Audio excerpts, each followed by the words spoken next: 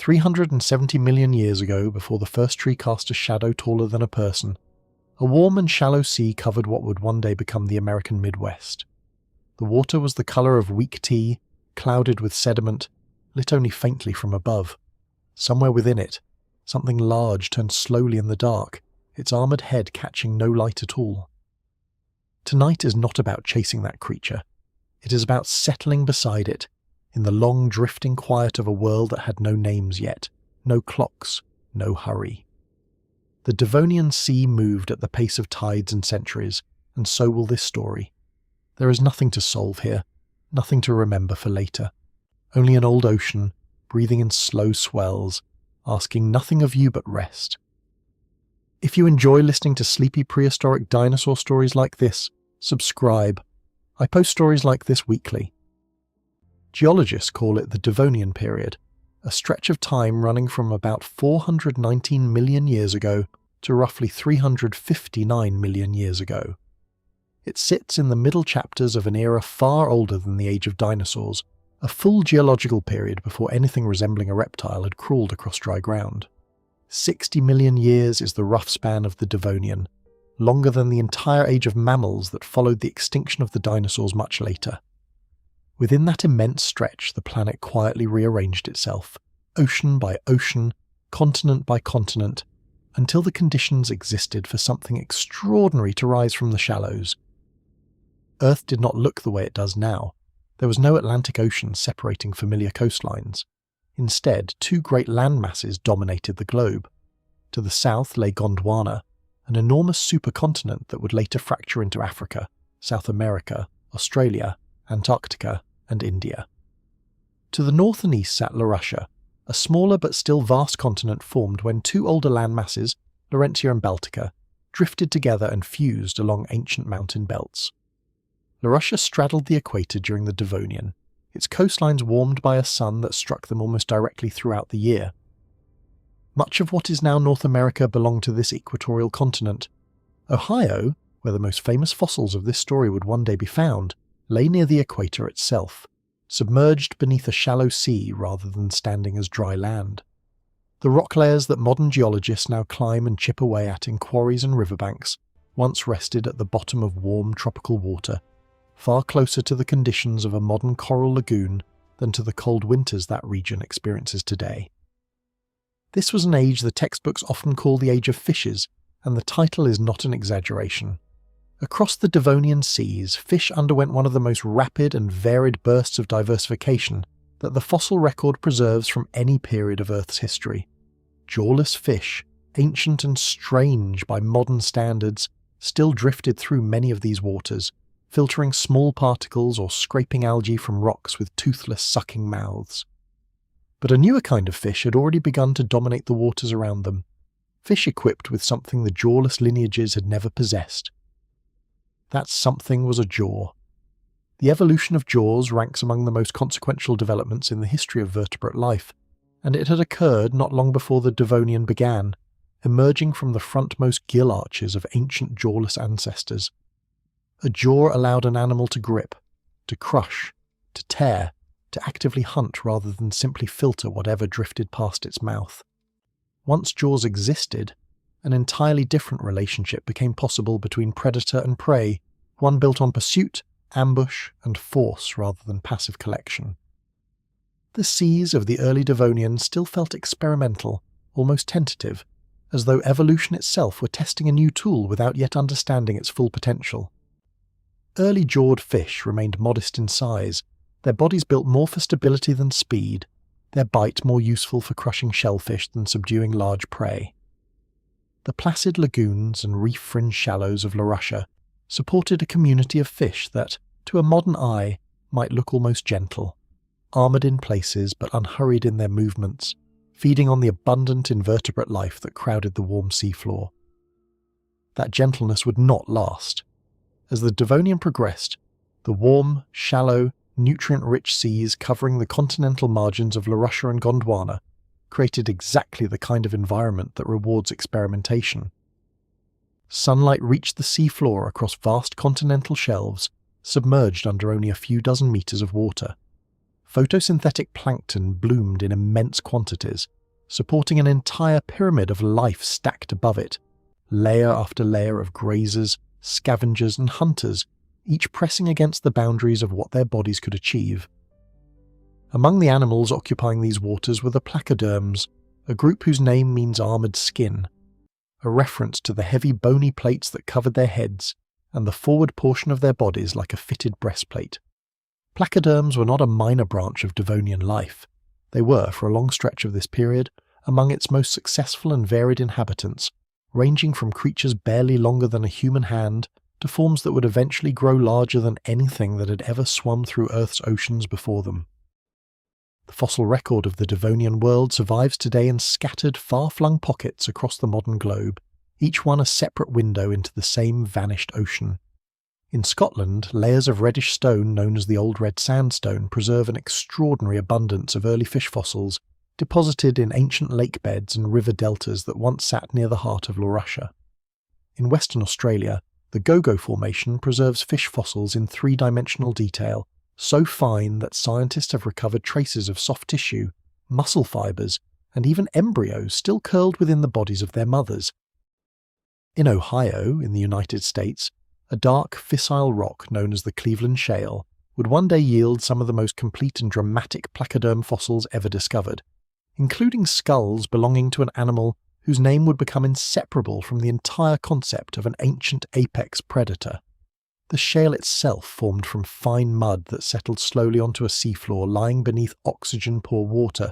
a quiet, undisturbed graveyard where the bones of the largest predators of the age were gently buried rather than scattered and lost. It is worth pausing on the conditions that made such fine preservation possible, because they say as much about the ocean itself as about any single creature living within it. The deeper waters covering parts of the Devonian seafloor often held very little dissolved oxygen, the result of stratification between warm surface layers and cooler, stagnant water below. In oxygen-poor mud, the usual armies of scavengers and burrowing organisms that normally destroy a carcass within days or weeks were largely absent, allowing bodies to settle undisturbed and slowly turn to stone exactly as they had fallen. Climate across the Devonian world ran warmer than today's average global temperature, though not as extreme as some later periods in Earth's deep history. Without large ice caps locking away frozen water at the poles, sea level stood higher than in the modern world, and the boundary between land and ocean shifted constantly as shallow seas advanced and retreated across low-lying continental interiors. Vast epicontinental seas, shallow bodies of water sitting directly atop continental crust rather than within deep ocean basins, spread across enormous portions of Laurussia, creating exactly the kind of warm, sunlit, nutrient-rich habitat in which marine life could expand explosively. These shallow seas behave differently from the deep, cold oceans most people imagine when picturing prehistoric waters. Sunlight reached nearly to the bottom across huge stretches of seafloor. Temperatures fluctuated gently with the seasons rather than plunging into permanent cold. Nutrients washed in steadily from the weathering of nearby land masses, carried by rivers draining a world only beginning to grow its first true forests. Every condition needed to support an extraordinarily productive food web existed simultaneously, layered one atop another like sediment itself. Toward land, the world looked even stranger than the ocean. Plants had only recently begun to grow upright, and for most of the early Devonian, vegetation rarely rose higher than a person's knee. Mosses, primitive vascular plants, and low, scrambling growths clung close to damp ground near rivers and coastlines, none of it resembling the dense forest that would eventually rise before the period's end. Animal life on land remained almost entirely confined to arthropods, early insects, millipede-like creatures, and the ancestors of spiders, scuttling through leaf litter that had not yet learned to call itself a forest floor. No vertebrate had yet ventured permanently onto dry ground. The entire vertebrate lineage, every fish, every future amphibian, every reptile, bird and mammal that would one day descend from this same ancestry, remained confined to water for the whole of the early and middle Devonian. Whatever happened next in the long story of backboned life would have to happen first in the sea, shaped entirely by the pressures and opportunities the ocean itself provided. Those pressures were considerable.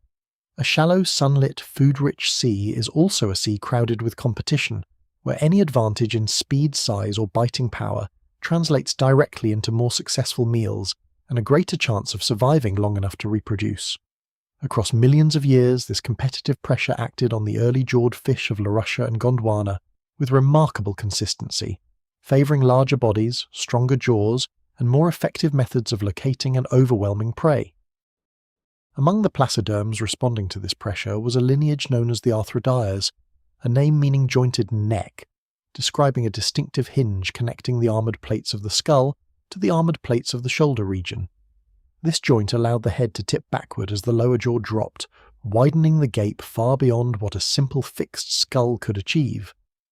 It was a small anatomical innovation with enormous consequences, one that would eventually allow a single lineage of arthrodires to grow into the largest and most formidable predator the Devonian seas had yet produced. The world that produced this lineage stretched across a planet almost unrecognisable from the modern one, its coastlines reshuffled, its climate steady and warm, its oceans full of life still discovering what was possible. Mountain ranges rose along the seams where Laurentia and Baltica had fused into Laurussia, part of a long sequence of tectonic collisions geologists call the Acadian orogeny, folding rock into ridges that would later erode into the gentler hills covering parts of the modern northeastern United States and northern Europe. Rivers draining those young mountains carried fine silt and clay down toward the coast, feeding the deltas and shallow seas where so much Devonian life flourished. The same sediment that nourished marine ecosystems with washed-in nutrients would, in places like the future site of Cleveland, also become the very stone that preserved the bones of the creatures living within those waters, layer settling upon layer, across hundreds of thousands of years, until the seafloor itself became an archive. It is difficult looking at a modern map to imagine the quiet, warm persistence of that ancient sea. Ohio today sits firmly within a temperate continental climate, its winters cold, its geography defined by glacially carved lakes far younger than anything from the Devonian. But for a portion of this period, the rock beneath modern Cleveland formed at the floor of a tropical sea nearly the width of a small ocean basin, its waters disturbed only by storms passing overhead and the slow, deliberate movements of the creatures patrolling beneath the surface. Within that sea, an entire hierarchy of life had organised itself according to rules that still echo, faintly, in modern oceans. Small filter feeders and grazers occupied the lowest levels, converting sunlight and nutrients into living tissue. Above them moved increasingly capable predators, fish equipped with teeth, with armour, with speed, each species claiming a narrow slice of the available prey. And at the summit of this pyramid, a position that had stood essentially vacant for the earliest part of the Devonian, an opportunity waited for whichever lineage could grow large enough and strong enough to claim it. No single moment marked the beginning of that claim. Evolution rarely announces itself with a single dramatic event. Instead, across uncounted generations, individual placoderms slightly larger, slightly stronger jawed, or slightly more efficient at capturing prey than their neighbours survived a little more often, reproduced a little more successfully, and passed those advantages forward into the next generation. Multiplied across the long, patient arithmetic of geological time, modest advantages compounded into extraordinary outcomes. By the later portion of the Devonian, in the interval geologists call the Frasnian and Furmenian stages together, spanning roughly the final 20 million years of the period, this process had produced something unlike anything that had swum through Earth's oceans before. A fish, if it can even comfortably be called that, encased almost entirely in bone across its head and forward body, equipped with jaws capable of generating among the strongest bite forces of any animal known from the fossil record, vertebrate or otherwise. Its name, when scientists eventually assigned one nearly 400 million years after its death, would honour the man who first carefully studied its fragmentary remains. But within its own world, it required no name at all. It required only size, armour, and a jaw mechanism unlike anything evolution had produced before it, three advantages that, combined within a single body, were enough to place it at the summit of an entire ocean. The sea that produced this animal was not empty before its arrival, nor did it remain unchanged after. Sharks, distant and primitive by later standards, but already recognisably shark-shaped, patrolled the same waters, their skeletons built from cartilage rather than bone, leaving a fossil record far sparser than that of their armoured neighbours. Smaller placoderms, lobe-finned fish destined to eventually produce the ancestors of all land vertebrates, ray-finned fish whose descendants would one day include the vast majority of living fish species,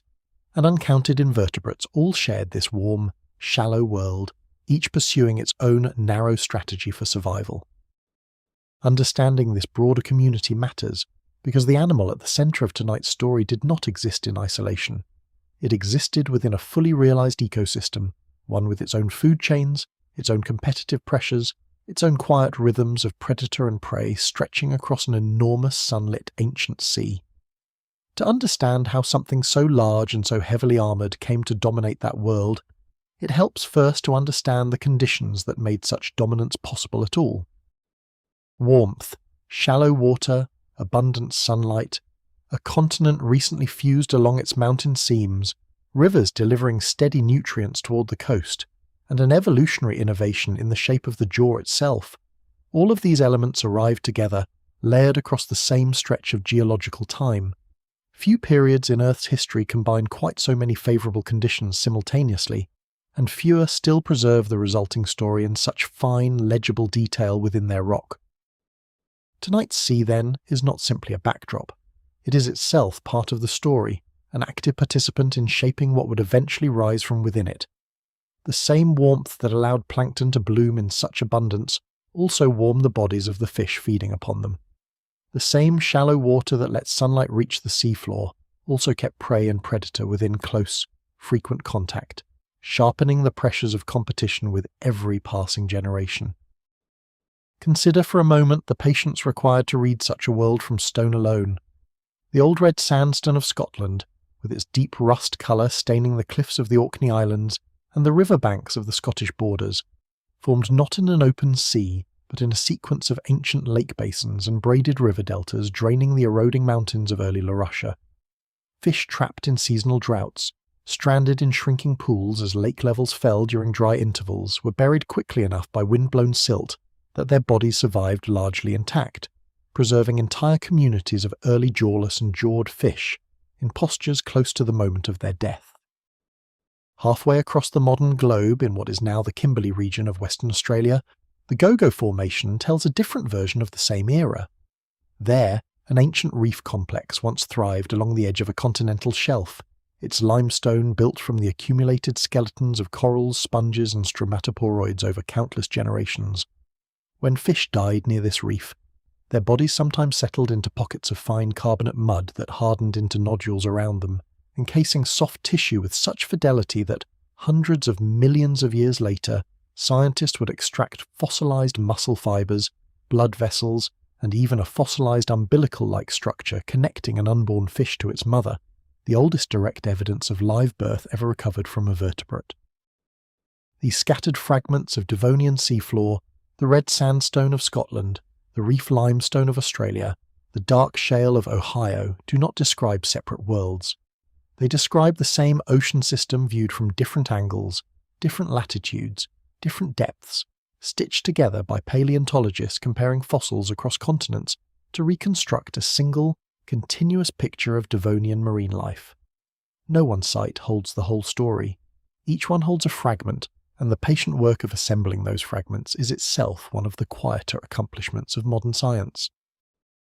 The broader community sharing this Devonian ocean deserves its own slow consideration, because predators rarely exist without an equally rich supporting cast around them.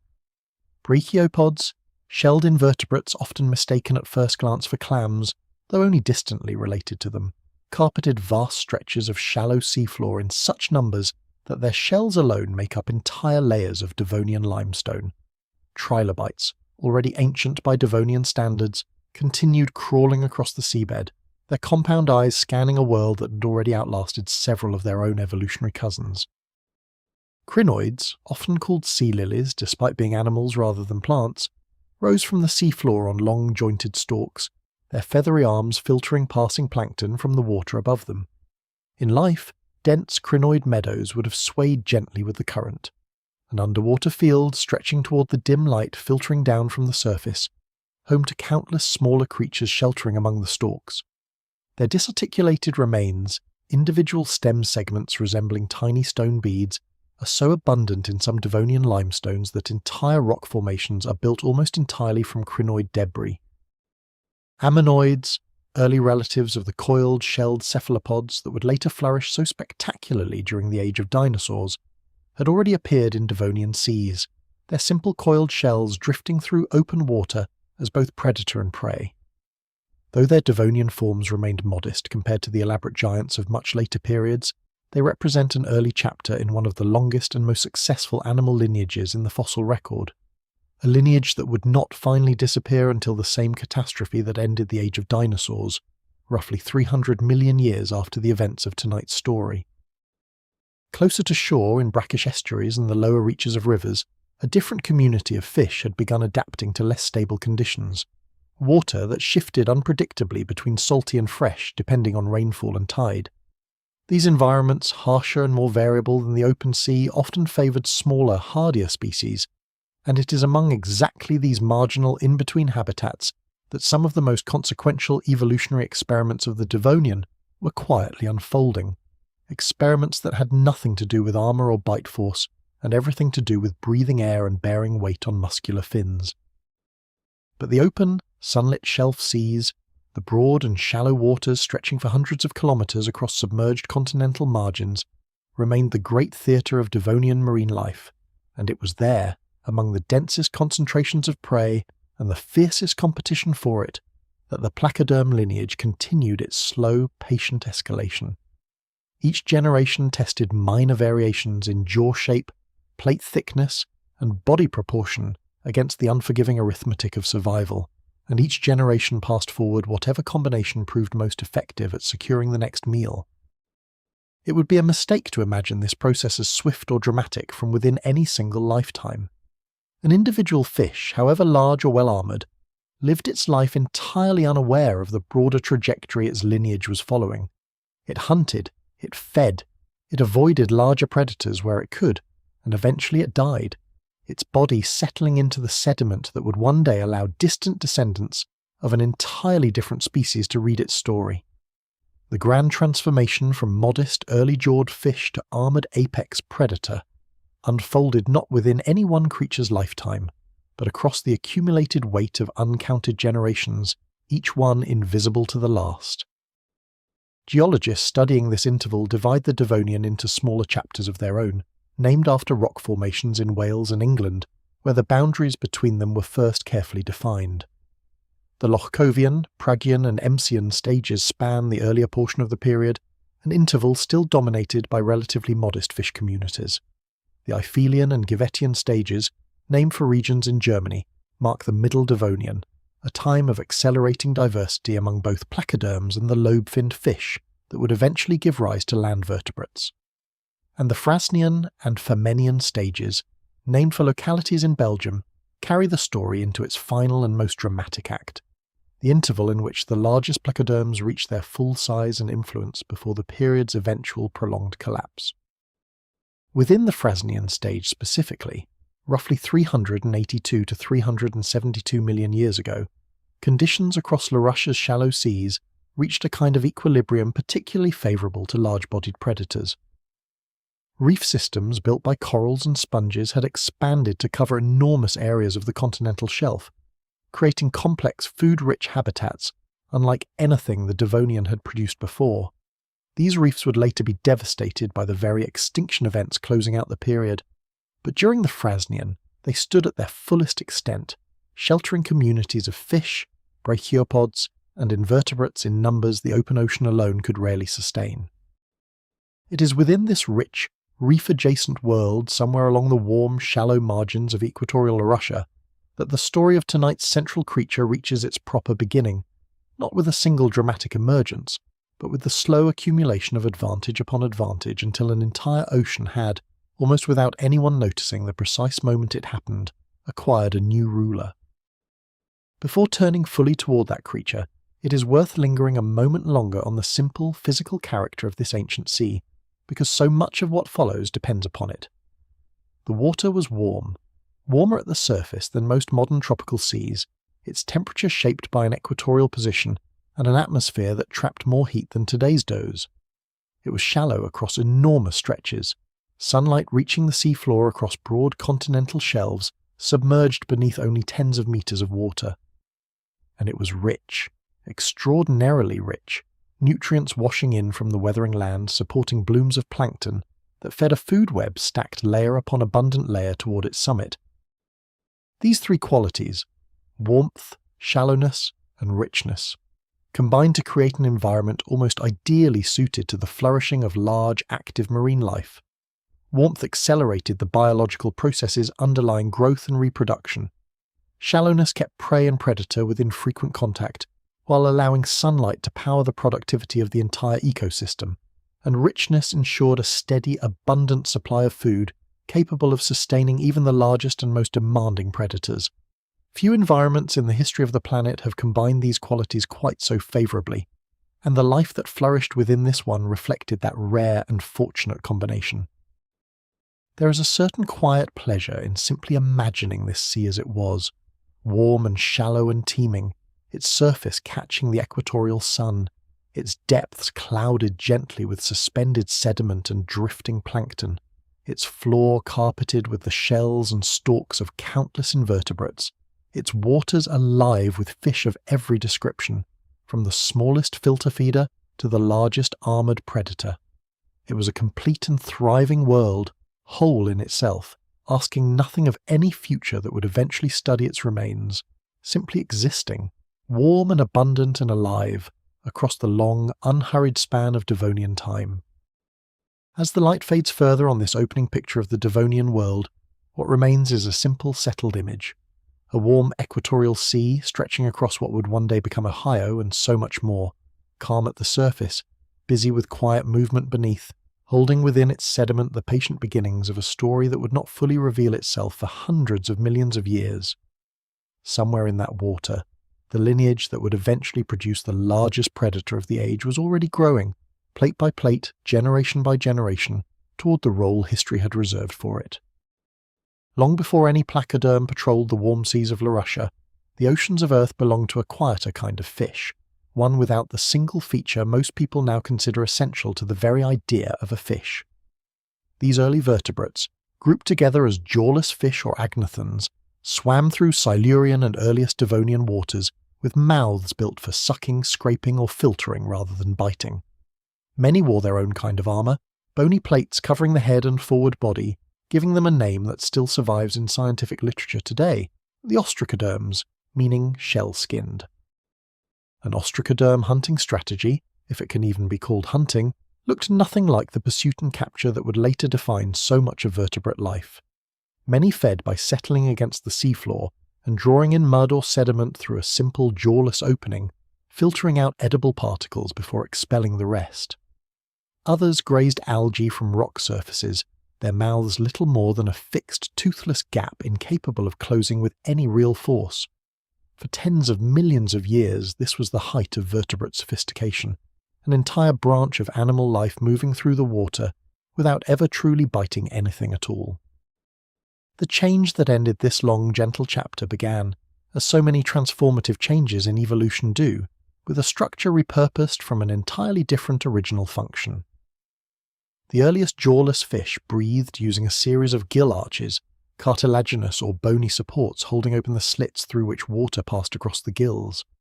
In certain ancient lineages, the foremost of these gill arches gradually shifted forward and rotated, hinging at a new joint, until what had once supported only breathing tissue became capable of opening and closing around something solid.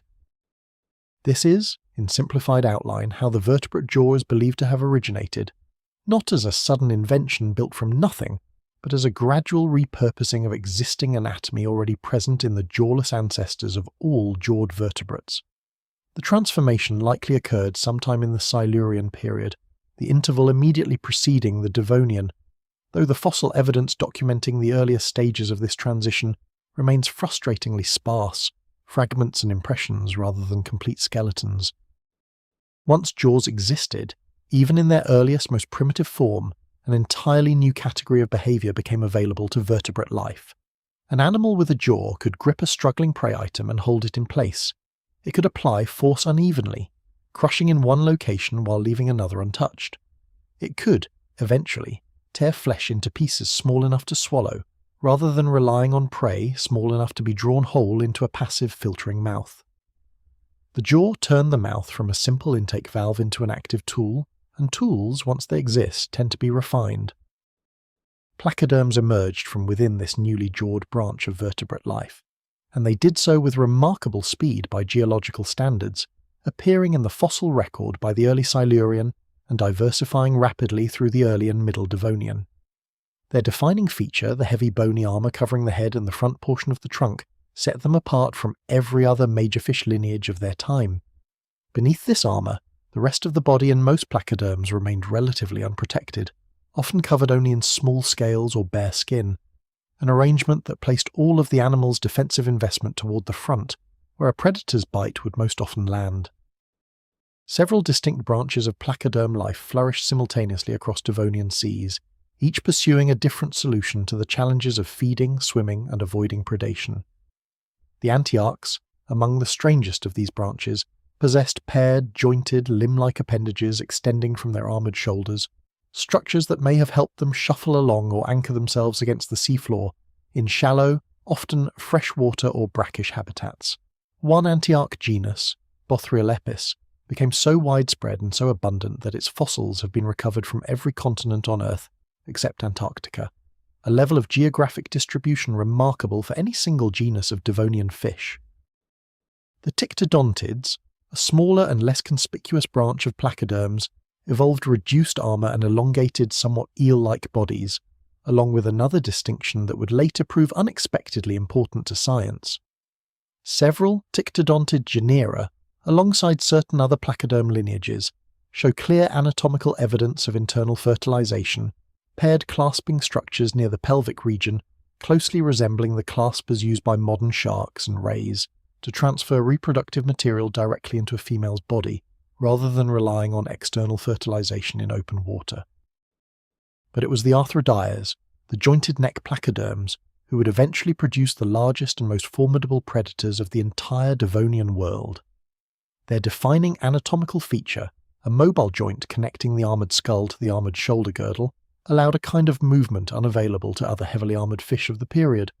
Rather than relying solely on the lower jaw dropping downward to open the mouth, an arthrodire could tip its entire head backward at this neck joint, while the lower jaw swung down and forward, dramatically widening the gape in a single coordinated motion. This dual hinge system, head tilting back as jaw swings forward, represents one of the more elegant pieces of biomechanical engineering to emerge from the early history of jawed vertebrates. It allowed certain arthrodires to open their mouths not just wide, but quickly, generating a rapid expansion of the mouth cavity that would have produced a strong inward rush of water, carrying prey items toward the waiting jaws before they had any real opportunity to flee. Suction feeding, a strategy still used by countless modern fish, may trace some of its deepest evolutionary roots back to exactly this kind of arthrodire anatomy. Most placoderms, remarkably, never evolved true teeth at all, at least not in the sense familiar from sharks or later bony fish, individual structures rooted separately in the jaw and continuously replaced throughout life. Instead, many arthrodires developed sharpened, bony plates lining the edges of the upper and lower jaws, plates that grew continuously from the base, much like a fingernail, and wore down at the cutting edge through ordinary use, exposing fresh, sharp bone beneath as the surface layer eroded with each bite. This arrangement produced something functionally similar to the self-sharpening mechanism found in certain rodent incisors today, though arrived at through an entirely separate evolutionary pathway, separated by hundreds of millions of years and no shared ancestry in dental tissue at all. As the upper and lower bony blades sheared past one another with each bite, they ground against each other in exactly the right way to maintain a continuously sharp working edge, never dulling the way a fixed, unchanging blade eventually would. It would be easy, looking back from the present, to imagine this entire sequence of innovations, jaw, armour, jointed neck, self-sharpening dental plates, as inevitable, as though evolution were following some predetermined blueprint toward an obvious destination. Nothing about the process worked this way. Each modification arose as a small, undirected variation among countless others, most of which led nowhere, conferred no advantage, or actively disadvantage the individuals carrying them. Only in hindsight, examining the fossils of the survivors, does the path appear so purposeful. Across the early and middle Devonian, placoderms diversified into an enormous range of body shapes and sizes, occupying habitats from shallow brackish estuaries to open, sunlit continental shelves. Some remained small, no longer than a modern trout feeding on tiny invertebrates near the seafloor. Others grew larger, their armour thickening, their jaws strengthening, as they shifted toward preying on increasingly substantial fish and invertebrates sharing their waters. The lineage, taken as a whole, was experimenting simultaneously along dozens of different evolutionary pathways, each placoderm species testing its own particular combination of size, armour, and bite against the unforgiving pressures of survival. Within the Arthrodire branch specifically, a particular pattern began to emerge across the middle and into the late Devonian. Larger body size correlated generation after generation with greater hunting success in the rich, food-abundant waters of equatorial Laurussia, where prey was plentiful but also actively competed for among an increasingly crowded community of jawed predators. Bigger arthrodires could subdue larger prey, could shrug off attacks from smaller competitors, and could, eventually, begin preying on other placoderms entirely, including members of their own broader lineage. This escalation did not occur in isolation. As arthrodires grew larger and more capable, the other inhabitants of the same waters faced their own pressures to adapt in response, growing more cautious, more cryptic, faster, or better armoured themselves. Evolution rarely produces a single dominant predator without simultaneously reshaping the entire community of species living alongside it, a slow reciprocal arms race playing out across the food web of an entire ancient sea, generation folding into generation, largely invisible within any single creature's lifetime. By the time the Devonian reached its later stages, the Frasnian age stretching across roughly 10 million years before the period's final collapse, one particular lineage of arthrodires had grown larger, more heavily armoured, and more formidably equipped than any vertebrate that had existed on Earth before it. Its closest relatives among the arthrodires remained, by comparison, modest in size, some no larger than a large modern fish, underscoring just how exceptional this single branch of the family tree had become. Paleontologists place this lineage within a family called Dunkleosteus, named for its most famous and best-studied member, an animal whose remains would not be carefully described until the early 20th century, nearly 400 million years after the last individual of its kind had died and settled into the mud of an ancient Ohio seafloor. Before that name existed, before any human eye had ever studied its bones, this animal already occupied the highest position available within its world, an apex predator known only to the other creatures sharing its water and to the slow, patient sediment, quietly recording its passage. It helps, before following that lineage any further, to sit a while longer among its relatives, because the family it belonged to was never small or simple. Dunkleosteus, a modestly sized arthrodire rarely longer than 40 centimetres, has been recovered in such numbers from the old red sandstone of Scotland that its skeleton is now among the most completely understood of any Devonian placoderm, every joint and plate documented across hundreds of specimens. Eastman Osteus, somewhat larger and more heavily built, patrolled reef-adjacent waters in several regions of the Devonian world, its proportions hinting at the direction the largest arthrodires would eventually take. Not every placoderm pursued size or aggression as its defining strategy. Titanichthys, despite belonging to the very same family that would later produce the largest predator of the age, grew to an impressive length while apparently lacking the sharpened cutting plates seen in its more famous relatives. Its jaw structure suggests a far gentler feeding method, more akin to filtering or gulping small, soft-bodied prey from open water than tearing flesh from larger animals, a reminder that even within a single closely related family, evolution rarely settles on only one solution to the problem of survival. Cartilaginous fish, the broad and ancient lineage that includes every modern shark and ray, shared these same Devonian waters alongside the placoderms, though their soft cartilage-based skeletons rarely preserved as completely as bone. Early sharks of this period, sometimes grouped loosely under names like Cladoslash, possessed sleek, streamlined bodies and replaceable, fang-like teeth, an early preview of a hunting strategy built on speed and continuous tooth replacement, rather than armour and crushing force. For most of the Devonian, these early sharks remained secondary figures within their ecosystem, overshadowed by the armoured dominance of the largest placoderms, though their lineage would eventually outlast every armoured rival many times over. The lobe-finned fish sharing these waters deserve their own quiet mention as well, not because they competed directly for the role of apex predator, but because their slow, patient transformation across the Devonian would ultimately matter more to the future of vertebrate life than anything achieved by even the largest placoderm. These fish, distinguished by fleshy, muscular fins supported by bones arranged in patterns distantly comparable to a limb, included among their number the distant ancestors of every land vertebrate that would ever exist, every amphibian, reptile, bird, and mammal, tracing its lineage back to a population of unremarkable, lobe-finned fish, quietly testing the boundary between water and air somewhere along a Devonian riverbank.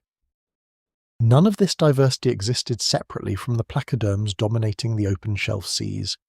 Every lineage shared the same warm, shallow, interconnected waters, every species competing, evading, or feeding upon its neighbours, according to its own particular combination of size, speed, and armament. It was within this dense, layered, endlessly interconnected community, rather than in any kind of isolation, that the largest Arthrodire lineage continued its long climb toward the summit of the Devonian food web. It is worth pausing to appreciate just how unusual the placoderm approach to being a fish actually was, measured against everything that came before and after. Most fish, across the long history of life, have relied on speed, agility, or sheer numbers for their survival. Building light, flexible bodies suited to swift movement through water. The placoderms took an entirely different path, investing heavily in armour, in heavy bony plates that protected them at the cost of the speed and flexibility a lighter body would have provided. This was a genuine trade-off, a distinct evolutionary strategy with its own advantages and its own limitations, and for a considerable stretch of the Devonian, it proved remarkably successful. The eventual disappearance of this armoured strategy, when the placoderms vanished at the close of the Devonian, meant that the particular approach they embodied, heavy bony armour combined with active predation, largely disappeared from vertebrate life as well, never again to be pursued at quite the same scale or with quite the same success. Later fish would explore armour in various forms, but never again would armour define an entire dominant group of predators the way it defined the placoderms across the age of fishes. Their strategy died with them, a distinct evolutionary experiment that flourished brilliantly for a time and then ended, leaving the future of fish to the lighter, swifter, less heavily armoured lineages that survived them. Fossil evidence suggests that the closest relatives of this eventual giant, smaller Dunkleosteid placoderms, found in slightly older rock layers across several continents, already displayed an early, less developed version of the same self-sharpening dental plates and jointed neck anatomy. Genera such as Eastman-osteus and several less completely known Dunkleosteids appear, in the current understanding of paleontologists, to represent earlier branches along the same family tree, smaller-bodied relatives whose more modest proportions help illustrate just how much larger the family's most famous member would eventually grow by comparison. Estimating the actual pace of this growth across generations remains difficult, since the fossil record rarely preserves a continuous, unbroken sequence of ancestors and descendants. Paleontologists instead work with scattered snapshots, individual specimens from different rock layers and different localities, each representing a single moment along a much longer and less completely documented trajectory. Piecing together the overall pattern of increasing size and specialization requires careful comparison across these scattered snapshots, a kind of patient detective work conducted not across days or weeks, but across careers spanning decades of careful, cumulative research. What emerges from that research, however incomplete in its finer details, is a consistent overall picture. Across the Middle and into the late Devonian, the Dunkleosteid lineage grew steadily larger, its armour steadily thicker, its dental plate steadily more elaborate, tracking closely alongside the broader expansion of reef ecosystems and food-rich shallow seas across equatorial Laurussia. Abundant prey rewarded larger predators capable of subduing it efficiently, and larger predators, in turn, exerted new pressures on the rest of the ecosystem, a slow, reciprocal escalation playing out across millions of years. By the early Frasnian age, somewhere in the warm, shallow waters that would one day underlie parts of modern Ohio, Iowa, Poland, Belgium and Morocco, an animal had finally emerged that represented the fullest expression of everything this lineage had been quietly building toward since the earliest jawless ancestors of all vertebrates first repurposed a gill arch into something capable of closing around prey. It carried the family name Dunkleosteus, though it would not be known by that name for hundreds of millions of years, and within its own world, it required no name at all to claim the position waiting for it. Geography itself bears witness to how successful this lineage eventually became. Fossils belonging to the genus have since been recovered from rock formations across the United States and Canada, from Poland and Belgium in Europe, and from Morocco along the northern edge of what was once Gondwana, a spread suggesting a predator equally at home across an enormous range of equatorial and near-equatorial seas, unrestricted by any single coastline or basin. Few Devonian predators achieved anything close to this geographic breadth, and fewer still left behind a fossil record substantial enough for modern paleontologists to trace that breadth with any confidence. The number of recognized species within this single genus has itself been a subject of ongoing scientific discussion, complicated by the fragmentary nature of much of the available material. Paleontologists currently recognize a number of distinct species,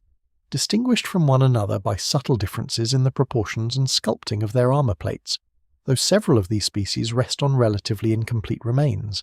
and the precise boundaries between them continue to be refined as new specimens emerge and existing ones are re-examined. This ongoing refinement is entirely characteristic of paleontology, where the classification of ancient animals remains a living, evolving discipline rather than a fixed and settled catalogue.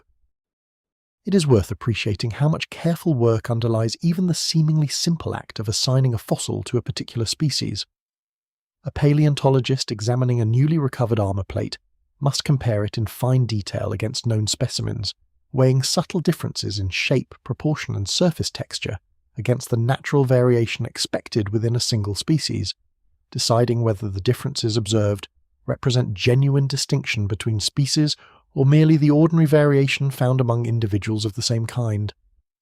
This work, patient and exacting, forms the foundation upon which all broader understanding of the animal's diversity and distribution ultimately rests.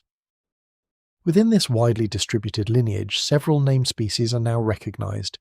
distinguished from one another by subtle differences in plate proportion and skull architecture, ranging from smaller, more modestly built forms to the single, exceptional species that would come to define popular understanding of the entire family. It is to that species, the largest, the most completely preserved, and the most thoroughly studied, that tonight's story now turns its full attention, leaving behind the broader family tree to focus on the single animal whose bones would one day reveal more about Devonian predation than any other fossil yet recovered. It is worth resisting the temptation to imagine this transformation as swift or dramatic, however striking its eventual results. Across the long arc of the Middle and Late Devonian, the ancestors of this lineage grew larger by increments too small to notice within a single generation, their armour thickened by fractions of a millimetre, passed down through countless reproductive cycles, their jaws strengthened by gradual shifts in muscle attachment and bone density, occurring across spans of time that dwarf the entire recorded history of human civilization many times over. And yet, slow as the process was, its outcome would prove unmistakable once complete. By the height of the Frasnian age, somewhere within the warm, shallow, food-rich waters stretching across equatorial Laurussia, an animal had emerged that combined size, armour, and bite force in a configuration the ocean had never previously produced. The long, patient accumulation of placoderm innovation, jaw, joint, plate, and armour, had reached its fullest and most dramatic expression, and the sea itself was about to acquire a new and unmistakable ruler. Picture now the animal itself, not as a name in a textbook, but as a living shape moving through warm, dim water nearly 370 million years ago. Its head and the forward third of its body were encased in thick, interlocking plates of bone, fitted together with the precision of armour forged for a purpose rather than grown by accident. These plates were not a uniform shell, but a careful arrangement of separate bones, each one named by the paleontologists who would eventually study them, each one shaped to its own particular role in protecting the animal's most vital structures. Behind this armoured head, the body softened into something almost unexpected by comparison. A long, tapering, largely unarmoured trunk covered only in bare skin, or the faintest trace of scales, ending in a tail built for propulsion rather than display. Where the front of the animal announced itself as something built to withstand violence, the rear of the animal whispered of something built simply to move, an elegant, almost eel-like taper that carried the great armoured head wherever it needed to go. Estimating exactly how large this animal grew has occupied paleontologists for more than a century, complicated by a single, frustrating limitation of the fossil record itself. Because so much of the body behind the head was lightly built or entirely unarmoured, it preserved poorly compared to the dense, heavy bone of the skull and shoulder region. Most specimens recovered from the Cleveland Shale, and similar sites consist almost entirely of skull and thoracic armour, leaving the true length of the tail, and therefore the true total length of the living animal, open to careful estimation rather than direct measurement. Early reconstructions, working from incomplete skeletons and reasonable assumptions about proportion compared to better-known relatives, suggested a total length approaching 20 feet, or roughly 6 meters, with a weight estimated at well over a ton for the largest individuals. More recent analyses, applying updated methods and comparing proportions more carefully across a wider range of placoderm relatives, have suggested a somewhat shorter and lighter typical body length, while still acknowledging that the very largest individuals likely exceeded even these more conservative figures. The full range proposed across different studies stretches from roughly 3 to 8 meters, a wide span that reflects the genuine difficulty of reconstructing a tail that essentially no fossil has ever preserved intact. What every reconstruction agrees upon, regardless of exact length, is the sheer mass and solidity of the armoured head itself. A complete skull and shoulder shield, even allowing for some difference between species, would have represented hundreds of kilograms of dense interlocking bone, a defensive structure unmatched by almost anything else swimming through Devonian seas. This concentration of weight and protection at the front of the body likely meant the animal was not built for explosive bursts of speed across open water, but rather for a slower, more deliberate style of movement, patient rather than frantic, more crocodile than dolphin in its general bearing. Some researchers have proposed that this heavy front-loaded build made the animal a relatively sluggish, ambush-oriented swimmer, conserving its energy for a final decisive lunge rather than sustained pursuit across long distances. Its rigid, armoured build, while extraordinarily protective, would have limited the kind of flexible, full-body undulation that faster, more streamlined fish relied upon for speed, trading agility for a defence so thorough that few other predators in its world could meaningfully threaten it once it reached maturity. The most striking feature of this armoured head, and the one that has captured the most scientific attention across more than a century of study, was its mouth. Unlike sharks, unlike the bony fish that would eventually come to dominate the world's oceans, this animal possessed no individual teeth rooted separately into the jawbone. Instead, the edges of both the upper and lower jaws were lined with long, blade-like, continuously growing bony plates, each one tapering toward a sharpened point and edge, arranged in a configuration that functioned in practice almost exactly like a set of permanently mounted shears. Toward the front of this bony mouth, 2 pairs of larger, fang-like projections extended further than the surrounding plates, structures likely used for the initial grip and puncture of a struggling prey animal, holding it in place before the rear portions of the jaw could begin the work of cutting and crushing. Some researchers have suggested that fleshy lips or a thin covering of soft tissue may have surrounded these bony blades in life, smoothing the animal's outward appearance into something perhaps closer to a modern beluga whale than the bare, skeletal grin so often depicted in popular illustrations, though this detail remains difficult to confirm from fossil evidence alone. Because these dental plates grew continuously from their base throughout the animal's life, much as a fingernail continues growing from beneath the skin, ordinary wear from feeding never dulled the cutting edge for long. Each bite that ground the upper and lower plates against one another also sharpened them further, exposing fresh, unworn bone along the cutting margin even as the surface layer eroded away. The animal, in effect, carried a weapon that maintained its own edge for as long as it continued to use it, a solution to the problem of dental wear arrived at through bone rather than the continuously replaced individual teeth that sharks rely upon for the very same purpose. Behind this remarkable mouth lay an equally remarkable mechanical system, one that modern biomechanical research has only fully described in the early 21st century, long after the animal's bones were first studied. The joint connecting the armoured skull to the armoured shoulder region, inherited from its broader arthrodire ancestry, but refined here to an unusual degree, work together with the jaw joints themselves to form what engineers would recognise as a four-bar linkage, a mechanical system in which several rigid components, connected at rotating joints, move in coordinated, interdependent motion.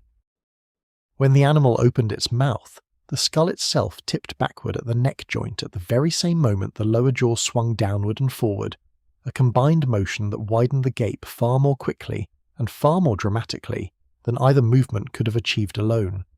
Researchers studying this mechanism have estimated that the entire mouth could snap open in as little as 20 milliseconds, a span of time roughly 1/50th of a second, faster than the blink of a human eye and fast enough to generate a strong sudden inrush of surrounding water. That inrush mattered enormously to how this animal likely captured its prey. The rapid expansion of the mouth cavity, opening so quickly across such a wide angle, would have created a powerful suction effect, drawing nearby water and anything suspended within it directly toward the waiting jaws. A fish, or smaller placoderm swimming nearby, even one with reasonably quick reflexes, may have had only a fraction of a second to react before finding itself pulled inexorably closer to a mouth already beginning to close around it. Once prey had been drawn within range, the closing half of the bite delivered force on a scale that places this animal among the most powerful biters known from the entire history of vertebrate life, living or extinct. Biomechanical modelling published by researchers studying skull mechanics in detail estimated a maximum bite force exceeding 4,400 newtons at the tip of the jaw and more than 5,300 newtons at the rear of the dental plates, figures calculated for a large individual roughly 6 meters in total length. Other estimates, calculating force concentrated at the very point of the sharpened dental blades, have suggested pressures comparable to roughly 80,000 pounds per square inch at certain contact points along the bite. Numbers of this scale are difficult to hold in the mind without some point of comparison.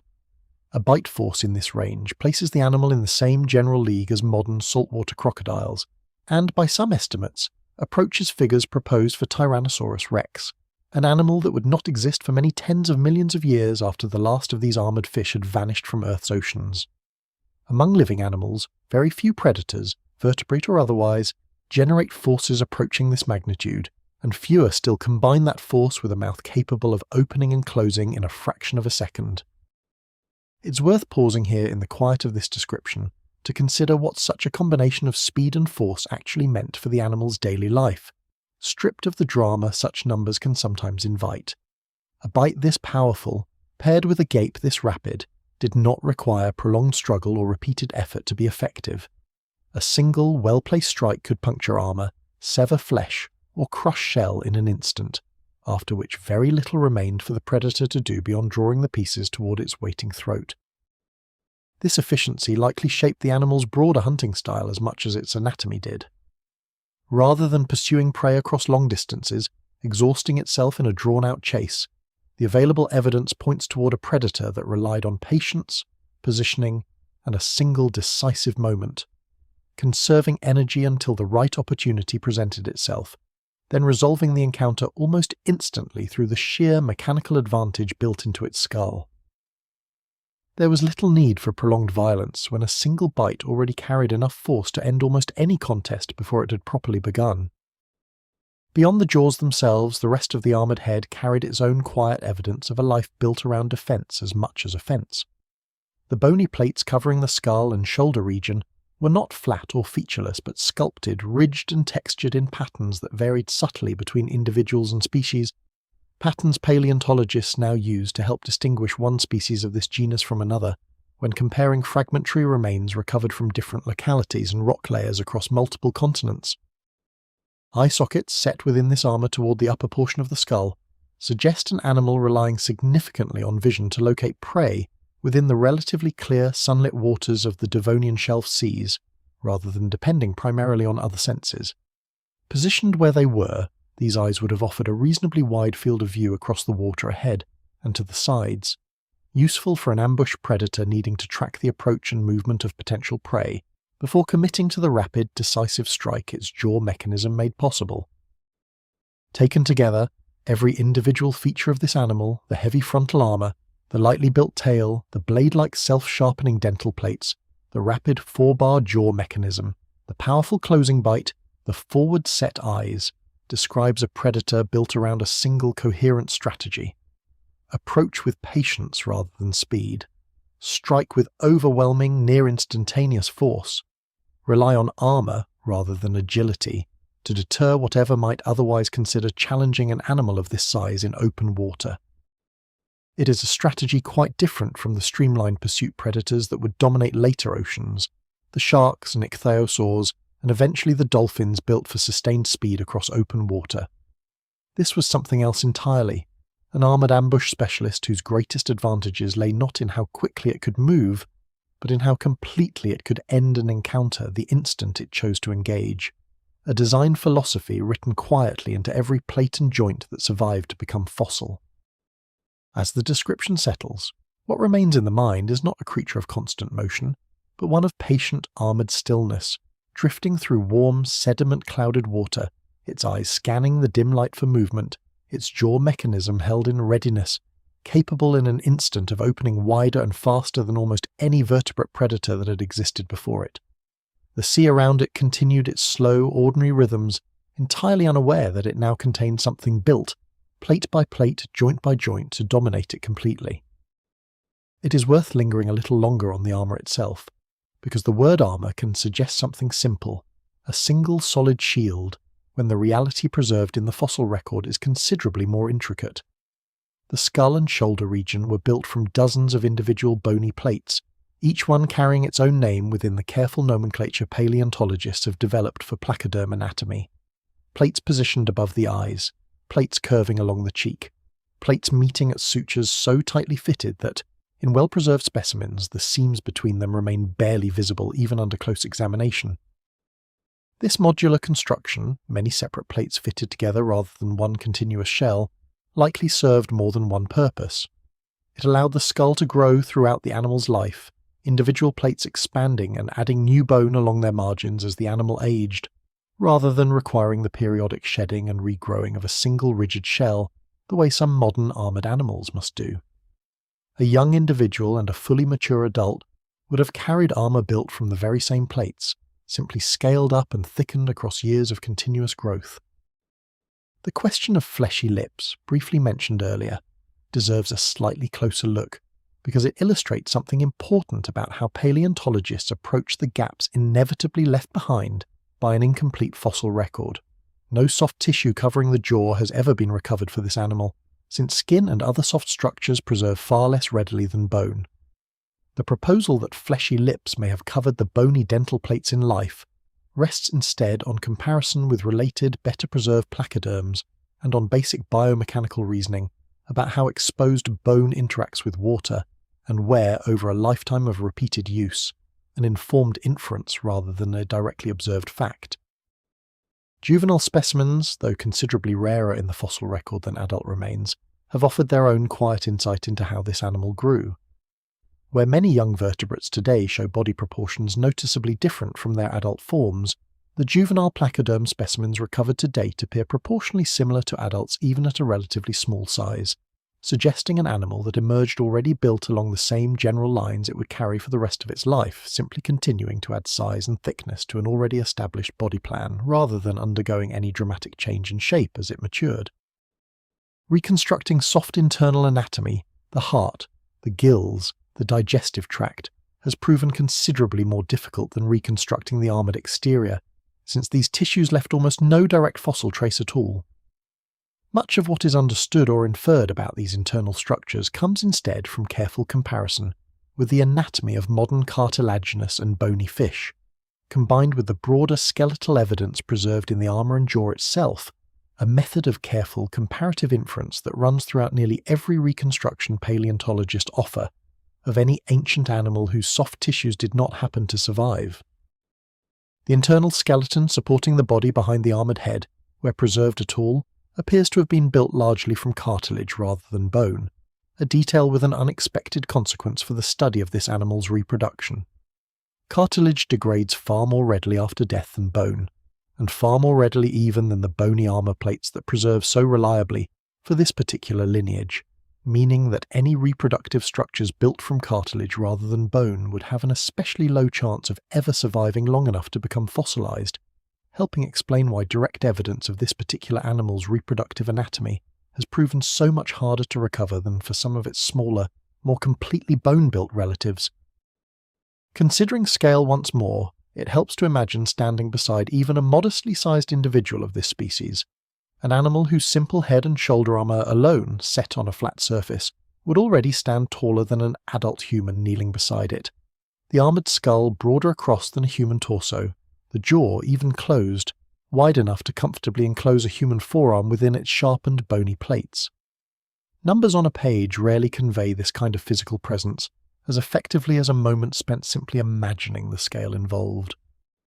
And yet, for all its considerable size and obvious power, this was still in the end a fish, breathing through gills, entirely dependent on the surrounding water, never once lifting its armoured head above the surface to glimpse the sky, the forests, or the slow, patient transformation of the world unfolding along every distant shoreline it would never visit. Its entire existence, however dominant within its own particular domain, remained bound permanently to the warm, shallow, sediment-clouded water that had shaped every plate, every joint, every bladed edge of its remarkable anatomy. There is one further feature of this animal's anatomy worth considering, easily overlooked amid the drama of armour and bite, yet genuinely revealing about how it actually lived, the matter of its overall coloration and outward appearance in life. Because colour rarely preserves in the fossil record, particularly across such immense spans of time, the actual appearance of the living animal remains largely a matter of informed speculation rather than direct evidence. Reconstructions typically depict it in the muted greys, browns and silvers common among large modern fish, colours suited to a predator relying on approaching prey without being noticed, though the truth is that no one knows with any certainty what colours, patterns or markings the living animal actually bore. This uncertainty about appearance extends to the soft tissues generally, the skin, the fins, the arrangement of muscle across the lightly built body behind the armoured head. Where the bony armour preserves in extraordinary detail, the soft body that trailed behind it preserves far more rarely and far less completely, leaving the overall silhouette of the living animal, particularly the shape and proportions of its tail and fins, open to careful reconstruction from limited evidence rather than direct observation. The animal that appears in museum reconstructions and documentary depictions represents, in its rear half especially, an informed best guess rather than a directly documented reality. It is worth holding this uncertainty gently in mind, because it applies to so much of what is popularly depicted about this and other ancient animals. The confident, detailed reconstructions that fill museums and documentaries, however carefully researched, necessarily incorporate a considerable degree of informed inference, filling gaps in the direct evidence with reasonable assumptions drawn from comparison with better-known relatives and from basic biomechanical reasoning. This is not a flaw in the science but a necessary feature of it, an honest response to the genuine incompleteness of the fossil record, and recognizing it deepens rather than diminishes appreciation for what has actually been reconstructed. As this fuller consideration of the animal's anatomy settles toward quiet, what remains is a picture at once detailed and appropriately humble, an animal whose armoured head and powerful jaw we understand in genuine quantified detail, whose lightly built body and overall appearance we reconstruct more tentatively from limited evidence, and whose actual living presence, the full reality of the animal moving through its ancient sea, we can only partly recover across the immense gulf of time separating its world from ours. It remains, even now, both remarkably well understood and genuinely incomplete, a creature described in extraordinary detail yet never quite fully seen. No apex predator exists without an ocean of smaller lives arranged beneath it, and the warm Ferninian Sea that would one day become the Cleveland Shale of Ohio was no exception. Beneath the slow patrol of the largest armoured fish in the Devonian world moved an entire community of competitors, prey, and quiet bystanders, each species occupying its own narrow slice of the available water, each one shaping, in some small way, the pressures that continued to refine the apex predator drifting above them. Among the most important of these neighbours were the early sharks, cartilaginous fish whose soft skeletons rarely preserved as completely as the heavy bone of their armoured rivals, but whose teeth, shed continuously throughout life and replaced from rows waiting behind the active row, left behind an abundant and distinctive fossil record of their own. Genera grouped loosely under the name Cladocellae represent some of the best understood of these early sharks. Their fusiform, streamlined bodies a study in contrast against the armoured bulk of the placoderms sharing their waters. Where the largest placoderms relied on armour and a single decisive bite, these early sharks relied on an entirely different strategy: speed, agility, and a mouthful of small, sharp, continuously replaced teeth suited to seizing smaller, faster prey across open water. The two strategies rarely competed directly. A shark built for pursuit across open water occupied a different ecological role than an armoured ambush predator built around patience and overwhelming force, and the Devonian Sea, rich enough to support both approaches simultaneously, allowed each lineage to flourish without driving the other toward extinction. Sharing these same waters, though pursuing a feeding strategy almost entirely opposite to that of the bladed apex predator, was Titanichthys, a placoderm belonging to the very same broader family as the dominant arthrodire of the age, yet built along startlingly different lines.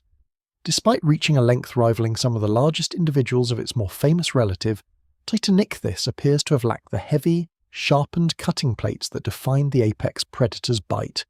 its jaw structure instead suggesting a wide, relatively weak gape, suited to gulping small, soft-bodied prey such as plankton or small fish directly from open water, a filter-feeding or suction-feeding strategy reminiscent in its broad outline of the way certain modern whales feed today.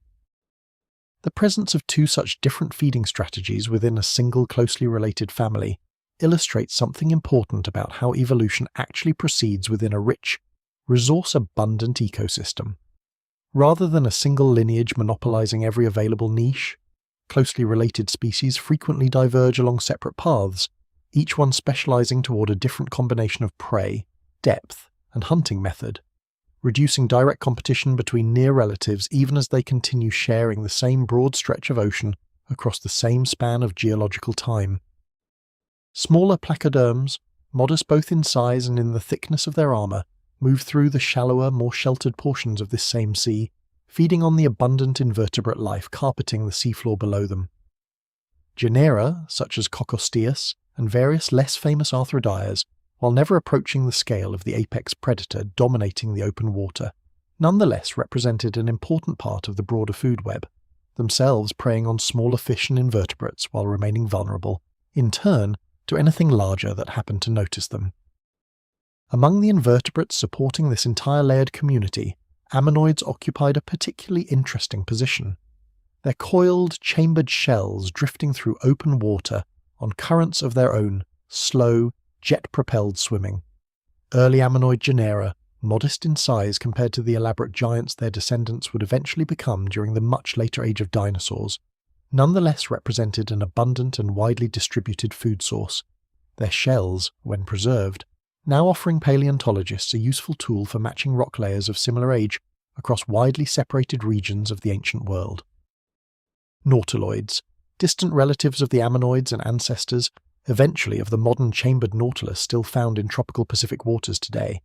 also patrolled these Devonian seas, some species growing to a considerable size, their long, straight or gently curved shells propelled by jet-like bursts of water expelled from beneath a crown of grasping tentacles. Both ammonoids and nautiloids represented an available, if not entirely defenseless, source of food for predators capable of crushing through their protective shells, a capability the bladed jaws of the largest arthrodires were almost certainly well suited to provide.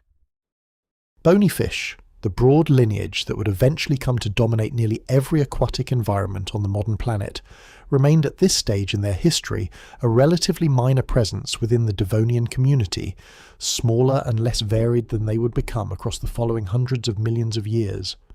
Even so, early representatives of this lineage already swam among the placoderms and sharks of the Cleveland Sea. Their numbers modest, but their long-term evolutionary trajectory, invisible to any observer of the time, ultimately more consequential than almost anything achieved by their armoured neighbours. Brachiopods and crinoids, already discussed as foundational elements of the broader Devonian seafloor community, continued their quiet work within this particular sea as well, filtering plankton and organic particles from the water in numbers vast enough to leave entire layers of accumulated shell and stem fragments within the rock that would later be excavated as the Cleveland Shale. These invertebrates rarely drew the direct attention of the largest predators, but their abundance underpinned the entire food web above them, converting sunlight and dissolved nutrients into the living tissue that, indirectly, sustained every larger animal sharing the same water. What made the particular stretch of sea preserved within the Cleveland Shale so unusually valuable to modern science was not the presence of any single remarkable species,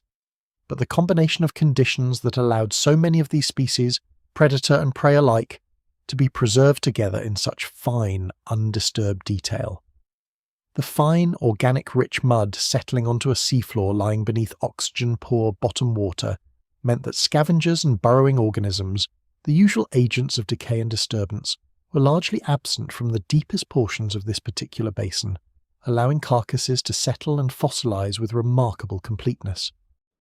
This same low oxygen condition, so beneficial to fossil preservation, also shaped the actual ecology of the ancient sea while it still teemed with life.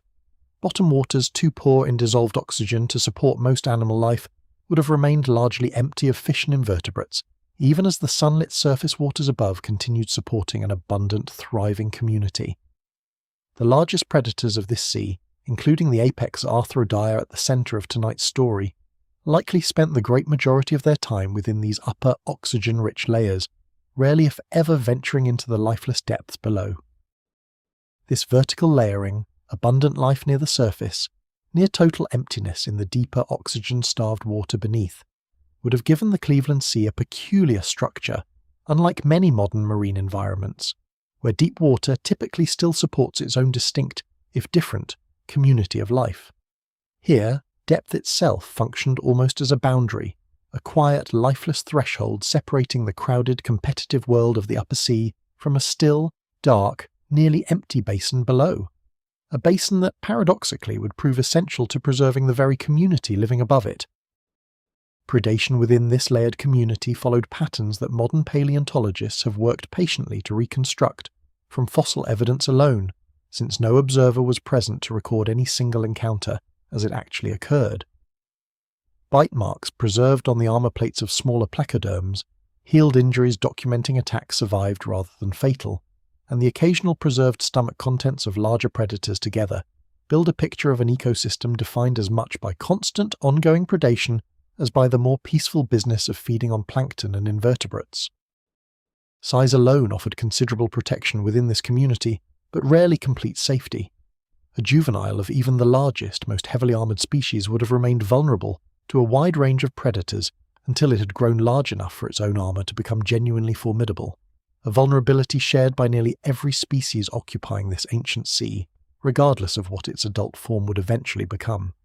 Growth itself, in this world as in so many others, functioned as a slow, dangerous passage from vulnerability toward relative safety, never fully guaranteed and never instantaneous. At the very top of this layered, interconnected community, occupying a position few other Devonian animals could meaningfully challenge, swam the largest of the Dunkleosteus placoderms, its armoured bulk a familiar, if rarely welcome, presence to nearly every other species sharing its water.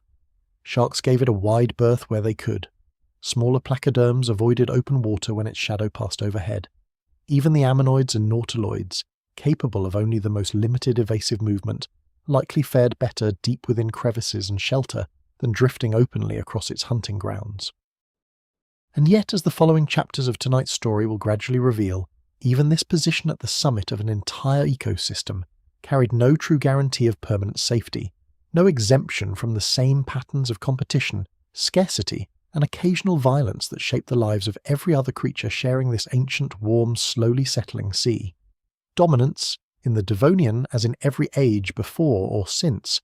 was a condition to be maintained rather than a status to be permanently held, won and re-won across the unhurried passage of every single day.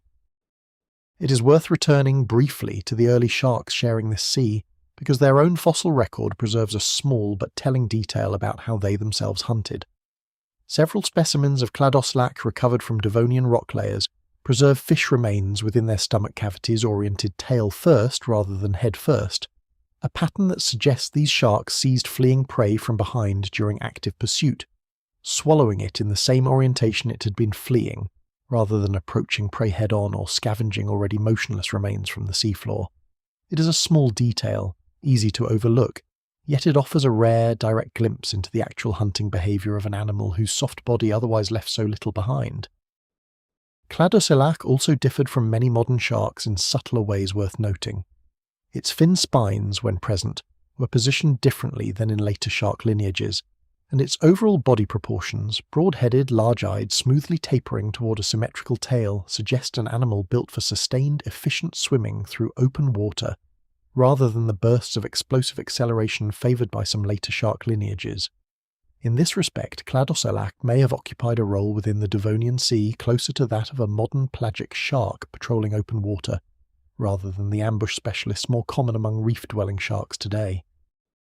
Among the other armoured fish sharing these waters, a genus called Groenland aspis deserves brief mention, a smaller, more lightly built arthrodire whose fossils have been recovered from Devonian rock layers spanning an extraordinarily wide geographic range, including sites in Greenland, from which its name derives, as well as Europe, North America, Australia, and Antarctica. Such a broad distribution suggests an adaptable, hardy species capable of tolerating a wide range of marine conditions, a useful reminder that the Devonian Sea supported successful placoderms at many different scales, not only the handful of dramatic giants that have come to dominate popular imagination of this ancient world. Returning to the question of size and scale within this community, it helps to consider just how dramatic the gap actually was between the largest Dunkleostid placoderms and most of their neighbours. Where the apex predator of this sea may have reached several metres in length and well over 1,000 kilograms in weight, the great majority of fish sharing its water, smaller placoderms, early sharks, ray-finned and lobe-finned fish alike, rarely exceeded a metre or two in length, many considerably smaller still. This disparity in scale meant that, for the overwhelming majority of animals within this ecosystem, the apex predator represented less a direct competitor than an ever-present looming threat, an animal whose mere presence shaped the behaviour of nearly everything smaller than itself. Such an enormous size disparity between an apex predator and the bulk of the surrounding community is, in fact, a recurring pattern across many ecosystems throughout the history of life, ancient and modern alike. Modern oceans, too, contain predators whose size dwarfs the great majority of species sharing their waters. Sperm whales and great white sharks moving through communities composed overwhelmingly of much smaller fish and invertebrates.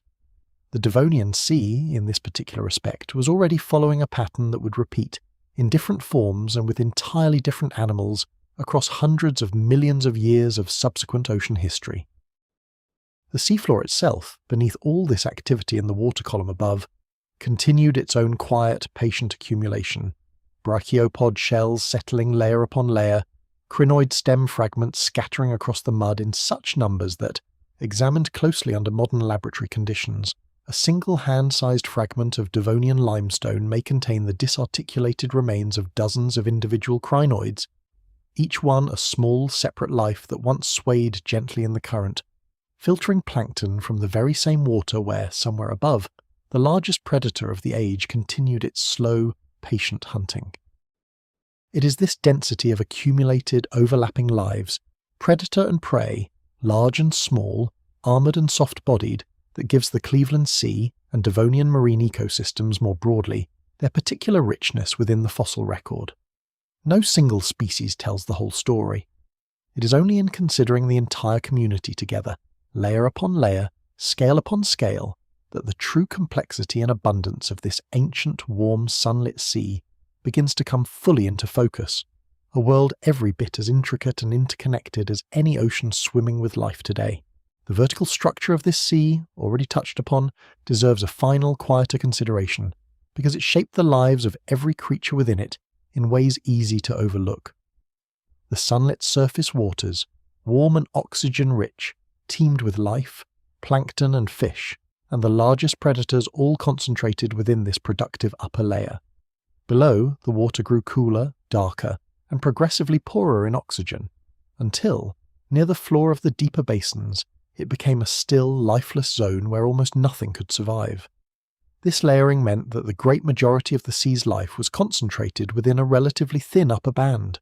the deeper water largely empty, a structure that concentrated competition and interaction within the productive surface layer while leaving the depths as a quiet, lifeless boundary below.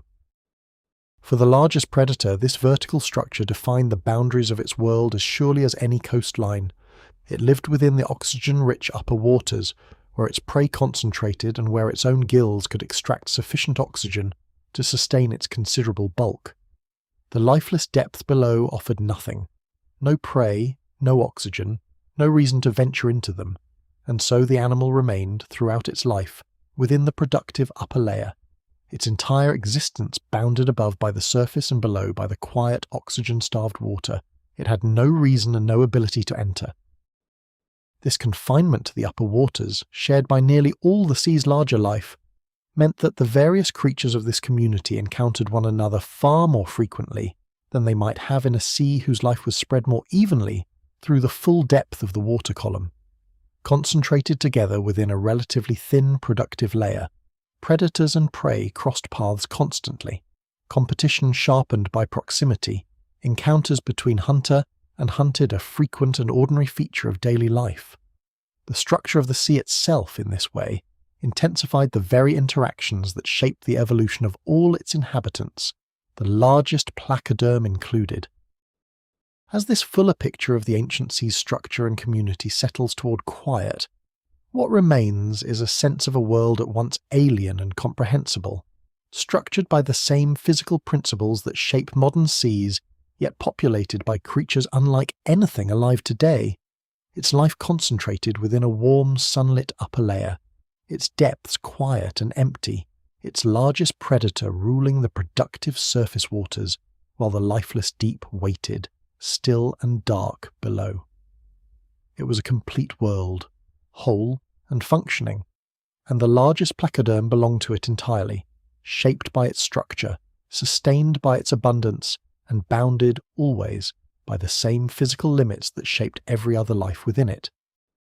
A predator's daily life rarely survives in fossil form. Most encounters between hunter and hunted across the long span of the Devonian left no trace at all, the soft tissue of both predator and prey dissolving back into the sea within days, leaving nothing behind for any future scientist to study. What does occasionally survive, scattered and rare across millions of years of accumulated sediment, are the exceptions, the moments when bone met bone in a way durable enough to leave a permanent mark, a record not of an ordinary meal, but of a single specific encounter, frozen at the instant it occurred. Among the most striking categories of evidence recovered from Devonian rock are bite marks preserved directly on the armor plates of fossil placoderms, gouges, punctures, and fracture patterns matching in shape and spacing the distinctive bladed dental plates of the largest arthrodires. Some of these marks show clear evidence of healing, new bone growth partially filling and smoothing the original injury, proof that the animal bearing the scar survived the encounter that caused it, carrying the memory of a near-fatal attack within its own skeleton for the remainder of its life. Other marks tell a different story, fractures and punctures showing no evidence of healing whatsoever, injuries that occurred at or very near the moment of the animal's death, consistent with an attack the victim did not survive. Distinguishing between these two categories, healed and unhealed, gives paleontologists a remarkably direct window into the actual outcome of ancient predatory encounters, a kind of forensic record written not in ink but in bone, legible to anyone trained to read its particular grammar of fracture and repair. Perhaps the most striking pattern to emerge from this kind of evidence involves bite marks found not on the smaller placoderms and fish that might be expected to fall prey to the largest arthrodire of the age, but on the armour plates of other large Dunkleosteus themselves.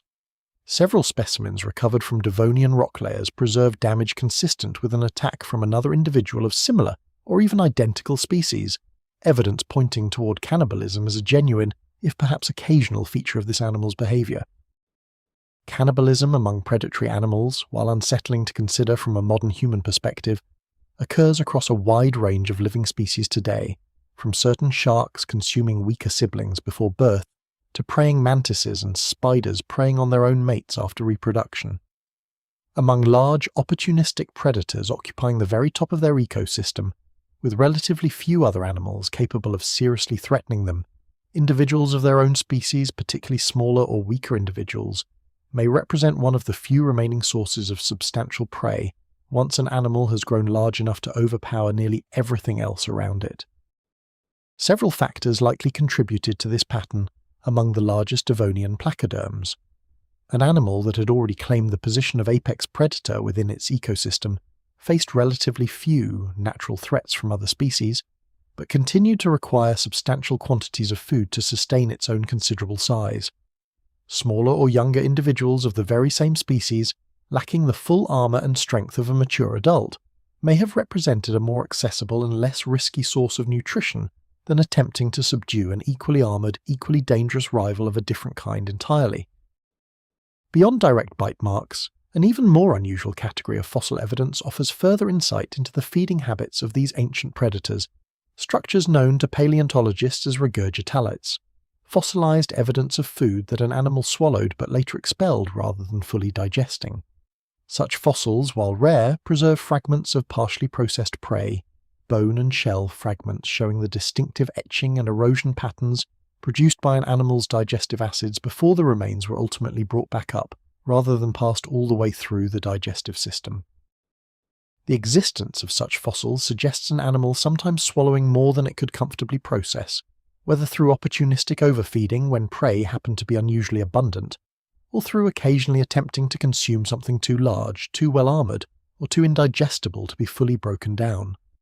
Either explanation paints a picture of a predator behaving with the kind of occasional excess familiar from many modern opportunistic hunters, seizing whatever advantage presented itself in the moment rather than always feeding with perfect efficiency. It is worth considering, gently and without unnecessary drama, what the actual mechanics of a single feeding event likely looked like for an animal built along these particular lines. Drifting through the dim, sediment-clouded water of the upper Devonian Sea, relying primarily on vision to detect movement nearby, the animal would have approached potential prey with patience rather than urgency,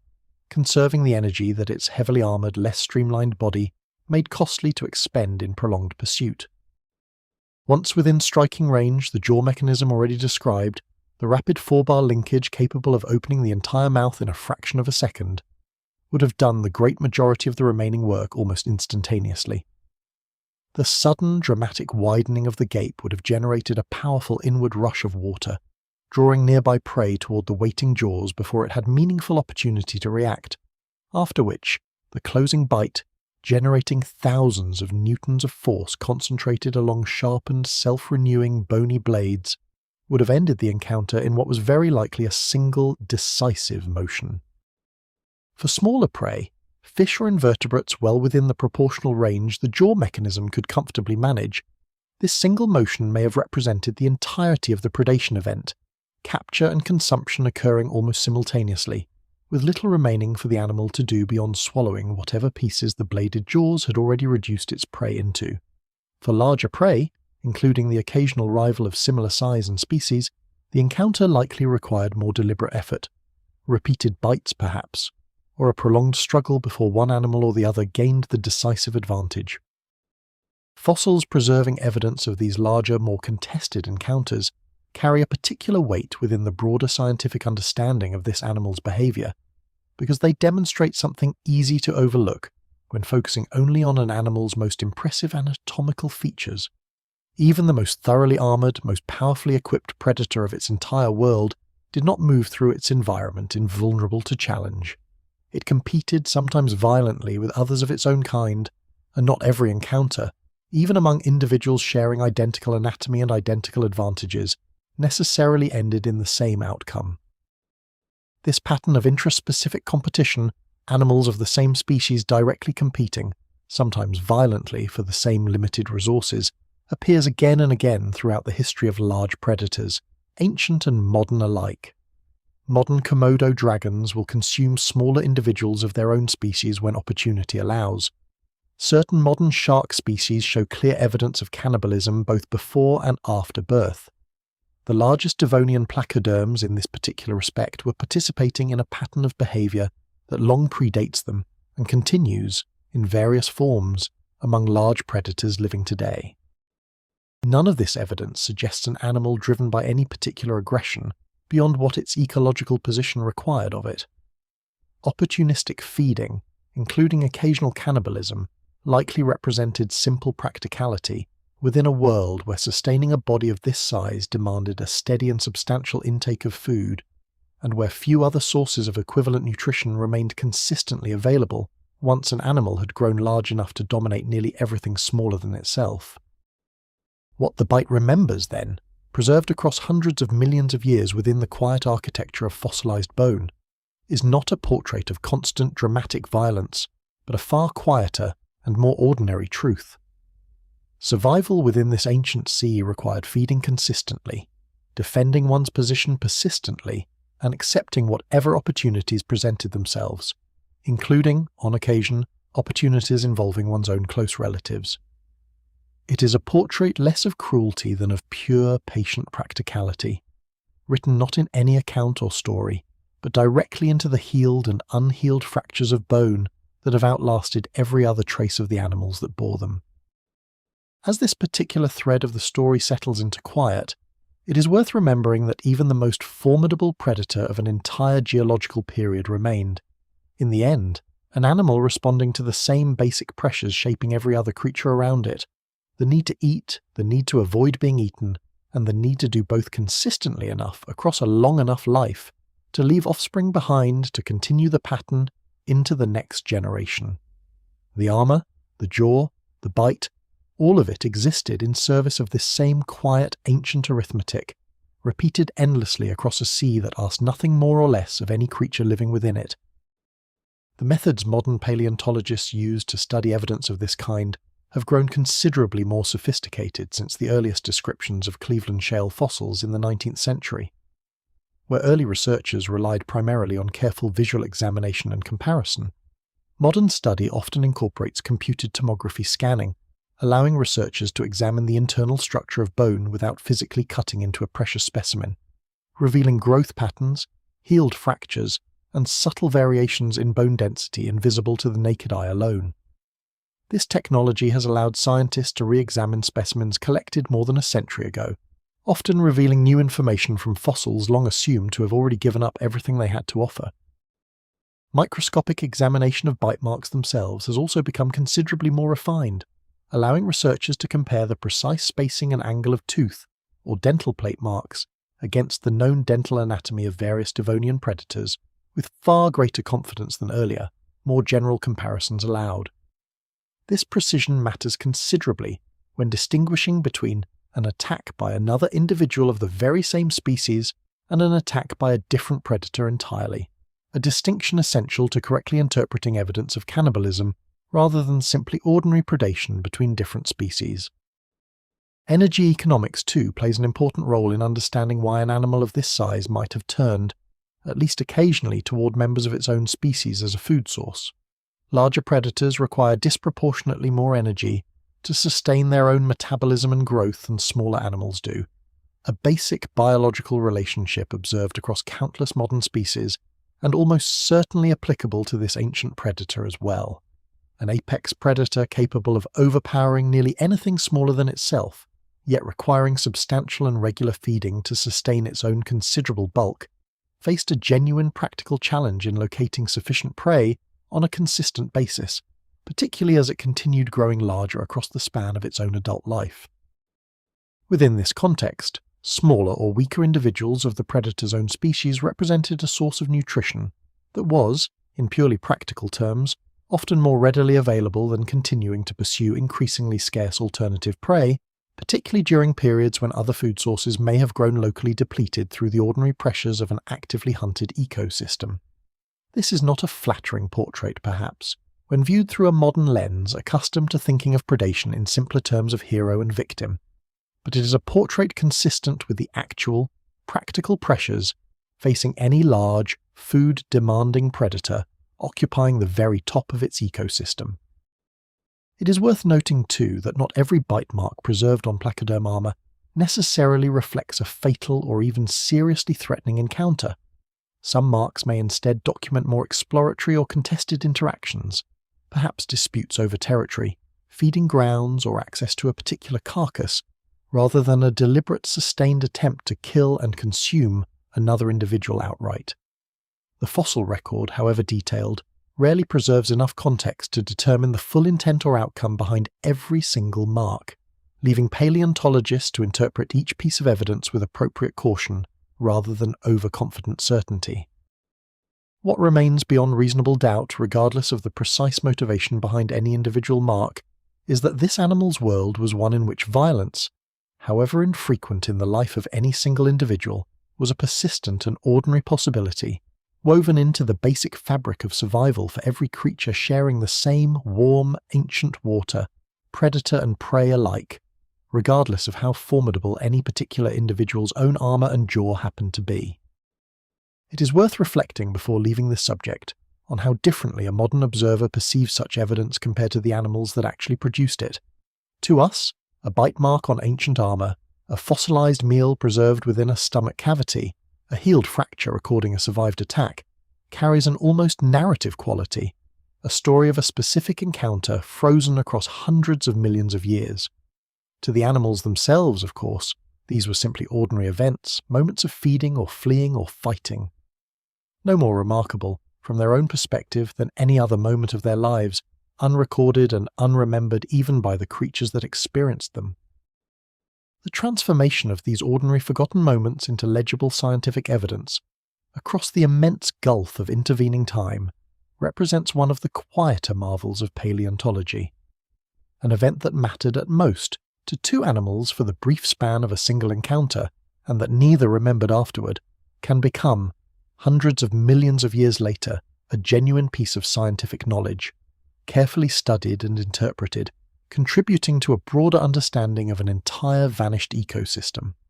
Nothing about the original event anticipated this afterlife. It simply happened, was recorded by chance in durable bone, and survived long enough to be found and understood. There is a gentle irony worth noting in the fact that the very violence of these encounters is often what allowed them to be preserved at all. A peaceful death, followed by ordinary decay, rarely leaves the kind of durable, specific evidence that a violent encounter can produce. A tooth embedded in bone, a fractured plate, a swallowed meal preserved within a stomach. The moments of drama, precisely because they involved the forceful interaction of hard, preservable structures, tend to survive in the fossil record more readily than the quieter, more ordinary moments that made up the overwhelming majority of any animal's actual existence. This preservational bias shapes in subtle ways the overall picture of ancient life that the fossil record provides, tilting it somewhat toward the dramatic and the violent, and away from the long quiet intervals of ordinary feeding, resting and drifting that actually filled most of every animal's days. It is worth keeping this bias in mind when contemplating the fearsome reputation of the largest Devonian predator, remembering that the dramatic evidence it left behind represents the exceptional moments of its existence, rather than the ordinary texture of a life that was, in all likelihood, far more often quiet than violent. The study of ancient diets, of what extinct predators actually ate, draws on several distinct lines of evidence beyond the bite marks and stomach contents already discussed, each contributing its own piece to the broader picture. The shape and structure of an animal's jaws and teeth, or in this case its bony dental plates, offer clues about the kinds of prey it was equipped to process. Sharp shearing edges suggesting one diet, broad crushing surfaces suggesting another. The wear patterns visible on those plates, microscopic scratches and polish accumulated through a lifetime of feeding, offer further clues about the physical properties of the food the animal actually consumed, hard-shelled prey leaving different traces than soft-bodied prey. In the case of the largest placoderm, the combination of sharp, shearing dental plates toward the rear of the jaw and larger, fang-like projections toward the front suggests an animal well equipped to both grip struggling prey and shear it into manageable pieces, a versatile arrangement suited to a broad diet rather than any narrow specialization. This anatomical versatility, combined with the direct evidence of bite marks and stomach contents, paints a consistent picture of an opportunistic generalist, an animal capable of taking a wide range of prey, from fish to other placoderms to hard-shelled invertebrates, rather than depending on any single kind of food. This dietary flexibility would have served the animal well within the varied, abundant community of its ancient sea, allowing it to exploit whatever prey happened to be most available at any given time, rather than depending on the consistent presence of a single food source. Opportunistic generalists of this kind tend to fare better than narrow specialists across the ordinary variations of a changing environment, though even the most flexible generalist, as the eventual fate of the placoderms would demonstrate, has limits beyond which no degree of dietary flexibility can compensate for the wholesale collapse of the entire ecosystem it depends upon. If you are drifting now, there is no need to hold on to any of it. Let the numbers and the names slip away like sediment settling through still water. If it feels right, subscribe quietly, so the next story is already waiting when you return, and let yourself sink a little deeper towards sleep. The ancient sea will keep the rest of the story until you are ready for it. Every fossil begins with a death, and every death to become a fossil requires an unlikely sequence of gentle accidents. The overwhelming majority of creatures that have ever lived left no trace whatsoever, their bodies consumed, scattered, or dissolved back into the world within days of their passing. That any animal from the Devonian survives in recognizable form across nearly 400 million years is not the ordinary fate of the dead, but a rare exception, dependent on conditions so specific that most environments never provide them at all. The dark shale of the Cleveland Basin provided exactly these unusual conditions, and understanding how it did so requires looking closely at the particular character of the seafloor where the largest placoderms came to rest. Beneath the warm, sunlit surface waters where these predators actually lived and hunted, lay a deeper layer of cold, still, oxygen-poor water, separated from the life-giving surface by a boundary that mixed only rarely and incompletely. This deeper water, stagnant and chemically distinct, formed a quiet, lifeless zone across the floor of the basin, a place where almost nothing lived, and therefore a place where almost nothing disturbed whatever settled into it. When a large predator died within the surface waters above, its body would eventually sink, drifting downward through the water column, until it came to rest upon the soft, dark mud of the oxygen-starved basin floor. In most marine environments, such a carcass would be quickly discovered and dismantled by an army of scavengers, crabs, worms, fish, and countless smaller organisms, each consuming its share until little remained but scattered, disarticulated fragments. But in the lifeless bottom water of the Cleveland Basin, these scavengers were largely absent, unable themselves to survive in water so poor in dissolved oxygen. Freed from the usual rapid destruction, a carcass settling into this quiet zone could remain largely intact far longer than it would in almost any other setting, its heavy armoured plates settling into the soft mud in something close to their original arrangement, undisturbed by the currents and scavengers that would elsewhere have scattered them within days. Fine sediment, drifting continuously down from the water above, gradually accumulated over the resting bones, layer upon patient layer, sealing them away from what little disturbance the quiet basin still permitted. This slow burial, occurring across years, decades, and eventually centuries, protected the bones through the earliest and most vulnerable stage of the long journey toward fossilization. As sediment accumulated above them, the pressure of the overlying material gradually compacted the soft mud into rock, while mineral-rich water percolating slowly through the sediment gradually replaced and reinforced the original bone with new mineral material, transforming it, molecule by molecule across an immense span of time, from living tissue into stone that nonetheless preserved the original shape in extraordinary detail. The particular fineness of the sediment in the Cleveland Basin contributed further to the exceptional quality of preservation. Coarse sediment, sand and gravel preserves only rough outlines, obscuring fine detail beneath its own granular texture. The fine, silty mud settling into the Cleveland Basin, by contrast, was capable of preserving surface textures, subtle ridges, and delicate structures at a scale that coarser sediments simply cannot capture, allowing modern researchers to study features of these ancient bones almost as though examining a freshly prepared specimen rather than one nearly 400 million years old. There is a quiet irony worth pausing over in the fact that the very conditions that made this seafloor so hostile to life, the oxygen-starved, stagnant bottom water where almost nothing could survive, were precisely the conditions that made it so extraordinarily good at preserving the dead. The lifelessness of the basin floor was paradoxically exactly what allowed the life that had flourished in the waters above to be recorded so faithfully within the rock, a graveyard so still and so empty that its occupants could rest, essentially undisturbed, across a span of time longer than the entire subsequent history of complex life on land. Not every specimen, of course, achieved this ideal preservation. Many bones were damaged, scattered, or destroyed before burial could protect them, carried by occasional currents, disturbed by the rare scavenger hardy enough to venture briefly into the basin's margins, or simply broken apart by the ordinary processes of decay before sediment could seal them safely away. The specimens that survive to be studied today represent only a fortunate fraction of all the animals that once lived and died within this sea, a scattered, incomplete sample from which paleontologists must carefully reconstruct the far larger reality it only partially records. This incompleteness shapes nearly everything about how the animal is understood, an understanding that shaping is essential to interpreting the fossil evidence honestly. Because the heavy armoured head and shoulder region preserved so much more reliably than the lightly built tail and rear body, the fossil record offers an abundance of information about the front of the animal and comparatively little about the back, biasing early reconstructions toward whatever assumptions researchers made about the poorly preserved portions, assumptions that later, better evidence has sometimes required them to revise. The story of how understanding of this animal's total length has shifted across more than a century of study illustrates this challenge particularly well.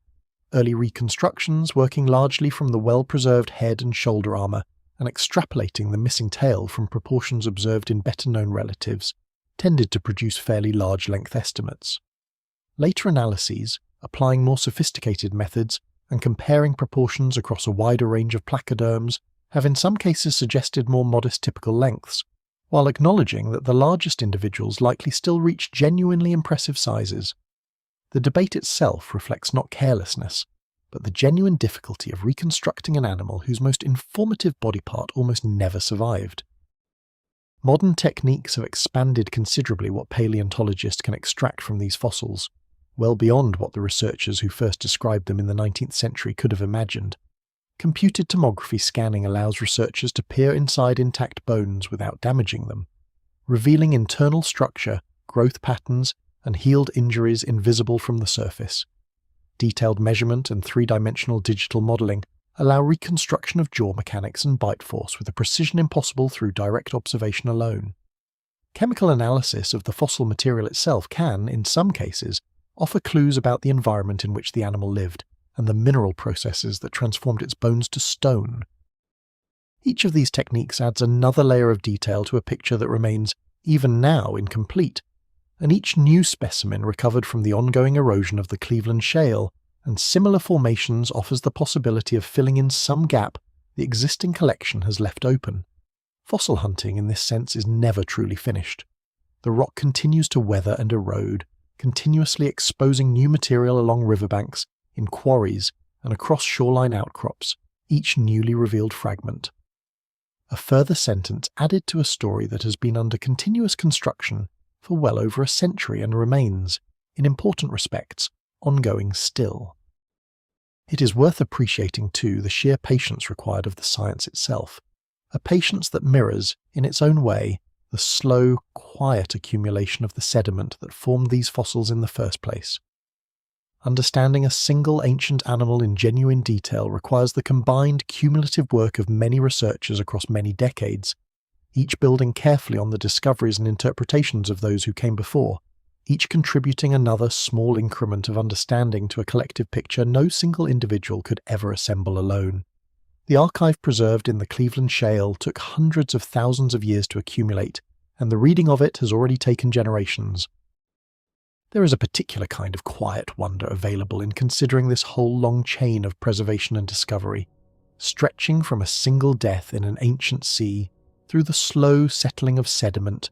the gradual transformation of bone to stone, the drift of continents, the eventual arrival of a curious species capable of recognizing a fossil for what it is, and finally, the patient, cumulative work of understanding it across generations of careful study. Every fossil on display in every museum represents the successful completion of this entire improbable sequence, a message sent, unintentionally, across an almost unimaginable gulf of time, and received at last by minds capable of reading it. As this chapter of the story settles towards stillness, what lingers is the image of the archive itself, dark shale accumulating grain by grain across the floor of a quiet, lifeless basin, sealing away the bones of the creatures that lived and died in the warm waters above, preserving them in patient silence across a span of time so vast that the very idea of it strains against comprehension. The sea that formed this archive is long gone. The archive itself remains, still yielding its contents one carefully excavated fragment at a time, to anyone patient enough to learn how to read the quiet language of stone. It is worth considering gently just how the sediment that formed this archive came to be there at all, because the story of the rock is inseparable from the story of the land that fed it.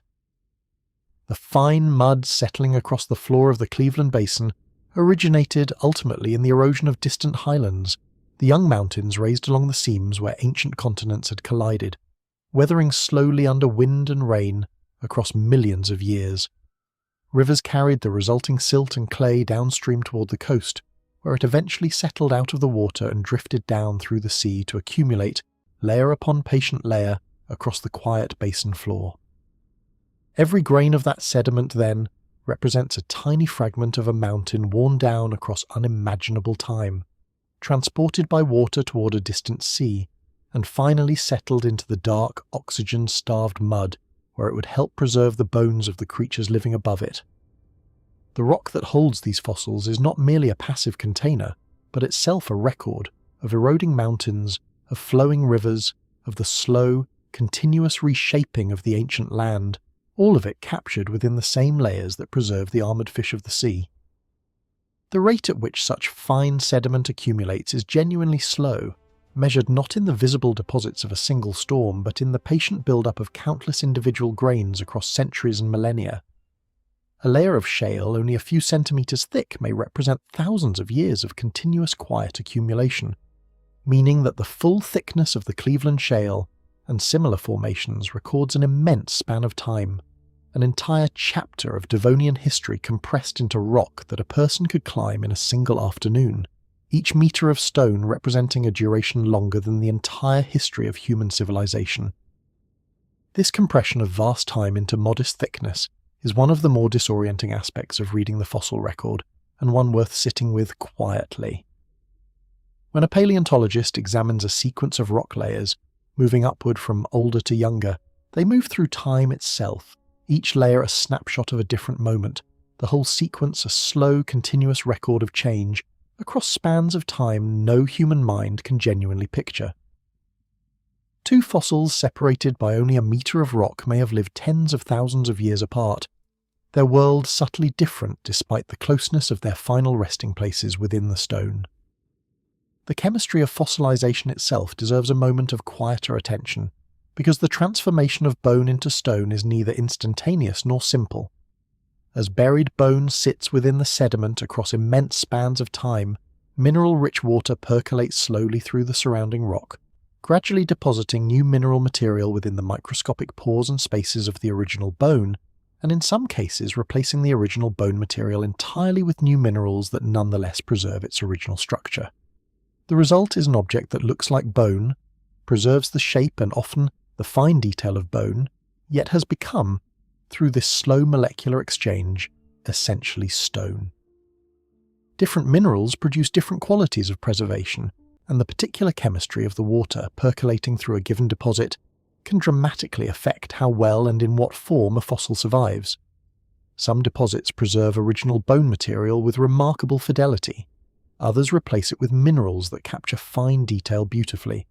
Still others produce coarser, less detailed preservation or destroy the fossil entirely through chemical processes hostile to its survival.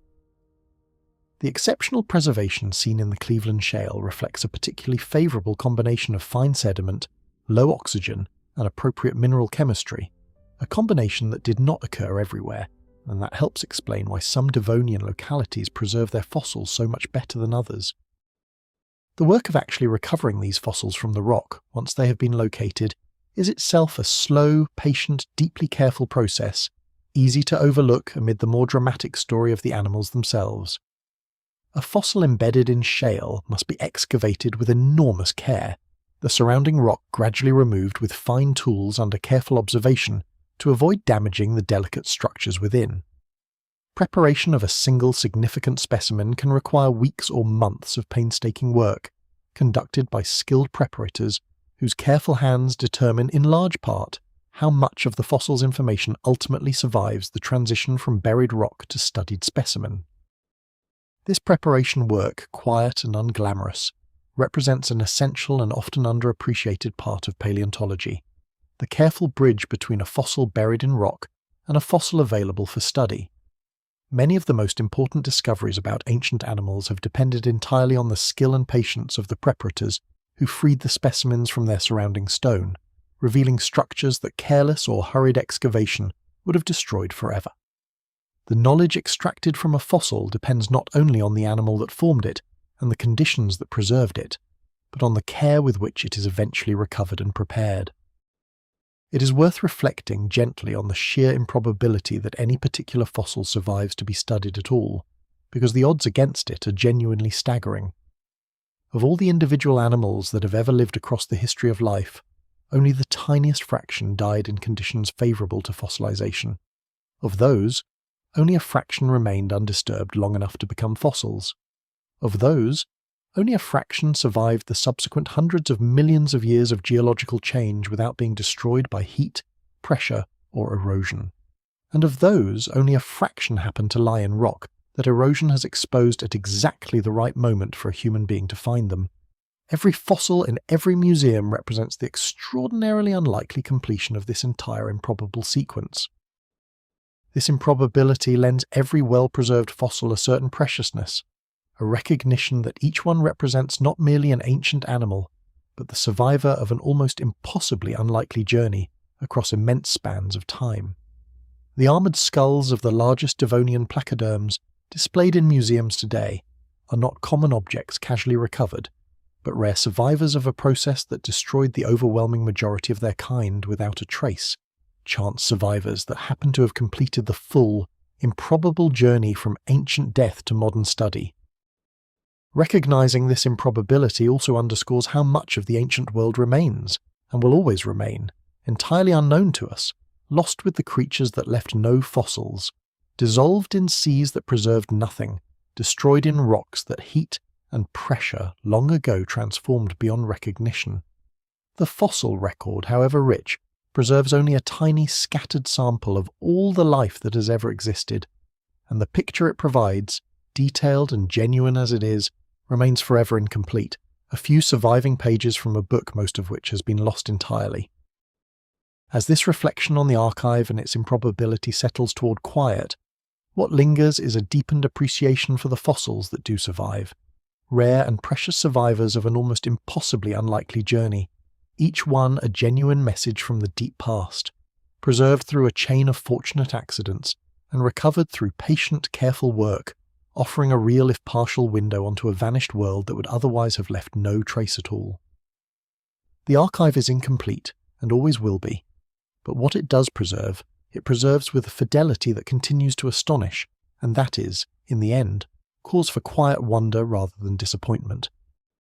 To imagine the world as this animal actually experienced it, moment to moment, requires setting aside for a while the bones and the measurements and the scientific names, and asking instead a simpler, more intimate question.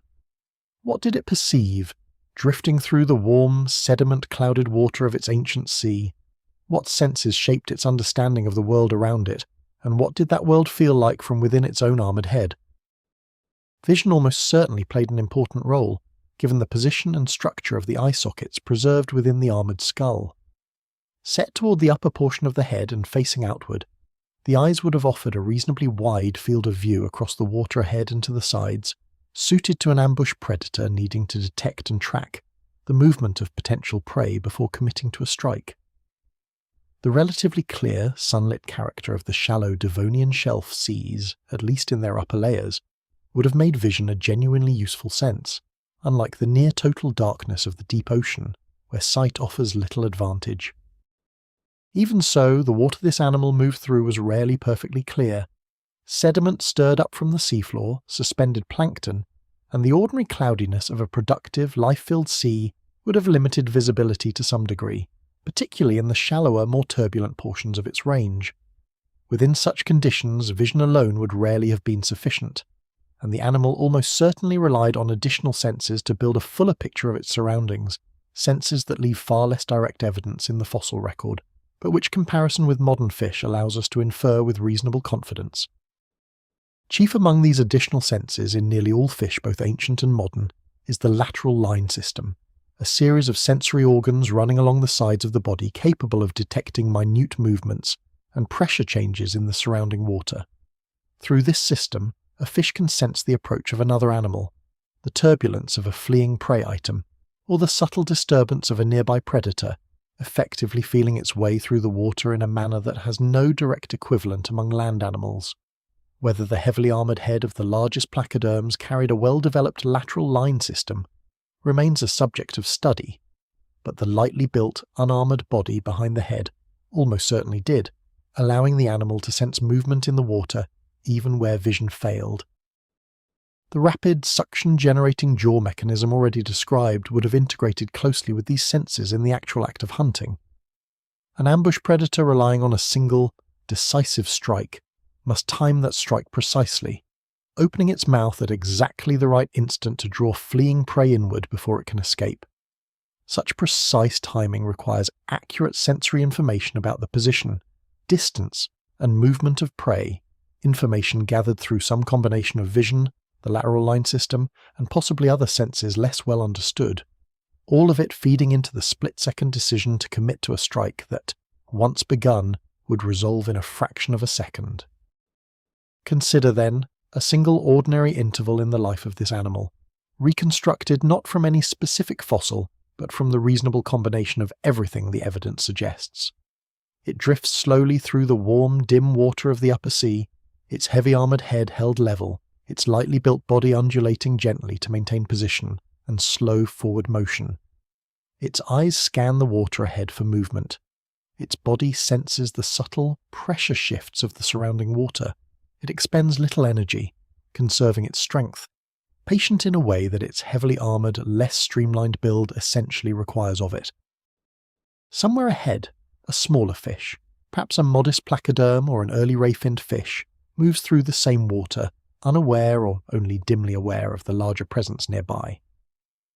The apex predator adjusts its position gradually, closing the distance not through any sudden burst of speed but through slow, deliberate movement, minimizing the disturbance that might alert its prey prematurely. It draws closer and closer still until the distance narrows to the range within which its jaw mechanism can act effectively. And then, in an instant too brief for the prey to react, the strike. The skull tips back, the lower jaw swings down and forward, the entire mouth opening across a wide angle in a span of time roughly 1/50th of a second, generating a sudden, powerful inrush of water that carries the startled prey directly toward the waiting jaws. Before the smaller fish can begin any meaningful escape, the jaws close, the sharpened bony plates shearing together with thousands of newtons of force, and the encounter is essentially over almost as quickly as it began. There is notably very little drama in this reconstruction, and that quietness is itself telling. For an animal equipped with a bite this powerful and a strike this fast, hunting need not involve prolonged, frantic pursuit or extended struggle. The overwhelming mechanical advantage built into its anatomy allowed most encounters to resolve almost instantly, a single, decisive motion, rather than a drawn-out contest. The largest placoderm was less a tireless pursuer, and more a patient, efficient specialist, expending minimal energy across long stretches of quiet drifting, punctuated only occasionally by the brief, decisive strikes through which it fed. Between these feeding events, the animal's life would have consisted largely of slow, unhurried movement through its shallow, warm domain, maintaining position within the oxygen-rich upper waters, avoiding the lifeless depths below, and generally conserving the considerable energy its large, heavily armoured body required to sustain. Rest, in whatever form fish experience it, would have punctuated these quiet intervals, the animal slowing or settling as its physiology required, though the exact nature of rest and sleep in a creature so distant from any living relative remains almost entirely beyond the reach of the fossil evidence. This question of rest carries a particular resonance for a story told, as this one is, to accompany sleep. It is worth acknowledging honestly that we simply do not know whether an animal like this slept in any sense a human would recognize, whether it entered periods of reduced awareness, whether it rested motionless against the seafloor, or continued its slow drift through the night.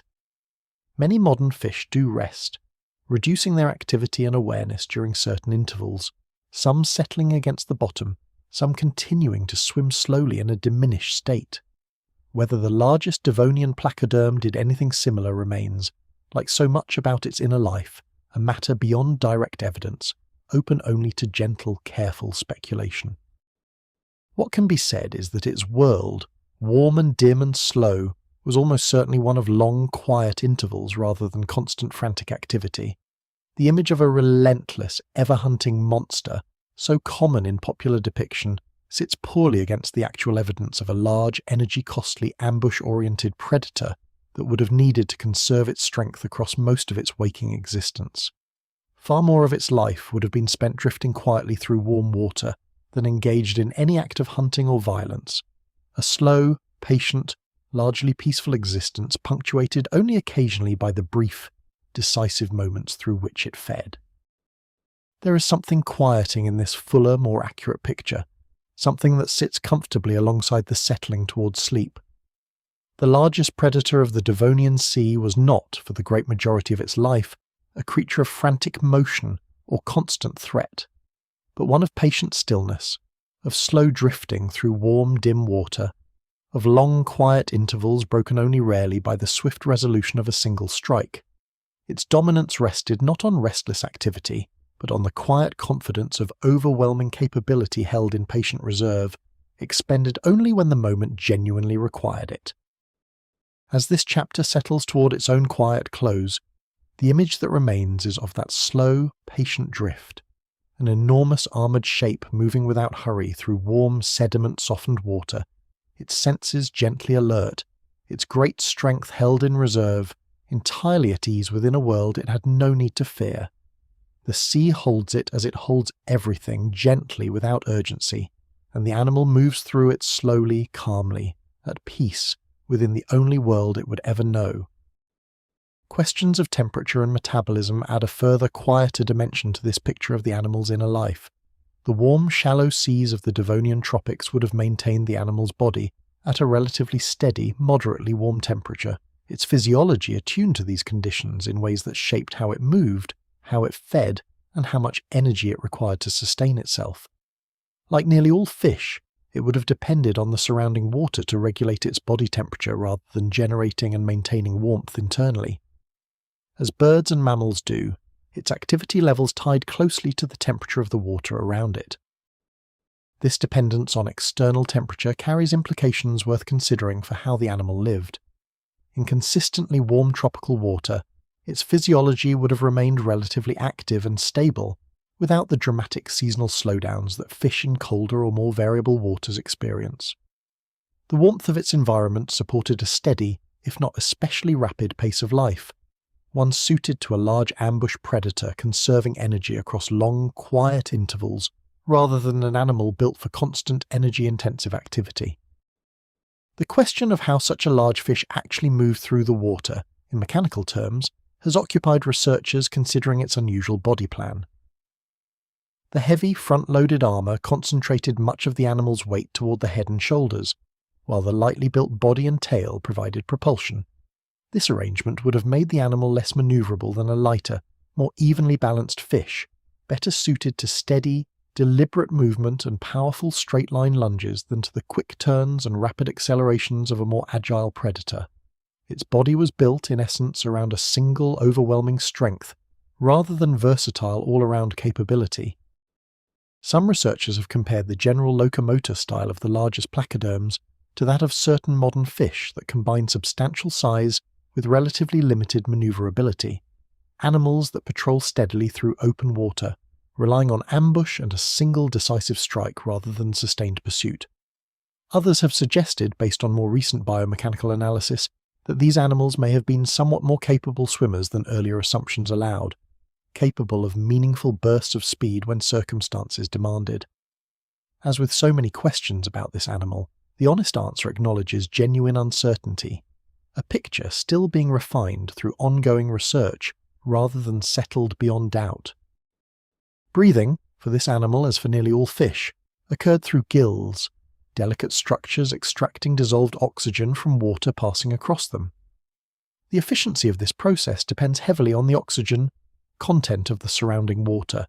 which is precisely why the animal would have remained within the oxygen-rich upper layers of its sea rather than venturing into the oxygen-starved depths below. Its entire existence depended quietly and continuously on the presence of sufficient dissolved oxygen in the water it moved through, a dependence so basic and constant that it would rarely have registered as any kind of limitation, until, at the very end of the Devonian, the water itself began to fail in exactly this respect. It is worth reflecting gently on how completely this animal was shaped by and bound to water in every dimension of its existence. It breathed water, or rather breathed the oxygen dissolved within it. It sensed the world through the movement and pressure of water. It hunted by manipulating the flow of water to draw prey toward its jaws. It regulated its temperature through the water surrounding it. Every aspect of its biology, from the largest structural feature to the subtlest physiological process, was adapted to and dependent upon the warm, shallow, oxygen-rich water of its ancient sea, an adaptation so complete that the animal and its environment can scarcely be imagined apart. This total immersion in and dependence on a single environment stands in quiet contrast to the animals developing, at the very same time, along the distant shorelines of the Devonian world, the lobe-finned fish beginning to breathe air and bear weight on limb-like fins, testing the boundary of an entirely different way of living. Where those animals were beginning, however tentatively, to loosen their absolute dependence on water, the largest placoderm remained wholly, completely bound to it, magnificently adapted to a single environment, yet, precisely because of that specialization, utterly unable to survive should that environment ever fundamentally change. There is a further dimension to the animal's sensory world worth considering, one that leaves almost no direct fossil evidence yet almost certainly shaped its experience profoundly, the matter of how it perceived other members of its own kind. For an animal that, at least occasionally, encountered others of its species in contexts ranging from competition to reproduction, some capacity to recognize and respond to fellow placoderms would have been essential, whether through vision, through the sensing of movement in the water, or through some combination of senses. How exactly it distinguished a potential mate from a potential rival, or a member of its own species from a similar-sized creature of another, remains entirely beyond the reach of the fossil evidence, a genuine gap in our understanding of its inner life. The question of whether such an animal possessed anything resembling what we might call awareness, or experience, or an inner life at all, drifts quickly beyond the boundaries of what science can address, into territory where honest acknowledgement of ignorance is the only reasonable response. We simply cannot know what, if anything, it was like to be this creature, drifting through its warm ancient sea. We can reconstruct its anatomy, infer its senses, model its jaw mechanics, and estimate its bite force. But the actual texture of its experience, if it had any experience at all in any meaningful sense, remains permanently closed to us, a mystery no fossil will ever resolve. There is a strange comfort in acknowledging this limit honestly, in recognizing that some questions about the deep past will always remain beyond our reach, however sophisticated our techniques become. The largest Devonian predator kept, and keeps still, its own quiet mysteries, its inner experience sealed away as completely as its bones were sealed within the ancient Shale. available for imagination, but never for genuine knowledge. Perhaps there is something fitting in this, that an animal so distant from us in time should remain, in this most intimate respect, forever unknowable, glimpsed clearly in its anatomy yet hidden entirely in whatever it may have felt. As this fuller reflection on the animal's senses and inner life settles toward its own quiet close, what lingers is a picture at once vivid and humble, an animal whose outer form and physical capabilities we can reconstruct in genuine detail, yet whose actual experience of its world remains permanently beyond our reach, drifting through warm, dim, ancient water, sensing its surroundings through means we can only partly reconstruct, at peace within a world whose inner texture, for the animal itself, we will never truly know. It remains, in the end, both remarkably knowable and profoundly mysterious, a creature we can describe in extraordinary detail yet never fully understand. An ocean is never ruled by a single creature alone, however dominant that creature may seem, and the warm Devonian sea supported a far larger cast of characters than the armoured giant at the centre of tonight's story. To understand that giant fully, it helps to move slowly through the wider community it belonged to, considering each of its neighbours in turn, the hunters and the hunted, the specialists and the generalists, each occupying its own particular place within a web of relationships stretching from the sunlit surface down to the quiet, lifeless depths below. Consider first the other large placoderms sharing these waters, some of them nearly rivaling the apex predator itself in size, if not in the sheer power of their bite. Beyond the filter-feeding Titanichthys already mentioned, several other arthrodire genera grew to considerable dimensions across the Devonian, occupying the role of large predator in seas across the ancient world where the most famous Dunkleosteus was absent. Each of these represented its own separate experiment in the arthrodire body plan, its own particular combination of armour, jaw, and proportion. A reminder that the largest, most famous placoderm was one member of a genuinely diverse and successful group, rather than an isolated marvel standing entirely alone. One might reasonably wonder what would have happened had two of these large predators encountered one another in open water. The fossil evidence, as already discussed, suggests such encounters did occur, at least between members of the same species, leaving bite marks and healed injuries that document contests whose outcomes varied. Between different large predatory species, the dynamics would have depended on the particular circumstances of each encounter, size, health, hunger, and simple chance all playing their part, no single outcome guaranteed even between animals of broadly comparable capability. The early sharks of this sea, already introduced, deserve a fuller consideration within this broader cast, because their long-term significance far exceeded their relatively modest role during the Devonian itself. Where the placoderms represented the dominant predators of their particular moment, the sharks represented a lineage still early in its own long history, its greatest success lying far in the future across the hundreds of millions of years following the placoderm's extinction. During the Devonian, sharks like Cladoslak occupied a secondary role, hunting smaller, faster prey through open water, while the largest placoderms dominated the role of apex predator, but the shark lineage carried within it a resilience and adaptability that would eventually allow it to far outlast its armoured contemporaries. It is worth pausing on this contrast because it illustrates something genuinely important about how evolutionary success is measured across different timescales. Within the Devonian itself, judged by size, dominance, and sheer physical capability, the largest placoderms were unmistakably the more successful group, ruling their seas while the sharks occupied a lesser role. Yet across the far longer timescale of the entire subsequent history of vertebrate life, the sharks proved vastly more successful, surviving crisis after crisis to flourish across hundreds of millions of years, while the placoderms vanished entirely at the close of their own period. Dominance in the moment, it turns out, is a poor predictor of endurance across the deep future. Beyond the fish, the invertebrates of this sea formed a foundational layer of the community every bit as important as the predators drawing the most attention. The ammonoids and nautiloids, drifting through open water on jets of expelled seawater, represented both predator and prey, hunting smaller creatures while remaining vulnerable to anything capable of crushing through their protective shells.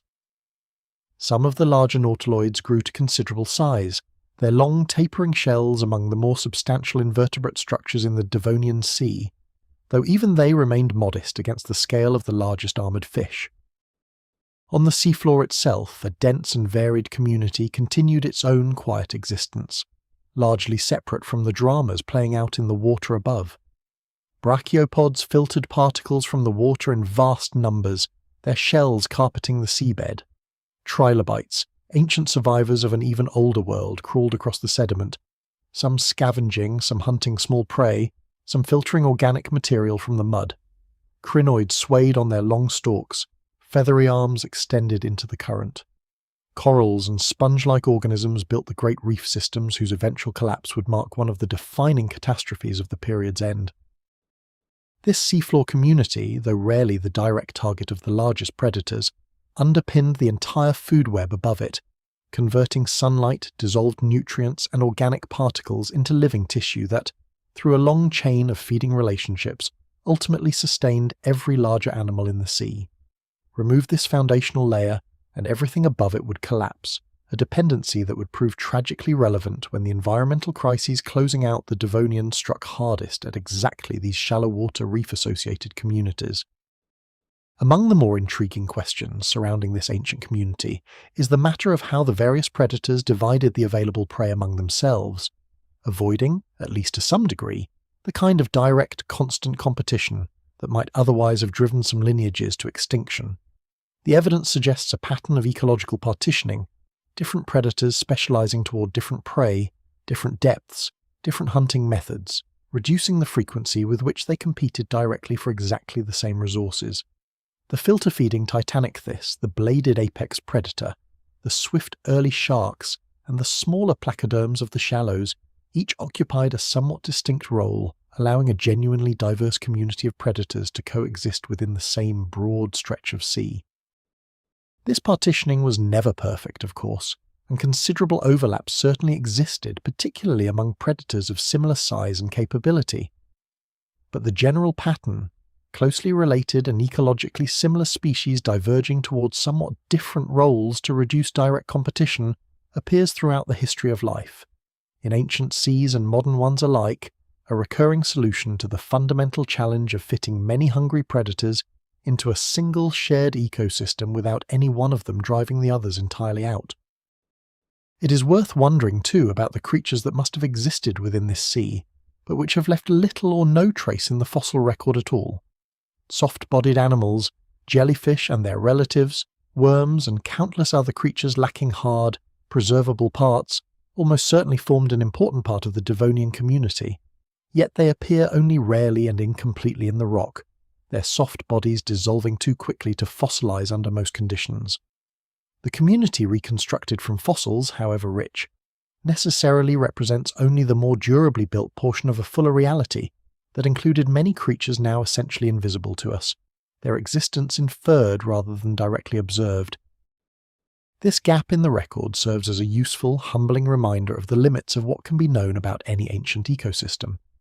The Devonian Sea reconstructed from fossils is real, detailed, and genuinely informative, but it is also incomplete, biased toward the hard-bodied and the well-preserved, silent about much of the soft-bodied life that certainly existed alongside the armored fish and shelled invertebrates that dominate the surviving evidence. What we see is a partial picture, faithful as far as it goes, yet always aware of its own incompleteness. Standing back to view this entire cast together, hunters and hunted, giants and modest creatures, hard-bodied and soft, surface dwellers and seafloor communities, what emerges is a portrait of genuine ecological richness, a warm, shallow, sunlit sea teeming with an abundance and variety of life comparable, in its own ancient way, to the richest marine ecosystems of any age. The largest armoured predator, however dominant, was never truly alone at the summit of an empty world, but rather the most conspicuous member of a dense, intricate, endlessly interconnected community, every part of it shaping and shaped by every other part across the long, unhurried passage of Devonian time. As this survey of the ancient sea's full cast settles toward quiet, the largest placoderm returns to its proper place within the picture, not as an isolated monster ruling an empty ocean, but as one creature among many, the most formidable perhaps, yet still bound to the same web of relationships, the same dependencies, the same quiet rhythms of predator and prey that shaped every other life within the warm, patient ancient sea. it ruled. But it ruled a community, not a void, and its dominance drew its meaning entirely from the rich, living world it moved through. A world that held it, sustained it, and would, in the end, outlast it, only in the survival of its humbler, more adaptable neighbours. There is a particular value in dwelling, before leaving this cast behind, on the sheer strangeness of some of its members from a modern perspective. The trilobites, for instance, already ancient by the Devonian, belong to a group with no living descendants whatsoever, their nearest modern relatives only distantly connected across an enormous evolutionary gulf. Their compound eyes, built from tiny mineral lenses arranged across the surface of the eye, represented one of the earliest sophisticated visual systems in the history of animal life, a way of seeing the world genuinely alien to anything among modern vertebrates, yet fully functional across hundreds of millions of years of trilobite existence. The crinoids too occupy a place in this ancient community worth pausing over, animals so plant-like in appearance that their common name, sea lily, reflects a genuine, understandable confusion about their true nature. Anchored to the seafloor by long, jointed stalks crowned with feathery, filtering arms, they lived lives of near-total stillness, waiting for the current to bring food to them, rather than moving in search of it. Dense meadows of these creatures once covered vast stretches of Devonian seafloor, swaying gently in the current, a living underwater landscape utterly unlike anything a modern shoreline offers, beautiful in a quiet, alien way. The reef-building organisms deserve their own consideration as well, because the reefs they constructed represented some of the most impressive biological structures of the entire Devonian world.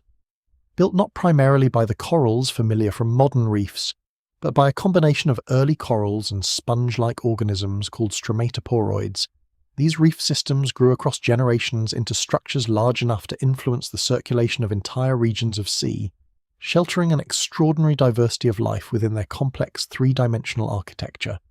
Their eventual collapse would represent one of the defining ecological catastrophes of the period's end. It is worth wondering, in a quiet, speculative way, what this entire community would have looked like to a modern observer somehow able to descend into it, to drift through the warm, dim, sediment-clouded water and witness it directly. The overall impression, one imagines, would have been one of abundance and strangeness in equal measure, familiar in its broad outlines, a sea full of fish and invertebrates going about the ordinary business of feeding and avoiding being fed upon, yet alien in nearly every specific detail, the fish armoured in ways no modern fish is armoured, the seafloor carpeted with creatures no modern sea contains, the whole community organised around relationships that have no exact modern equivalent. This combination of the familiar and the alien is one of the more haunting aspects of contemplating any ancient ecosystem in genuine detail. The Devonian Sea followed the same basic ecological logic as any modern sea: sunlight feeding plankton, plankton feeding grazers, grazers feeding predators, predators feeding larger predators, the same fundamental pyramid of energy and life. And yet the specific creatures filling each role were so different from their modern counterparts, so strange in their particular forms and adaptations, that the overall effect is of a world both deeply comprehensible and profoundly other, recognizable in its structure yet unrecognizable in its details. The largest placoderm, sitting atop this pyramid, drew its entire existence from the layers of life beneath it, however little direct attention it may have paid to most of them. The plankton it never noticed fed the small fish it occasionally ate. The seafloor communities it rarely disturbed underpinned the broader productivity of the whole sea. Every level depended on the levels beneath it, and the apex predator, for all its dominance, depended on the entire structure remaining intact, a dependence invisible in ordinary times yet absolute, as the eventual collapse of that structure at the period's end would make devastatingly clear. Reflecting on this interdependence offers a fitting note on which to leave the ancient sea's full cast, a reminder that no creature, however dominant, exists apart from the community that sustains it. The largest predator of the Devonian was magnificent, formidable, unmistakably the ruler of its particular moment. But its magnificence was never self-sufficient. It rested entirely on the rich, layered, endlessly interconnected community of life beneath it, a community whose quiet, unglamorous productivity made the existence of such a spectacular predator possible in the first place, and whose eventual disruption would prove far more consequential to that predator's fate than any rival hunter ever could. It is worth adding, before this cast disperses entirely, a note on the animals that filled roles we might not immediately expect within such an ancient community. Scavengers, for instance, played their own essential part, consuming the remains of dead animals and returning nutrients to the broader ecosystem, a role filled by various fish, invertebrates, and other creatures whose feeding on the dead helped sustain the productivity of the whole sea. The largest placoderm itself, for all its capability as an active predator, very likely scavenged when opportunity allowed, consuming already dead animals it happened upon rather than expending energy on a hunt whenever a free meal presented itself, as opportunistic predators across the history of life have generally done. This blurring of the line between active predation and scavenging is worth noting, because popular imagination tends to draw a sharp distinction between the noble hunter and the lowly scavenger that the actual behaviour of most predators does not support. Nearly every large predator across the history of life, ancient and modern alike, has combined active hunting with opportunistic scavenging, taking whatever food presented itself with the least expenditure of energy and risk. The largest Devonian placoderm was almost certainly no exception, a formidable hunter when hunting served, and an efficient scavenger when scavenging offered an easier meal. The filter feeders of this sea deserve a final mention as well, because they represented a fundamentally different strategy from the active predators that draw most attention, extracting vast quantities of tiny prey from the water rather than pursuing individual larger animals. The filter-feeding placoderm Titanicus, already mentioned, pursued this strategy at large size, as would numerous other animals across the subsequent history of life, from certain sharks to the great baleen whales of the modern ocean. That such a strategy appeared already among the Devonian placoderms in an animal closely related to the fearsome apex predator itself illustrates once again the remarkable diversity of approaches to survival that this ancient sea supported simultaneously. Standing back one final time to view the full breadth of this ancient community, what impresses most is its sheer completeness, the way it filled nearly every available role, from the tiniest plankton drifting near the sunlit surface to the largest armoured predator patrolling the open water, from the filter feeders straining prey from the sea to the scavengers consuming the dead, from the reef builders constructing vast living structures to the seafloor communities carpeting the mud below. It was, in every meaningful sense, a complete and fully realised ecosystem, as rich and intricate and interconnected as any the planet has produced across its long history, and the largest placoderm drew its entire existence from its place at the summit of exactly this remarkable vanished world. Historians of life on Earth have given the Devonian a nickname that captures something essential about its character, the Age of Fishes, a title reflecting the extraordinary diversity and dominance of fish across the seas, lakes, and rivers of this period. No earlier interval in Earth's history had witnessed such a proliferation of fish forms, and in certain respects, the fish of the Devonian achieved a variety and ecological breadth that later periods, for all their own wonders, would express in different forms rather than surpass outright. To appreciate why this title fits so well, it helps to consider the full range of fish that shared the Devonian world, a range far broader than the familiar categories a modern person might expect. There were the jawless fish, ancient survivors of an even older world, still filtering and scraping their way through many Devonian waters. There were the placoderms, armoured and jointed-necked, including the largest predators of the age. There were the early sharks and their cartilaginous relatives, sleek and continuously toothed. There were the ray-finned fish, ancestors of the vast majority of modern fish species still modest in the Devonian but destined for extraordinary future success. And there were the lobe-finned fish, whose muscular limb-like fins would eventually carry vertebrate life onto dry land entirely. Each of these groups represented a distinct evolutionary experiment, a different approach to the fundamental challenges of aquatic life, and the Devonian supported all of them simultaneously, in a diversity of coexisting fish lineages that few later periods would match. This was a world in which the very question of what a fish could be remained genuinely open, evolution testing armour and cartilage, jointed necks and muscular fins, filtering mouths and shearing jaws, across a warm, shallow, life-rich sea that rewarded experimentation with abundant opportunity. It is worth pausing to consider that two of these groups, the placoderms and the jawless armoured fish, would not survive the period's end in any significant form, while the other three, sharks, ray-finned fish, and lobe-finned fish, would go on to dominate the entire subsequent history of vertebrate life. The Devonian, in this sense, functioned as a kind of great sorting, a period in which many lineages flourished but only some carried forward, the eventual survivors establishing the broad outlines of vertebrate life that persist in modified form to the present day. The lobe-finned fish deserve particular attention within this sorting, because their eventual significance so far exceeds their relatively modest presence during the Devonian itself. From this group would descend every four-limbed vertebrate that would ever exist, every amphibian, reptile, bird and mammal, an entire vast branch of the tree of life tracing its origin to the muscular finned fish, quietly testing the boundary between water and land along Devonian shorelines. The transition these fish began, from water toward land, ranks among the most consequential events in the entire history of life, opening an entirely new realm to vertebrate existence.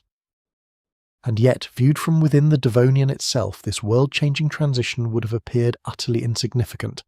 a handful of unremarkable fish along muddy riverbanks, drawing none of the attention commanded by the armoured giants ruling the open sea. This contrast between the apparent importance of things within their own moment and their actual significance across the deep future recurs throughout the history of life, a reminder that the true consequence of any development often becomes visible only in hindsight, across spans of time no participant could ever perceive. The jaw itself, that fundamental innovation underlying so much of Devonian fish diversity, deserves a moment of broader reflection, because its significance extends far beyond any single group of fish.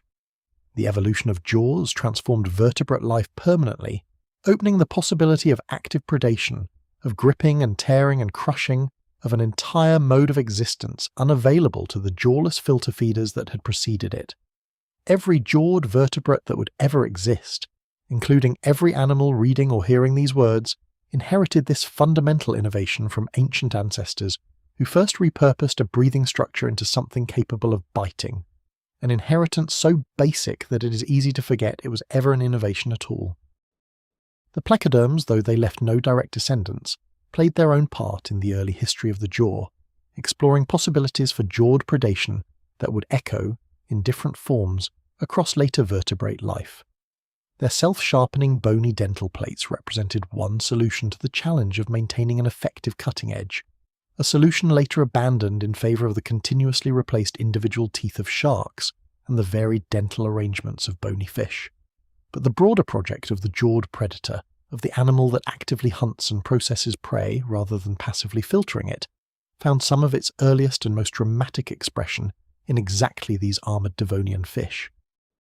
Reflecting on the Devonian as the age of fishes also invites a broader consideration of just how long fish have dominated the aquatic realm, and continue to dominate it still. From the Devonian to the present day, across nearly 400 million years, fish have remained the dominant vertebrate life of the world's waters, an extraordinary span of continuous success across countless environmental changes, mass extinctions, and evolutionary transformations. The particular fish have changed enormously, entire lineages rising and falling, but the broad dominance of fish in aquatic environments has persisted with a consistency few other patterns in the history of life can match. This deep continuity of fish dominance offers a useful corrective to the tendency to view the history of life as a simple progression from fish to amphibians to reptiles to mammals, each supposedly superseding the last. In reality, fish never stopped dominating the water, even as some of their descendants ventured onto land and diversified into the great terrestrial vertebrate groups. The story of vertebrate life is not a linear march away from fish, but a branching expansion in which fish remained supremely successful in their own realm, even as certain lineages explored entirely new ways of living beyond it. The largest Devonian placoderm, then, occupied a particular moment within this immense ongoing story of vertebrate life, a moment of armoured dominance that would prove temporary, within a broader pattern of fish success that has proven remarkably enduring. Its own lineage ended, but the broader world of fish it belonged to continued, transformed and diversified across the hundreds of millions of years that followed, carrying forward, in altered form, the same fundamental patterns of aquatic vertebrate life that the Devonian had helped establish. There is a certain consolation available in this broader perspective, worth holding gently as the story approaches its close. The extinction of the placoderms, however complete for that particular group, occurred within a larger story of vertebrate life that continued, unbroken, across the crisis that claimed them. Life did not end at the close of the Devonian. It was reshaped, redirected, diminished in certain respects, and expanded in others, but it continued, carrying forward the fundamental innovations, the jaw, the vertebrate body plan, the basic patterns of aquatic and increasingly terrestrial existence that the Devonian had done so much to develop and refine. As this reflection on the age of fishes settles toward quiet, what remains is a sense of the largest placoderm's place within a story far larger than itself, a single, magnificent chapter within the immense, ongoing history of vertebrate life, a chapter that ended even as the broader story continued, its particular achievements passing into the deep past while the fundamental patterns it participated in carried forward, transformed but unbroken, across the vast stretch of time separating that ancient sea from the present day. The fish endured, even as this particular fish did not, and in that endurance lies a quiet continuity connecting the warm Devonian Sea to every ocean, every river, every living fish swimming through the waters of the world today. It is worth considering, too, how recently this whole understanding of the Devonian as a distinct and pivotal period actually emerged within human knowledge. For nearly the entire history of our species, no one had any conception whatsoever of deep time, of the immense spans across which life has developed, or of the vanished worlds that preceded the present one. The recognition that the Earth is unimaginably ancient, that entire ages of life have risen and fallen across hundreds of millions of years, is itself a remarkably recent achievement, developed largely across the past 2 centuries through the patient study of exactly the kind of rock layers and fossils described throughout this story. The very name Devonian derives from Devon, a county in southwestern England where rocks of this age were carefully studied during the earlier part of the 19th century, part of the broader effort through which geologists first began recognizing and naming the great divisions of Earth's deep history. The scientists who established these divisions worked without any of the sophisticated dating techniques available today, relying instead on careful observation of how rock layers stacked upon one another and how the fossils within them changed from layer to layer, gradually assembling through patient observation alone the broad outline of Earth's immense history. That this outline is held up so well, refined and elaborated but never fundamentally overturned by the more sophisticated techniques developed since, stands as a quiet testament to the power of careful, patient observation. The Devonian recognized by those early geologists remains the Devonian recognized today, its boundaries refined, its dates established with far greater precision, its life understood in vastly greater detail, but its basic reality confirmed again and again by every new technique brought to bear upon it. The deep past, once recognized, has proven genuinely knowable, its broad outlines stable across nearly 2 centuries of increasingly sophisticated study. Modern dating techniques developed across the 20th century and refined continuously since have allowed geologists to establish the ages of Devonian rocks with a precision the period's original describers could scarcely have imagined, measuring the slow decay of radioactive elements locked within certain minerals to determine, within relatively narrow margins, exactly how many millions of years have passed since particular rocks formed. It is through such techniques that the Devonian is now known to span from roughly 419 to roughly 359 million years ago, its boundaries and internal divisions established with a confidence resting on the fundamental physics of radioactive decay itself. These techniques have also allowed the timing of the great extinction events closing out the Devonian to be established with increasing precision. The Kelwasser event dated to roughly 372 million years ago, the Hangenberg event to roughly 359 million years ago, the interval between them, during which the last placoderms lived out their diminished existence, established as a span of roughly 13 million years. Numbers of this kind, resting on careful measurement rather than speculation, give the story of the Devonian a precision and reliability that transforms it from vague ancient legend into genuine verifiable history. There is something worth appreciating in the sheer reliability of this knowledge, easy to take for granted yet genuinely remarkable. The story told throughout this account rests not on imagination, not on legend, not on any single unverifiable claim, but on physical evidence, fossils, rock layers, radioactive minerals, examined and re-examined by many independent researchers using many different techniques, each confirming and refining the conclusions of the others. It is knowledge assembled carefully, tested repeatedly, and held with appropriate confidence, a genuine window onto a vanished world rather than a mere story about it. As this deeper reflection settles toward its own quiet close, the Devonian returns to its place within the immense sweep of Earth's history, a distinct and pivotal age, the age of fishes, recognized and understood through the patient work of generations of researchers, its life reconstructed in genuine detail from the evidence it left behind, its greatest predator known not through legend but through careful study of its actual bones. The world it describes is unimaginably distant, yet demonstrably real, and in that combination of remoteness and reality lies much of its particular power to fascinate and perhaps to soothe. There is a final thought worth holding gently, before this reflection releases its hold entirely, concerning the strange privilege of being able to know any of this at all. For nearly the entire history of life on Earth, no creature possessed the capacity to look back across the deep past, to reconstruct vanished worlds, to understand the long, slow processes that shaped the planet and its inhabitants across hundreds of millions of years. That capacity, that ability to know and understand the deep history of life, is an extraordinarily recent development, belonging entirely to a single species across only the most recent sliver of the planet's immense existence. The largest Devonian placoderm never knew, and never could have known, anything of the world beyond its own immediate sensory experience, the warm water, the movement of prey, the ordinary rhythms of its daily existence. It had no conception of the deep past that preceded it, or the deep future that would follow, no awareness of the vanished worlds that came before or the transformed worlds still to come. It simply lived, completely, within its own moment, exactly as every creature does, and yet across the immense gulf of time separating its world from ours, a later species would eventually arise capable of reconstructing that vanished moment, of knowing the animal that never knew itself would ever be known. This asymmetry between the animal's own unawareness and our eventual knowledge of it carries a certain quiet wonder. The largest predator of the Devonian Sea, magnificent and formidable within its own world, lived and died in complete ignorance of the deep story it belonged to,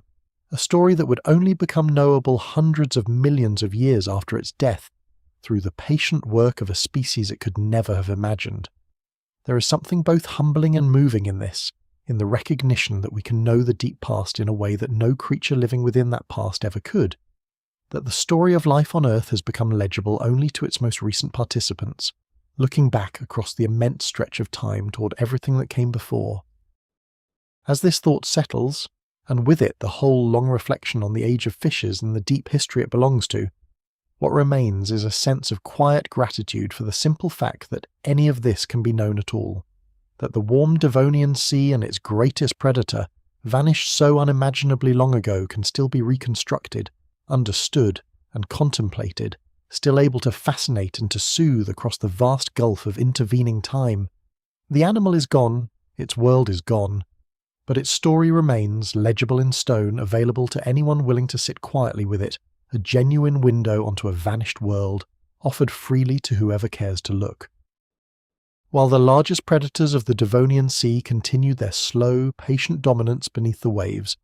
an entirely separate transformation was unfolding along the margins of every coastline and riverbank, across Laurussia and Gondwana alike, a transformation that had nothing to do with armour or bite force, and everything to do with the quiet, persistent work of plants learning, for the very first time in the history of the planet, how to stand upright. At the very beginning of the Devonian, plant life clung close to the ground, low mats of moss-like vegetation, and simple, leafless, vascular plants, rarely rising higher than a person's knee, found mostly in damp, low-lying areas near rivers and coastlines, where moisture remained reliably available. These early plants lacked true roots in the modern sense, anchoring themselves instead with simple, shallow structures called rhizoids, and lacked the internal architecture needed to support significant height against the simple, unforgiving pull of gravity. Across the following tens of millions of years, this modest beginning gave way to one of the most consequential transformations in the entire history of life on Earth. Plants gradually evolved true roots, capable of anchoring deeper into soil and drawing water and nutrients from greater depths. They evolved vascular tissue capable of transporting water and nutrients efficiently from root to leaf across increasingly significant distances, and they evolved, eventually, true wood, a rigid linen-reinforced tissue capable of supporting genuine height against gravity for the first time in the planet's history. By the Middle Devonian, low scrambling vegetation had given way to small shrubby plants reaching perhaps a metre or two in height. By the later stages of the period, in the Frasnian age that produced the largest Dunkleosteus placoderms, genuine trees had appeared, among them a genus called Archaeopteris, combining fern-like leaves with a true wood-producing trunk, reaching heights of up to 30 metres in the largest individuals, a true forest canopy existing on Earth for the very first time in its 4 billion-year history.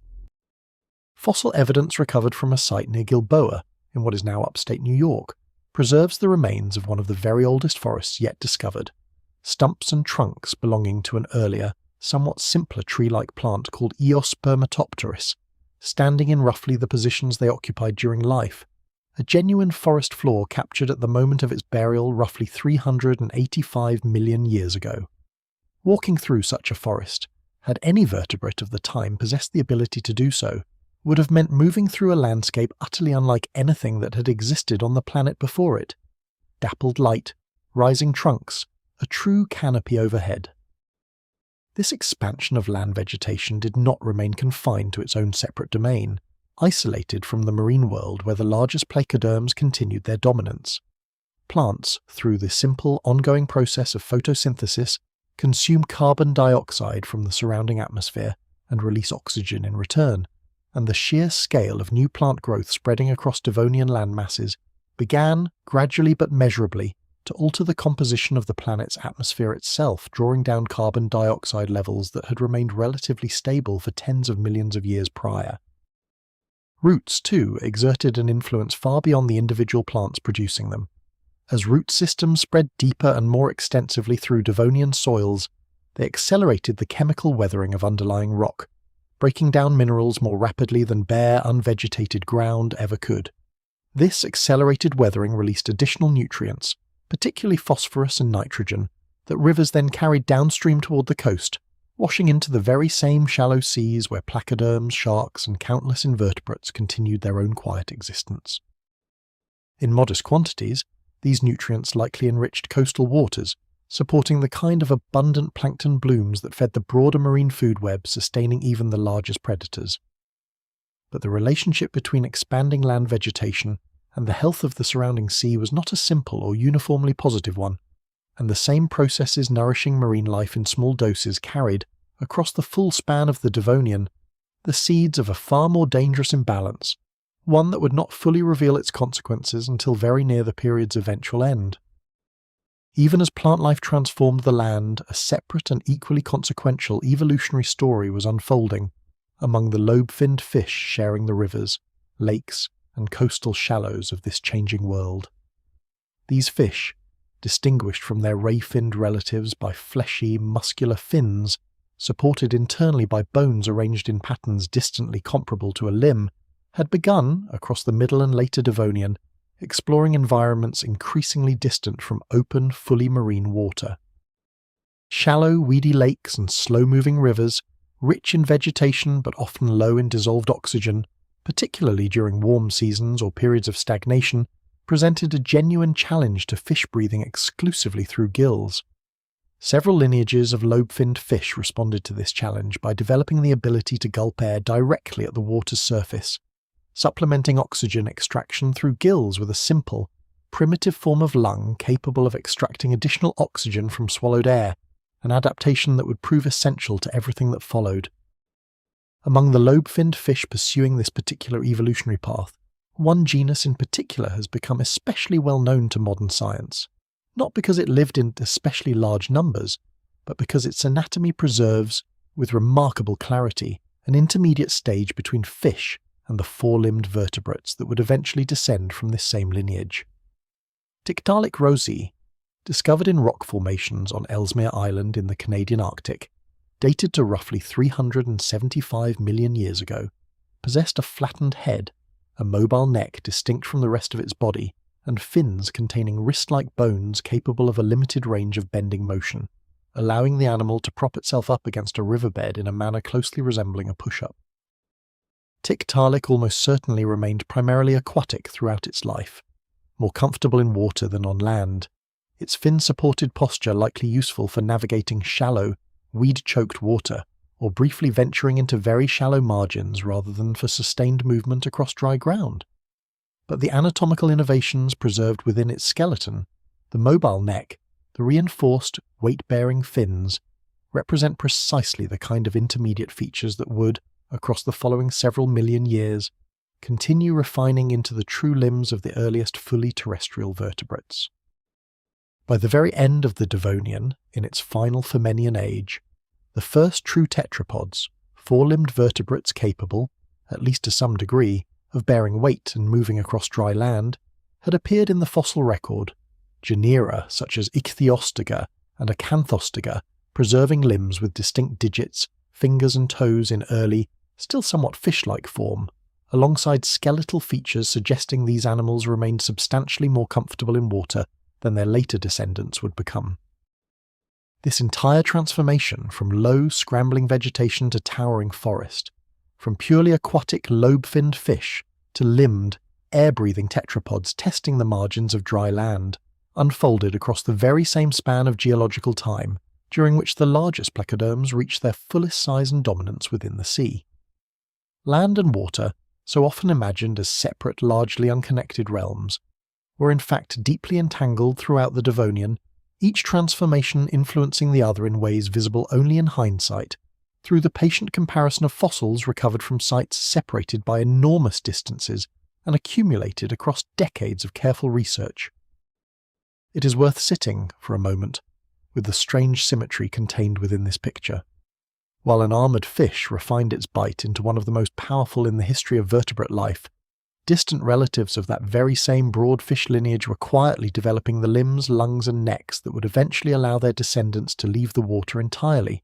to breathe air directly, to walk upon dry land beneath an open sky the great armoured predator of the sea would never see. Both stories belong to the same broad family tree, the same restless, endlessly experimenting process of evolution, expressed in two entirely different directions at once. Neither story, in the moment it was unfolding, carried any sense of destiny or inevitability. The largest placoderms had no way of knowing their dominance would eventually end, just as the earliest tetrapods had no way of knowing their tentative fin-supported steps along ancient riverbanks would eventually lead, across hundreds of millions of years and countless intervening generations, toward every land vertebrate that would ever walk, run, fly, or stand upright across the surface of the earth. Both paths simply continued, generation after generation, shaped only by the immediate pressures of survival within their own particular moment. And yet, even as these two stories unfolded side by side, largely indifferent to one another from any single creature's perspective, the broader changes accumulating across the Devonian landscape, expanding forests, shifting atmospheric chemistry, increasing nutrient runoff into coastal waters, were quietly assembling conditions that would, before the period's end, reach far enough beneath the waves to touch even the most dominant and seemingly secure predator swimming within them. The shore and the sea, however separate they appeared, were never truly disconnected at all. It is worth lingering a while longer on those earliest forests, because the very idea of a forest was, at this point in Earth's history, genuinely new, an environment the planet had simply never possessed before. For roughly 4 billion years prior, the continents had remained largely bare, their surfaces exposed rock, sediment, and, in the later stages, low mats of primitive vegetation clinging close to moisture. The rise of true trees during the Devonian represented not merely a change in the kind of plants present, but the creation of an entirely new category of habitat,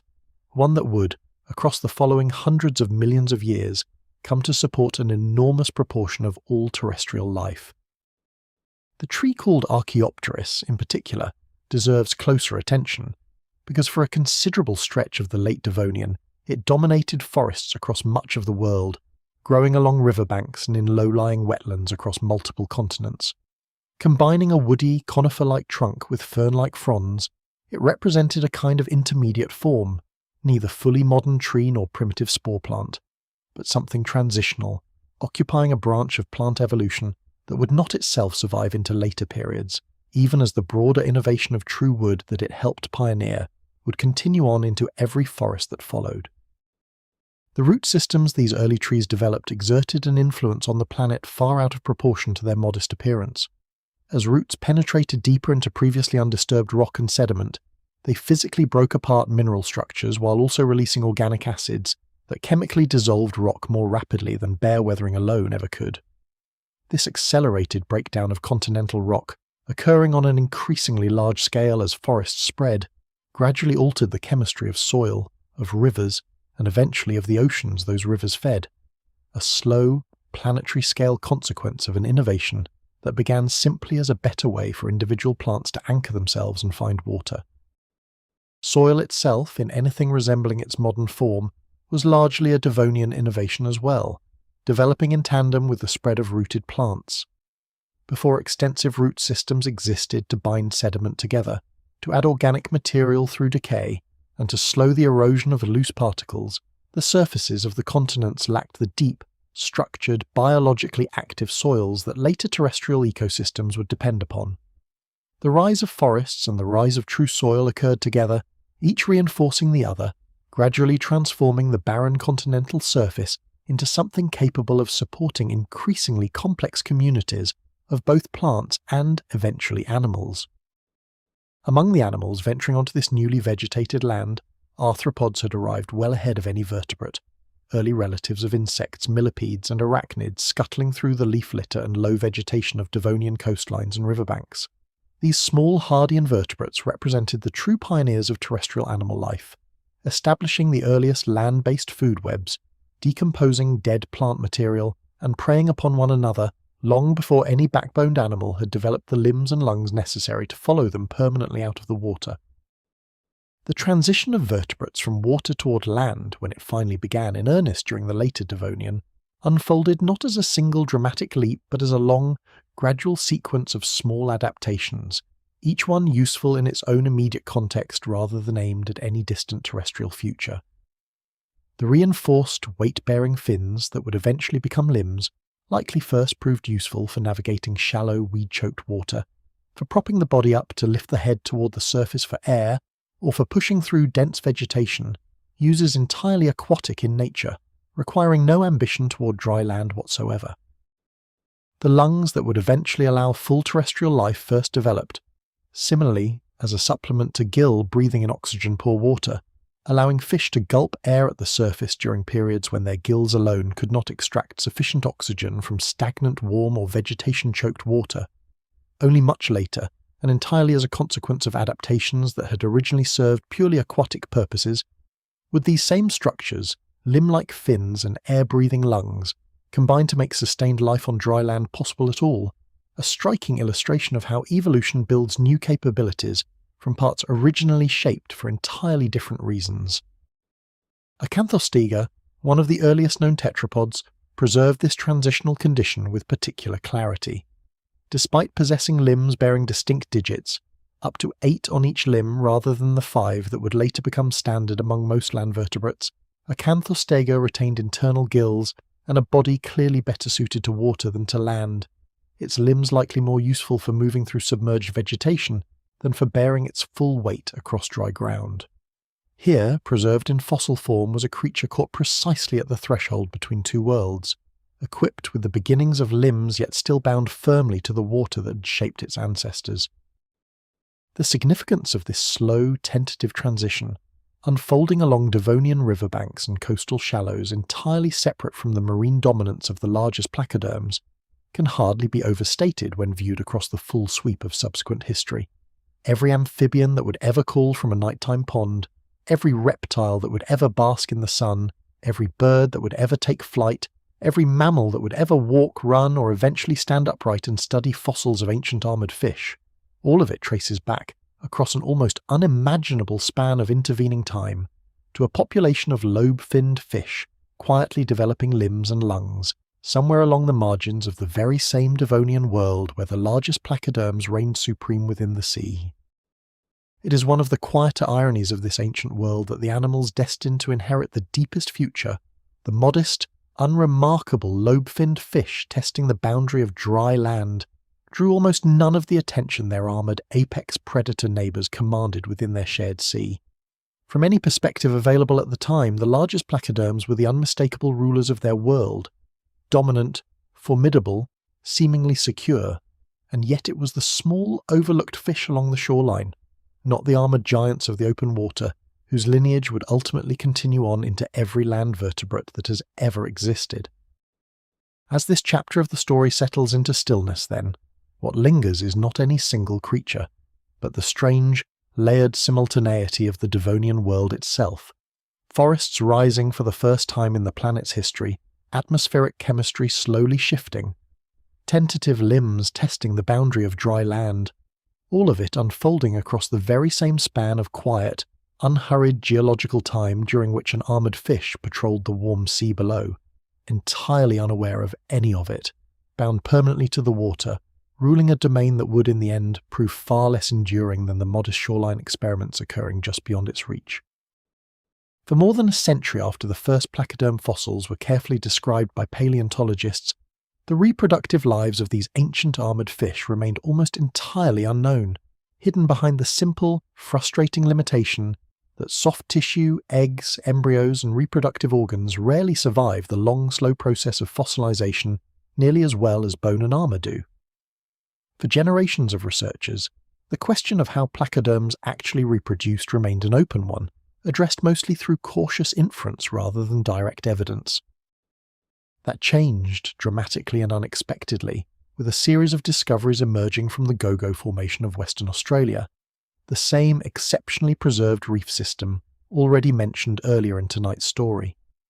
Among the fossils recovered from this site, encased within hardened nodules of fine carbonate mud that had protected soft tissue from the usual processes of decay, researchers identified something no one had previously found within any fish fossil of comparable age: a small, curled embryo preserved within the body cavity of an adult placoderm, connected to its mother by a delicate mineralized structure closely resembling an umbilical cord. This specimen, belonging to a small eel-bodied placoderm called Matapissus attenborough, a name meaning mother fish, honouring the broadcaster and naturalist whose decades of work brought ancient life to wider public attention, represented the oldest confirmed evidence of live birth, known scientifically as viviparity, ever recovered from the vertebrate fossil record at the time of its description. Here was direct physical proof that at least some Devonian fish did not simply release eggs into open water to develop and hatch unattended, but instead carried developing young internally, nourishing them before eventually giving birth to fully formed offspring. Further study of Matapissus and several related placoderm genera revealed additional anatomical evidence supporting this reproductive strategy. Paired, elongated structures positioned near the pelvic region of male individuals, closely resembling the claspers used by modern sharks and rays to transfer reproductive material directly into a female's body during mating, rather than relying on the external fertilization that remains far more common among fish in general, both ancient and modern. This combination, internal fertilization paired with subsequent live birth, places certain placoderm lineages among the very earliest vertebrates known to have evolved this particular reproductive strategy, predating its appearance in many other major vertebrate groups by tens of millions of years. Subsequent research has identified similar evidence, claspers, embryos, or both, across several distinct placoderm lineages beyond Matapissus alone, including additional specimens from the Tictodontid family and several genera among the broader Arthrodire group as well. This pattern suggests that internal fertilization and live birth may have been considerably more widespread among Devonian placoderms than the rarity of preserved soft tissue evidence might otherwise suggest, an entire reproductive strategy hiding within a fossil record that, for over a century, had offered almost no direct evidence of it at all. Whether this same reproductive strategy extended to the very largest Dunkleosteus placoderms remains at present a question the fossil record has not yet definitively answered. No embryo, no clasper, no direct evidence of reproductive anatomy has yet been recovered from a specimen confidently identified as belonging to this particular genus, a gap reflecting both the genuine rarity of such delicate preservation and the relatively limited number of complete specimens available for the kind of detailed anatomical study that revealed live birth in smaller, better-preserved relatives. What can be said with greater confidence is that the broader Arthrodire lineage, the jointed neck placoderms to which the largest predator of the Devonian Sea belonged, included multiple genera showing clear evidence of internal fertilization and, in at least some cases, live birth as well.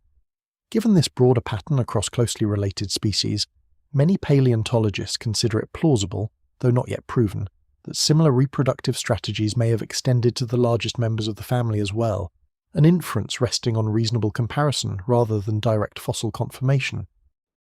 If this inference holds, it would mean that the largest, most heavily armoured predator of its entire world began its own life not as a vulnerable egg drifting unprotected through open water, but already developing within the relative safety of a parent's body, emerging eventually as a small but already partially formed individual, bearing even at birth the early traces of the armour and jaw structure that would eventually define it as an adult. Such a strategy would have offered clear advantages within a sea as densely populated with predators, including, as already discussed, occasional predators of its own kind, as the Devonian clearly was.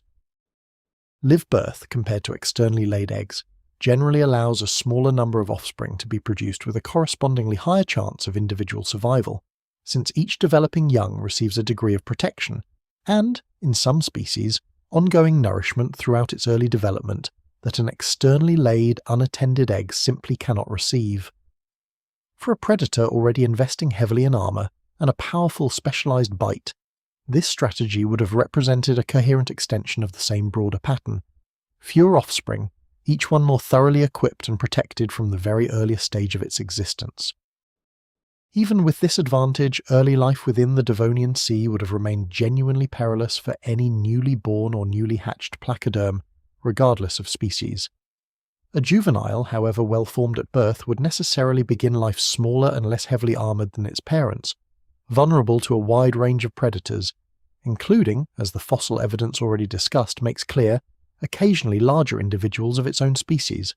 Survival to adulthood required not simply being born, but successfully navigating years of continued growth, continued vulnerability, and continued exposure to the same competitive pressures shaping every other creature sharing its world. This pattern, producing relatively few, well-developed offspring rather than vast numbers of unattended eggs, also implies something about the broader population dynamics of the largest Devonian placoderms, a species likely never present in the truly enormous numbers that some egg-laying fish species achieve, but instead maintaining smaller, more stable populations across the wide geographic range its fossils suggested occupied, from North America to Europe to North Africa, population sustained generation after generation by a reproductive strategy favouring quality and protection over sheer numerical abundance. It is worth pausing, gently, on the broader significance of this discovery, made not through any dramatic excavation of the apex predator itself, but through painstaking study of a far smaller, far less famous relative preserved within an Australian reef formation hundreds of millions of years old. Science rarely advances through the discoveries everyone expects. It advances just as often through patient, careful attention paid to whatever fossil happens to survive in sufficient detail, regardless of how modest or overlooked that fossil might initially appear. The story of placoderm reproduction, emerging slowly across decades of careful research into specimens scattered across multiple continents, reshaped scientific understanding not only of this single ancient group of armoured fish, but of the broader history of vertebrate reproduction as a whole, pushing the known origin of live birth and internal fertilization back by tens of millions of years earlier than previous evidence had suggested, and revealing in the process an unexpectedly tender dimension to a group of animals more often remembered for their armour and their bite than for the quiet, protective beginnings of their own individual lives. Somewhere within the warm, sediment-clouded waters of the late Devonian Sea, then, it is reasonable to imagine, even without direct confirmation, a young Dunkleosteus placoderm beginning its life already partially formed, already carrying the earliest traces of the armour and jaw that would eventually make it, should it survive long enough to reach adulthood, one of the most formidable predators its entire world would ever produce. Its earliest moments, like those of so many creatures before and since, were defined not by power, but by vulnerability, and by the long, patient, uncertain work of simply continuing to survive, one day at a time, within a sea that offered no guarantees to anyone, however formidable they might eventually become. The discovery of Matapiscis, the mother fish preserved with its unborn young, carries an additional layer of significance worth pausing over, because of just how narrowly it came to be recognised at all. The specimen had actually been collected years before its true importance was understood, its precious embryo hidden within the surrounding rock, unrecognised until careful preparation and examination finally revealed the tiny curled form and the delicate mineralised cord connecting it to its parent. It is a reminder that fossils frequently hold secrets far beyond what any initial examination reveals, and that the slow, patient work of preparation and study often matters as much as the original moment of discovery itself.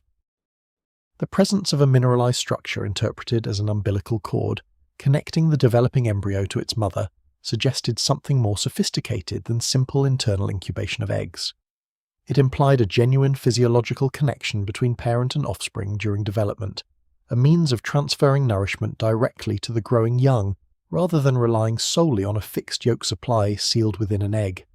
If correct, this interpretation would place certain Devonian placoderms among the very earliest vertebrates known to have evolved this kind of intimate maternal investment in developing offspring, a strategy that would later appear, independently, across numerous other vertebrate lineages throughout the history of life. This pattern of internal fertilization and live birth stands in interesting contrast to the reproductive strategy of many other fish, both ancient and modern, which release enormous numbers of eggs and sperm directly into open water, relying on sheer quantity to ensure that at least some fertilized eggs survive to hatch and develop unattended.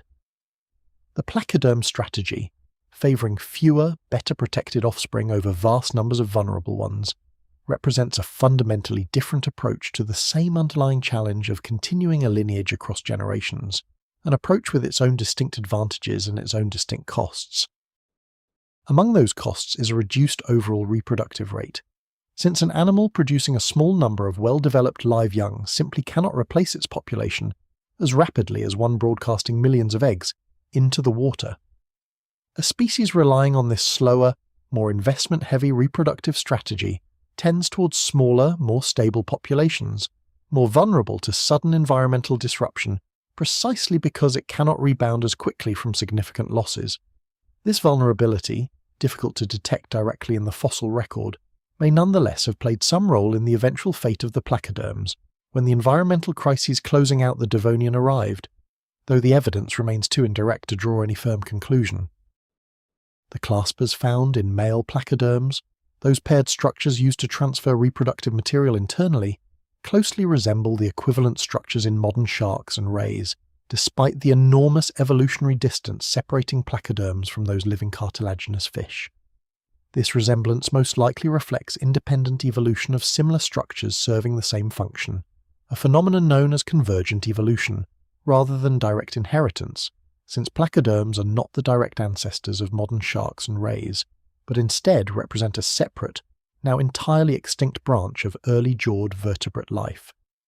Convergent evolution of this kind appears again and again throughout the history of life, similar challenges repeatedly producing similar solutions across unrelated lineages. Reflecting on placoderm reproduction as a whole, what emerges is a portrait considerably more sophisticated, and, in a certain sense, more tender than the armoured, fearsome reputation these animals typically carry in popular imagination might suggest. Behind the plates and the powerful bite lay a group of animals that had, in at least some lineages, evolved internal fertilization, live birth, and a genuine physiological investment in the development of their offspring, tens of millions of years before many other vertebrate groups would independently arrive at similar strategies of their own. There is a quiet dignity in this, easy to overlook when focusing only on the drama of armour and bite force. It is worth acknowledging, plainly and without overstating the case, how much about placoderm reproduction still remains genuinely unknown, particularly for the largest members of the group. Whether the apex predator of the Devonian Sea gave live birth or laid eggs, how many offspring it produced, how long its young required to reach maturity, how long individuals lived in total, all of these questions remain, at present, beyond the reach of the available fossil evidence, awaiting either the discovery of new, exceptionally preserved specimens or the development of new analytical techniques capable of extracting answers from the specimens already collected. This honest acknowledgement of uncertainty is itself an important part of how science actually proceeds, distinguishing carefully between what the evidence genuinely supports, what it merely suggests, and what remains for now simply unknown. The story of placoderm reproduction, rich as it has become through decades of careful research, remains an unfinished one, its known chapters vivid and detailed, its remaining gaps clearly marked, waiting patiently for whatever future discoveries might eventually fill them in. It is worth dwelling, gently, on what the discovery of a live birth in placoderms actually meant for the broader scientific understanding of vertebrate reproduction as a whole, because its significance extended well beyond the placoderms themselves. Before these discoveries, the origin of internal fertilization and live birth among vertebrates was generally understood to lie much later in the history of life, a relatively recent innovation among more advanced groups. The recognition that certain Devonian placoderms already practiced these strategies pushed the known origin of such reproduction back by tens of millions of years, reshaping the broader timeline of how vertebrate reproduction developed. This kind of dramatic revision, in which a single well-preserved fossil overturns a long-held assumption about the history of life, occurs periodically throughout paleontology, a reminder that scientific understanding remains genuinely open to revision in the face of new evidence. The assumptions held before the discovery of the mother fish were not foolish or careless. They were reasonable inferences drawn from the evidence available at the time, but the evidence available at the time was incomplete,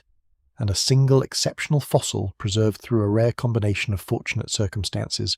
was enough to reveal that the reality had been considerably more complex and more ancient than anyone had realized. There is a particular beauty in the fact that this revision came not from the largest, most dramatic, most famous placoderm, but from a small, unremarkable relative, an eel-bodied fish barely worth a second glance beside the armored giants that dominate popular imagination of this ancient world. Science advances as often through attention to the small and overlooked as through study of the large and spectacular, and the mother fish, modest as it was, ultimately taught us more about the reproductive lives of Devonian placoderms than any number of impressive apex predator skulls could have. Considering reproduction also invites a broader reflection on the full arc of an individual placoderm's life, from that vulnerable beginning through growth toward eventual maturity, and, if fortunate, reproduction of its own. A newly born or newly hatched placoderm entered a dangerous world, small and relatively defenseless, vulnerable to a wide range of predators including, as already discussed, occasionally larger members of its own species. Survival to adulthood was never guaranteed, requiring the young animal to successfully navigate years of continued vulnerability, feeding and growing while avoiding the many threats surrounding it, until it eventually reached a size at which its own armor and jaw made it genuinely formidable in turn. This long, uncertain passage from vulnerable youth toward capable maturity is a pattern shared by countless animals across the history of life, ancient and modern alike, and there is something quietly moving in recognizing that even the most fearsome predator of its entire world began its existence as a small, vulnerable creature struggling simply to survive from one day to the next. The armor and the powerful bite so central to the animal's fearsome reputation were not present from birth in their full form, but developed gradually across years of growth, each one earned, in a sense, through the simple achievement of continued survival. For those individuals that did survive to adulthood, reproduction represented the continuation of the lineage into another generation, the passing forward of whatever combination of traits had allowed the parents to survive and thrive within their demanding world. Across countless such generations, this process of survival and reproduction slowly shaped the lineage, favouring whatever variations proved most effective, gradually refining the armour, the jaw, and the overall body plan across spans of time no individual could perceive, until the accumulated result was the magnificent apex predator, whose bones would one day be studied hundreds of millions of years after the last of them had died. As this reflection on reproduction and the arc of an individual life settles toward quiet, what remains is a fuller, gentler picture of the largest Devonian predator than its fearsome reputation alone might suggest. An animal that began, like all animals, in vulnerability, that grew slowly toward its eventual formidable maturity through years of uncertain survival, and that ultimately, if fortunate, passed its inheritance forward to another generation before settling, at the end of its own life, into the quiet sediment that would preserve its story across the vast stretch of time separating its world from ours. No single, dramatic event brought the long reign of the largest Devonian placoderms to its eventual close. There was no asteroid streaking across the sky, no sudden, violent impact scarring the surface of the planet in a single afternoon. Instead, across the final 20 million years of the Devonian Period, a slow, prolonged sequence of environmental crises gradually reshaped the world these animals depended upon, each crisis compounding the effects of the one before it, until the conditions that had allowed such extraordinary predators to flourish simply ceased to exist. Geologists studying this interval have identified somewhere between 8 and 10 distinct pulses of elevated extinction occurring across the final stretch of the Devonian, far more than the single, sharp boundary that marks many other mass extinctions in Earth's history. Of these many pulses, 2 stand out as particularly severe, significant enough that they are now recognized as among the more consequential extinction events the planet has ever experienced, ranking alongside the handful of catastrophes severe enough to be grouped together as the Big 5 mass extinctions of the Phanerozoic eon. The first and earlier of these 2 major pulses occurred at the boundary between the Frasnian and Furmenian ages, roughly 372 million years ago, an event geologists now call the Kellwasser event, named for a distinctive layer of dark, organic-rich rock first studied in Germany, where it preserves clear chemical and fossil evidence of widespread severe oxygen depletion across large portions of the world's shallow seas.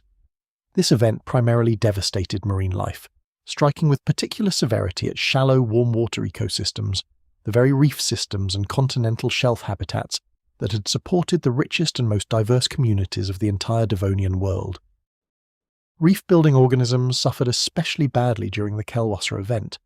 The elaborate coral and stromatoporoid reef systems that had expanded so dramatically across the Frasnian age collapsing on a scale the planet would not see matched again for hundreds of millions of years afterward, not until the much later age of dinosaurs and beyond.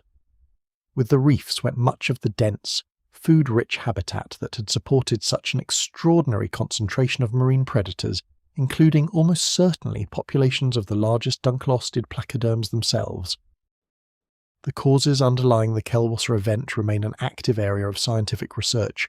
with several contributing factors proposed rather than any single, universally agreed explanation. Evidence from rock layers around the world points toward widespread marine anoxia, the same oxygen-depleted conditions that, in modest localized form, had already helped preserve fossils within the Cleveland Shale, expanding here to a far more severe and widespread degree, suffocating marine life across enormous stretches of ocean, rather than remaining confined to isolated deep-water basins.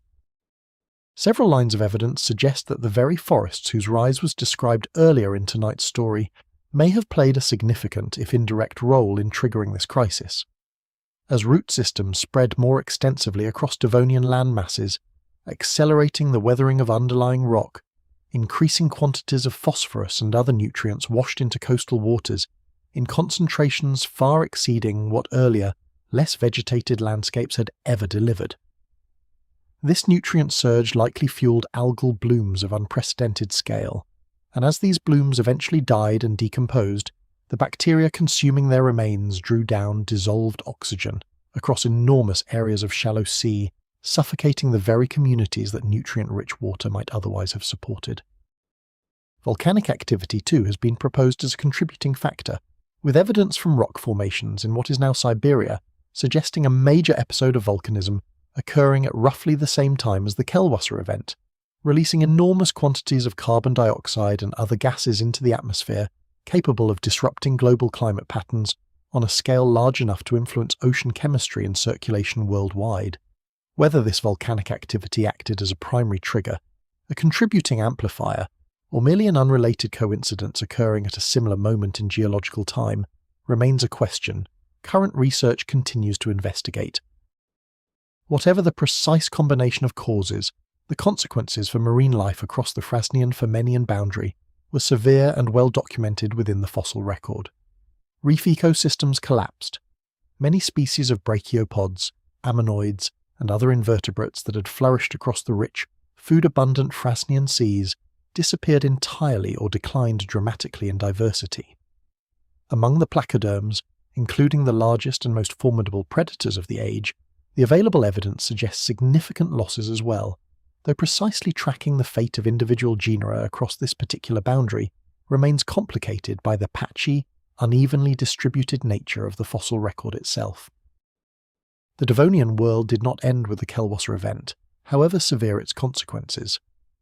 The Furmenian age that followed, spanning roughly the final 13 million years of the period, saw at least a partial recovery of marine ecosystems, surviving lineages gradually expanding to fill some of the ecological space left vacant by the crisis, even as the rich, reef-dominated abundance of the earlier Frasnian world never fully returned. It was within this diminished, recovering Furmenian sea that the very last populations of the largest Dunkleostid placoderms are believed to have continued their existence. A smaller, more constrained version of the dominance their ancestors had once enjoyed across a richer and more abundant world. This partial recovery, too, eventually gave way to a second major crisis, occurring at the very close of the Devonian period itself, roughly 359 million years ago, an event now known to geologists as the Hangenberg event, named for another distinctive rock layer, this one marked by a dark anoxic shale, overlain by a layer of sandstone reflecting a significant drop in global sea level. Unlike the earlier Kellwasser event, which struck primarily at marine ecosystems, the Hangenberg event appears to have affected both marine and terrestrial environments simultaneously, suggesting a disruption severe enough to reach across the entire interconnected biosphere of the late Devonian world. Global cooling appears to have played a central role in this final crisis, with evidence pointing toward a drop in atmospheric carbon dioxide significant enough to trigger glaciation in portions of the southern supercontinent Gondwana, locking away substantial quantities of the planet's water as ice, and contributing to the broader fall in global sea level recorded within the Hangenberg sandstone layer. This same drawdown of atmospheric carbon dioxide connects back, in the current scientific understanding, to the very same expanding forests already described, an ongoing, accelerating consequence of plant life's continued spread and increasing efficiency across Devonian land masses throughout the period's final tens of millions of years. It is a strange and almost melancholy symmetry to consider, that the same slow, patient transformation of the land, forests rising where low, scrambling vegetation had once crept along riverbanks, roots reaching deeper into soil with each passing million years, may have ultimately contributed through a long and indirect chain of cause and effect stretching from atmosphere to ocean, to ice sheet to sea level, to the final collapse of the very marine world that had produced the largest and most formidable predator the Devonian seas would ever know. The Hangenberg event proved catastrophic for placoderms as a group in a way the earlier Kellwasser event, severe as it was, had not. By the very close of the Devonian period, every remaining placoderm lineage, including every species belonging to the Dunkleostid family that had once dominated entire stretches of equatorial sea across multiple continents, had disappeared entirely from the fossil record, bringing to a permanent close an evolutionary experiment in armour, jaw, and jointed neck anatomy that had begun many tens of millions of years earlier, in the quiet early waters of the Silurian and earliest Devonian. Taken together, these two extended crises, the Kellwasser event and the Hangenberg event, eliminated somewhere between 70 and 80% of all animal species on Earth across the final 20 million years of the Devonian period, a toll severe enough to rank this prolonged interval among the most consequential extinction crises the planet has experienced across the entire history of complex life, unlike the sudden, single-day catastrophe that would one day end the age of dinosaurs many hundreds of millions of years later. The end of the Devonian unfolded gradually, crisis layered upon crisis, recovery interrupted by renewed collapse, across a span of time longer than the entire history of modern humanity many times over. There is something quietly instructive in this slower, more prolonged pattern of ending, different in character from the abrupt single-moment catastrophes that dominates so much popular imagination of mass extinction. The largest, most dominant predator of an entire geological period did not vanish, because some faster or stronger rival eventually displaced it through direct competition. It vanished because the world itself, gradually and across many separate compounding pressures, changed beneath it more quickly than its own slow, patient lineage could adapt in response. The same fate, in different form, that has met countless other dominant species across the long, ongoing history of life on Earth. As the final Devonian sediments settled across what would one day become Ohio, Poland, Belgium and Morocco, the armoured bulk of the largest placoderms settled with them, bone by bone, plate by plate, into rock that would not be disturbed again for nearly 360 million years, waiting in patient stillness for a species that did not yet exist, and would not exist for an almost unimaginable span of time afterward, to finally lift those plates from the stone and begin, slowly and carefully, to read the story they had quietly preserved. It is worth dwelling a little longer on what an extinction of this kind actually meant, viewed not as an abstract statistic, but as a slow transformation of the living world itself. When paleontologists speak of 70 or 80% of species disappearing across the final stretch of the Devonian, they describe not a single moment of loss, but an extended unravelling, a world growing quieter, emptier, and less varied across a span of time far longer than the entire history of our own species, entire branches of the tree of life thinning and vanishing one after another until the character of the whole ocean had fundamentally changed. The reef systems, in particular, represent one of the most dramatic and best documented casualties of this prolonged crisis. The Great Devonian Reefs, built across millions of years by corals, sponge-like stromatoporoids, and countless associated organisms, had ranked among the largest and most extensive reef systems in the entire history of the planet, rivaling or even exceeding the scale of any reef system that would come afterward. Their collapse during the Kelwasser event left the world without reef systems of comparable scale for an extraordinarily long interval, a gap in the reef record spanning many millions of years before reef-building life eventually recovered enough to rebuild anything approaching the former abundance.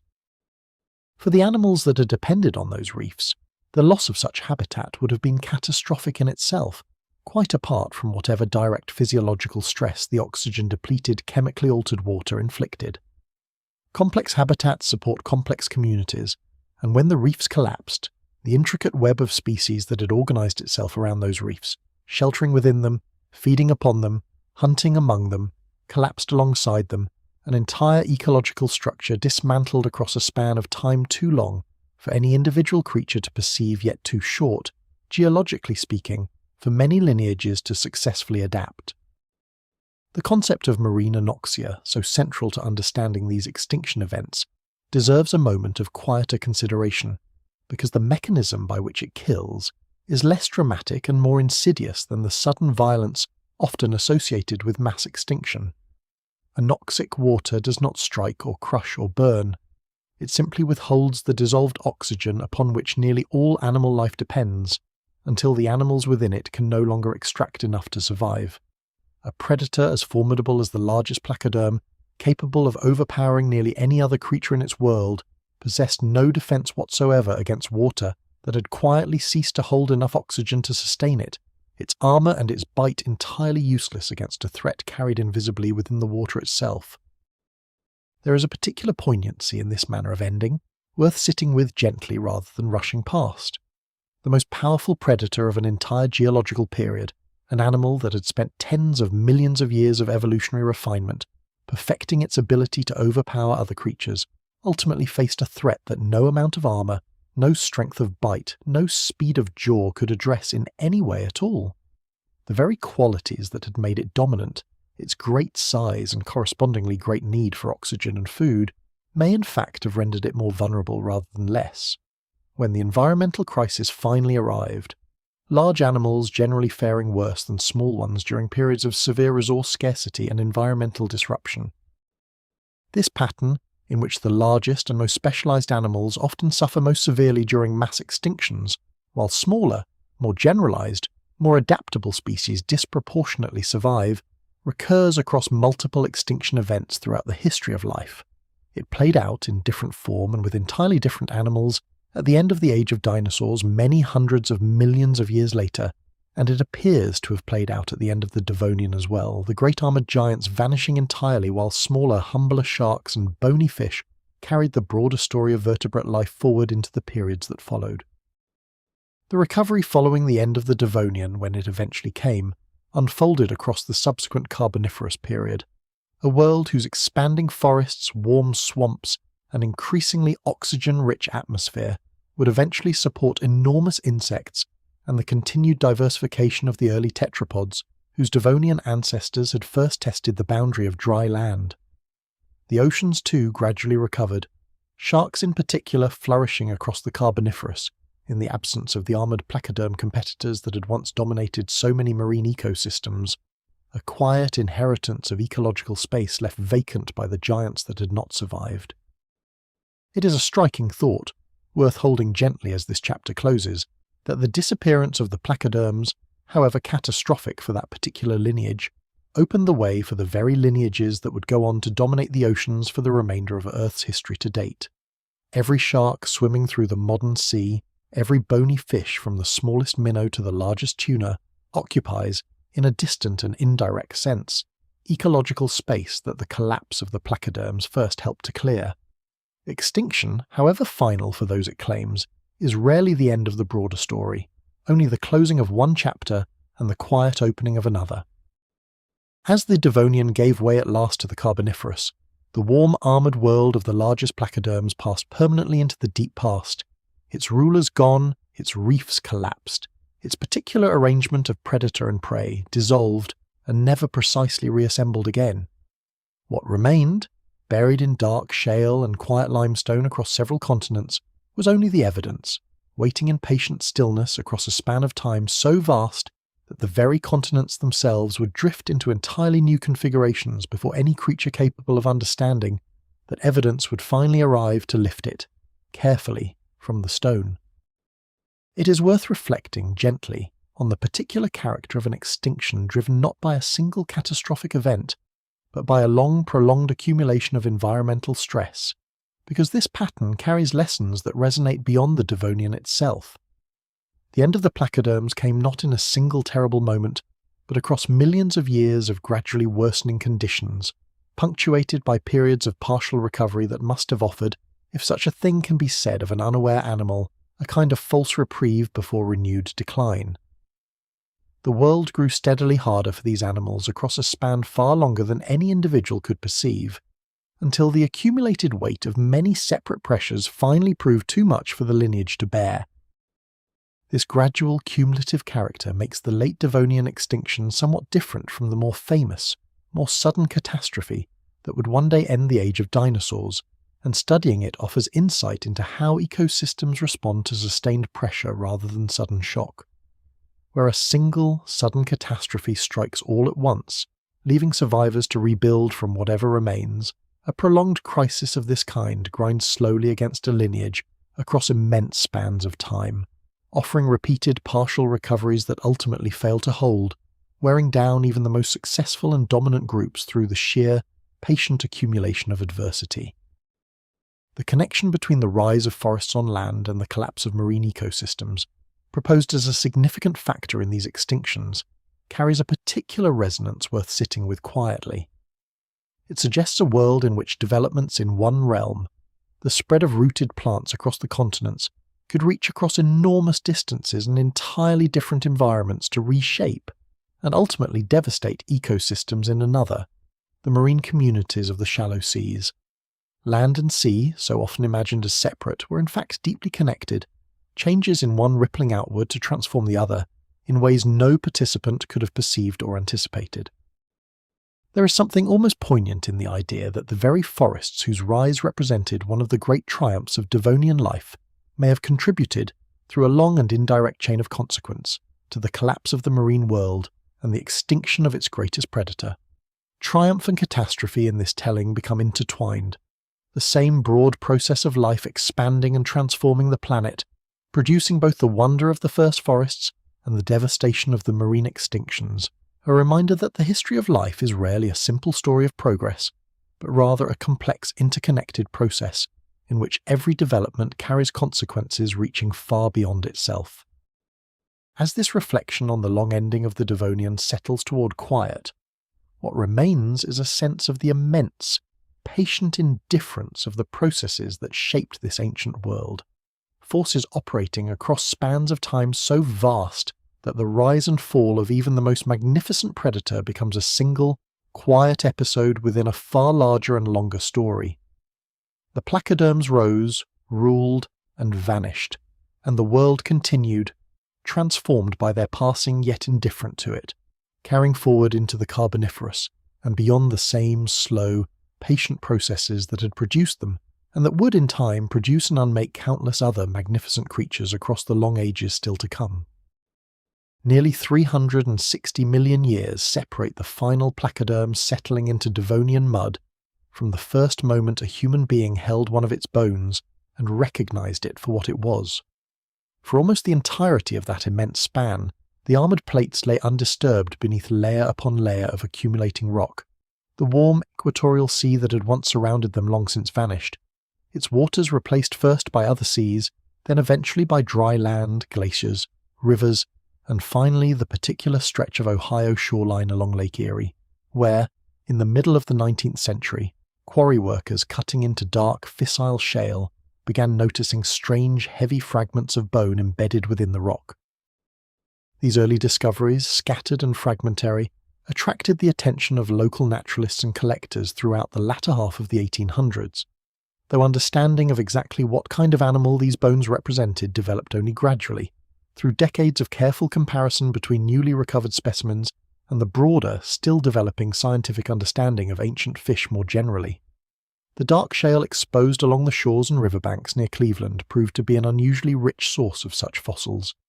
The same low-oxygen conditions that had preserved this ancient seafloor so completely, now yielding its contents to careful excavation.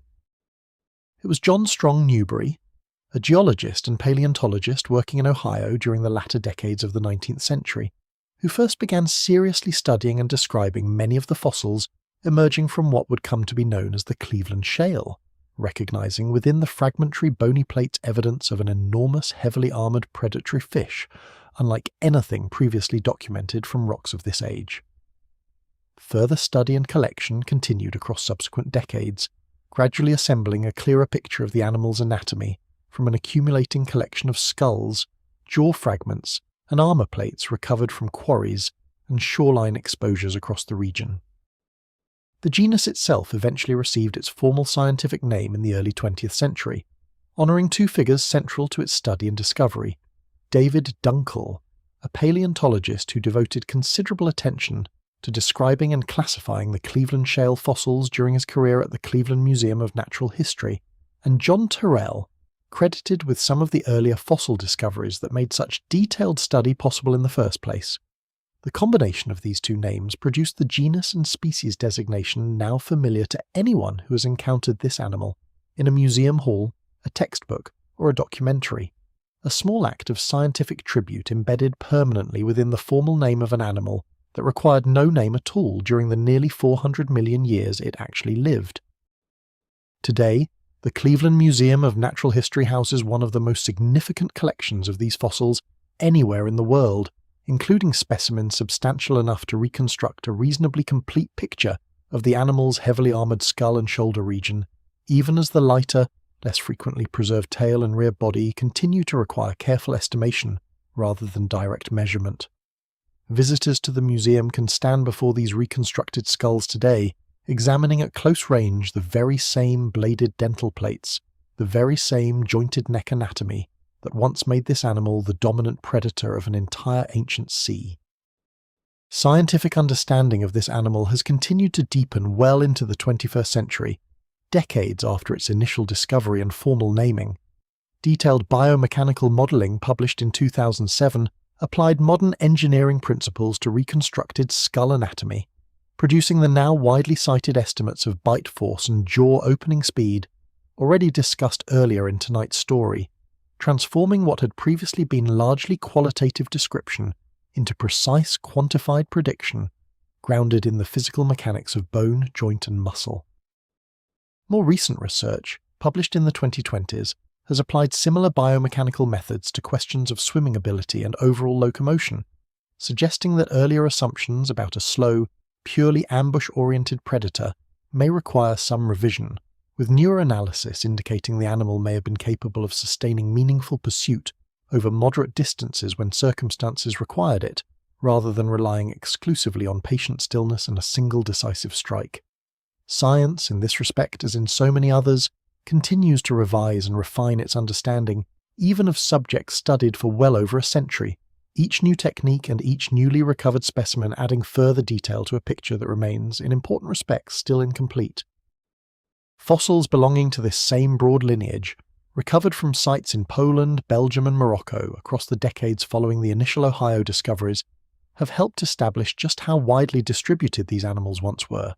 confirming that the Cleveland Shale, however exceptional in the completeness and quality of its preservation, represents only a single window onto a predator that once ranged across an enormous stretch of Devonian equatorial and near-equatorial sea from one edge of the ancient supercontinent Laurussia to the shores of Gondwana itself. It is worth taking a moment, here near the close of tonight's story, to set this animal alongside the great predators of the modern ocean, not to rank one above another, but simply to hold both pictures gently side by side. The great white shark, among the most formidable hunters of today's seas, typically reaches lengths of perhaps 6 meters at its largest, smaller than even the more conservative estimates proposed for the largest individuals of this ancient predator,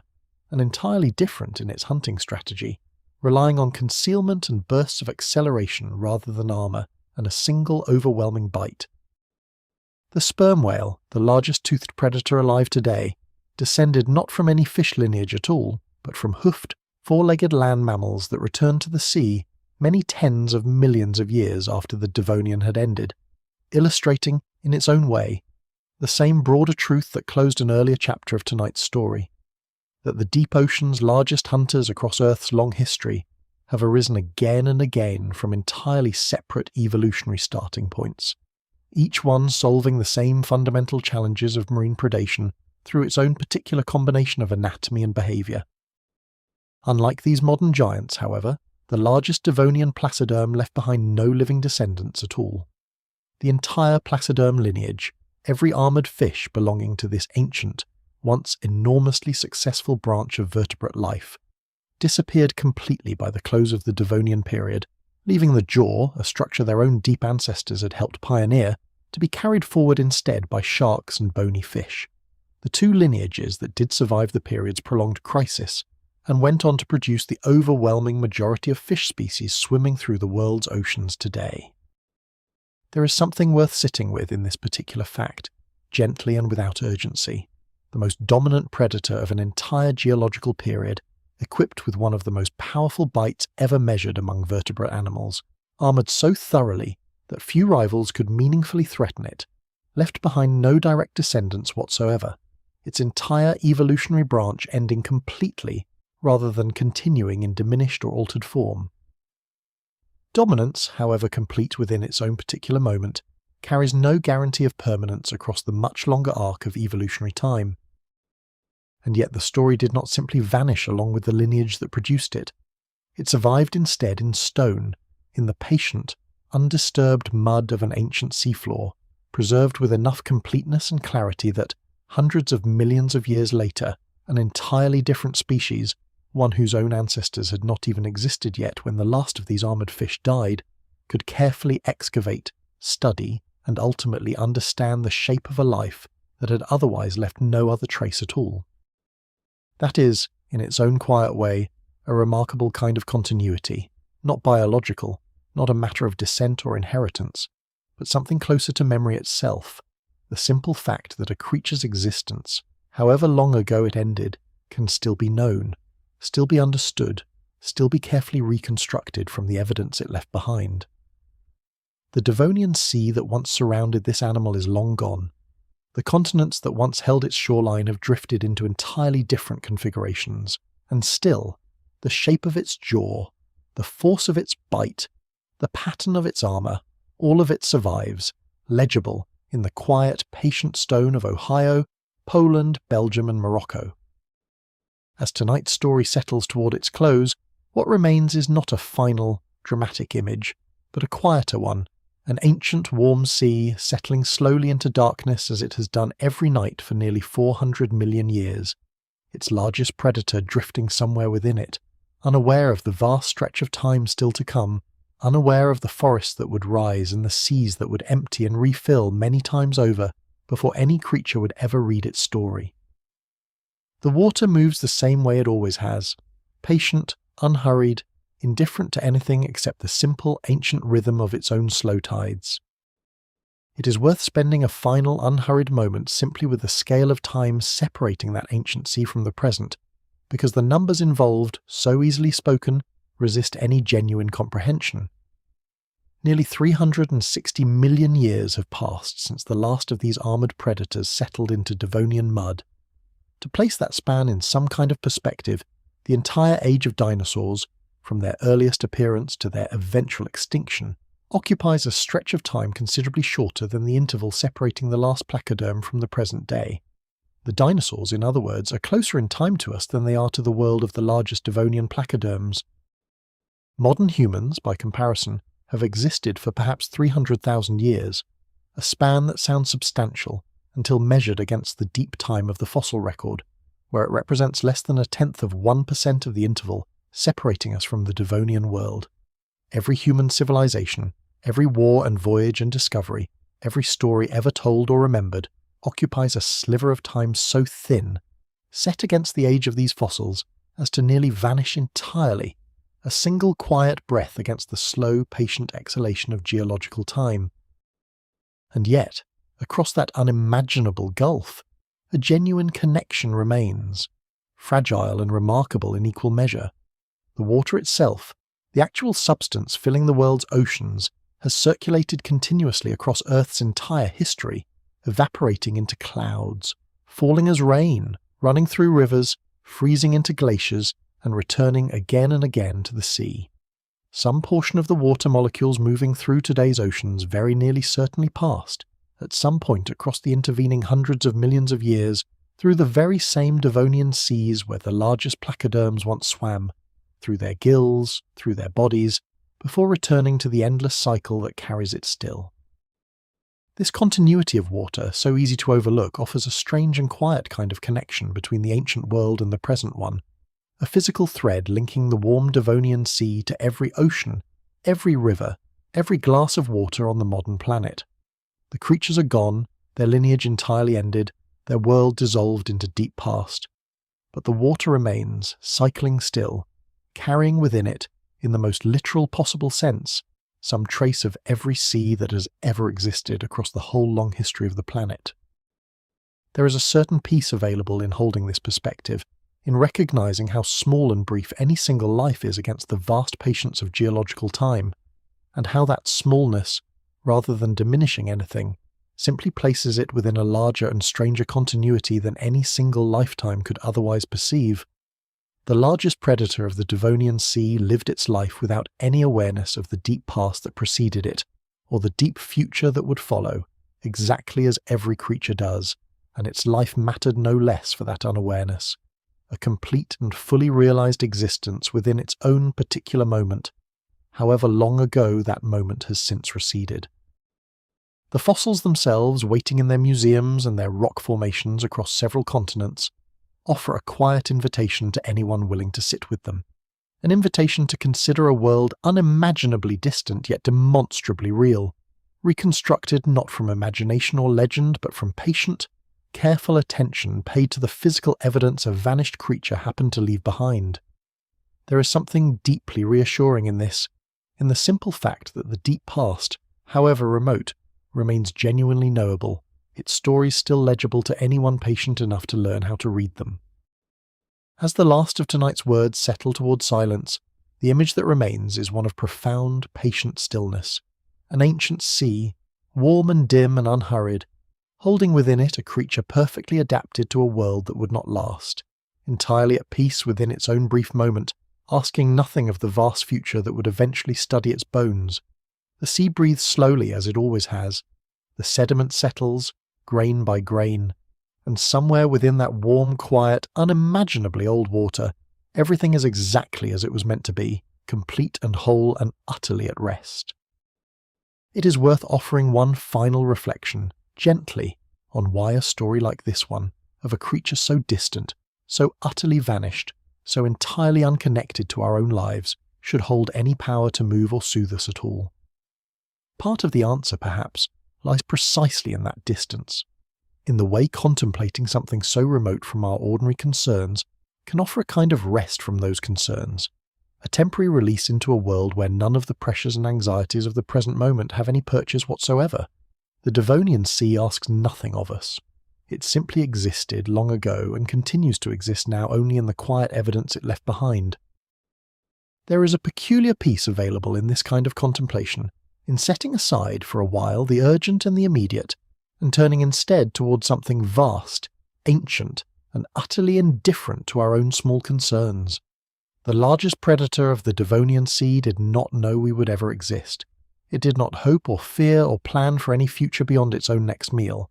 It simply lived, completely, within its own moment, and then it was gone, and the world continued without it, exactly as the world will continue after each of us in turn.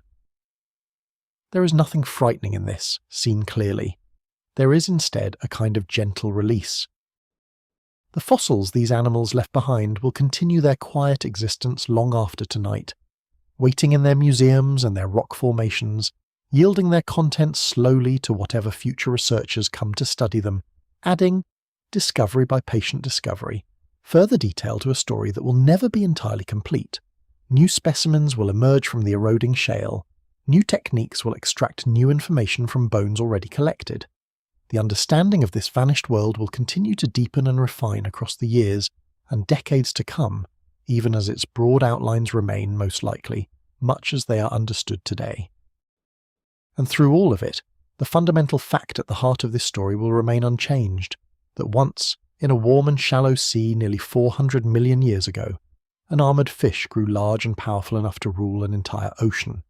that it lived and hunted and reproduced across the long, patient span of its existence, that it eventually vanished along with its entire lineage when the world changed beyond its capacity to adapt, and that it left behind, in the quiet stone of Ohio and Poland and Belgium and Morocco, evidence enough for a distant future species to reconstruct its story in genuine, moving detail. That much is certain, and that much is enough. Let the sea close over everything now. Let the armoured shapes drift back down into the dark, soft mud, settling as they always do into stillness. There is nothing left to track tonight, nothing left to follow through the warm, clouded water. Only the slow pulse of tide, the faint hush of sediment shifting somewhere far below, the patient, unhurried breathing of an ocean that has never once been in a hurry to become anything other than what it already is. If your eyes have already closed, let them stay that way. If your thoughts are still drifting somewhere over Devonian shallows, let them keep drifting, slower now, quieter now, further from any need to remember names or numbers or millions of years. None of it needs to be carried any further tonight. The sea will keep it safe until morning. Sleep now, gently, the way an ancient ocean settles after a long, warm day, the way old stone holds its shape long after the water that shaped it has gone. You are safe. You are still, and somewhere, far beneath the surface of an unimaginably old and patient sea, everything is exactly where it is meant to be. Thank you so much for watching. If you'd like to see more videos like this, please consider leaving a like and subscribing to the channel, as it really helps us continue making more content. Anyways, see you in the next one. If Dunkleosteus and a great white shark somehow met in the same ocean, which one do you think would actually win? Let me know your thoughts in the comments.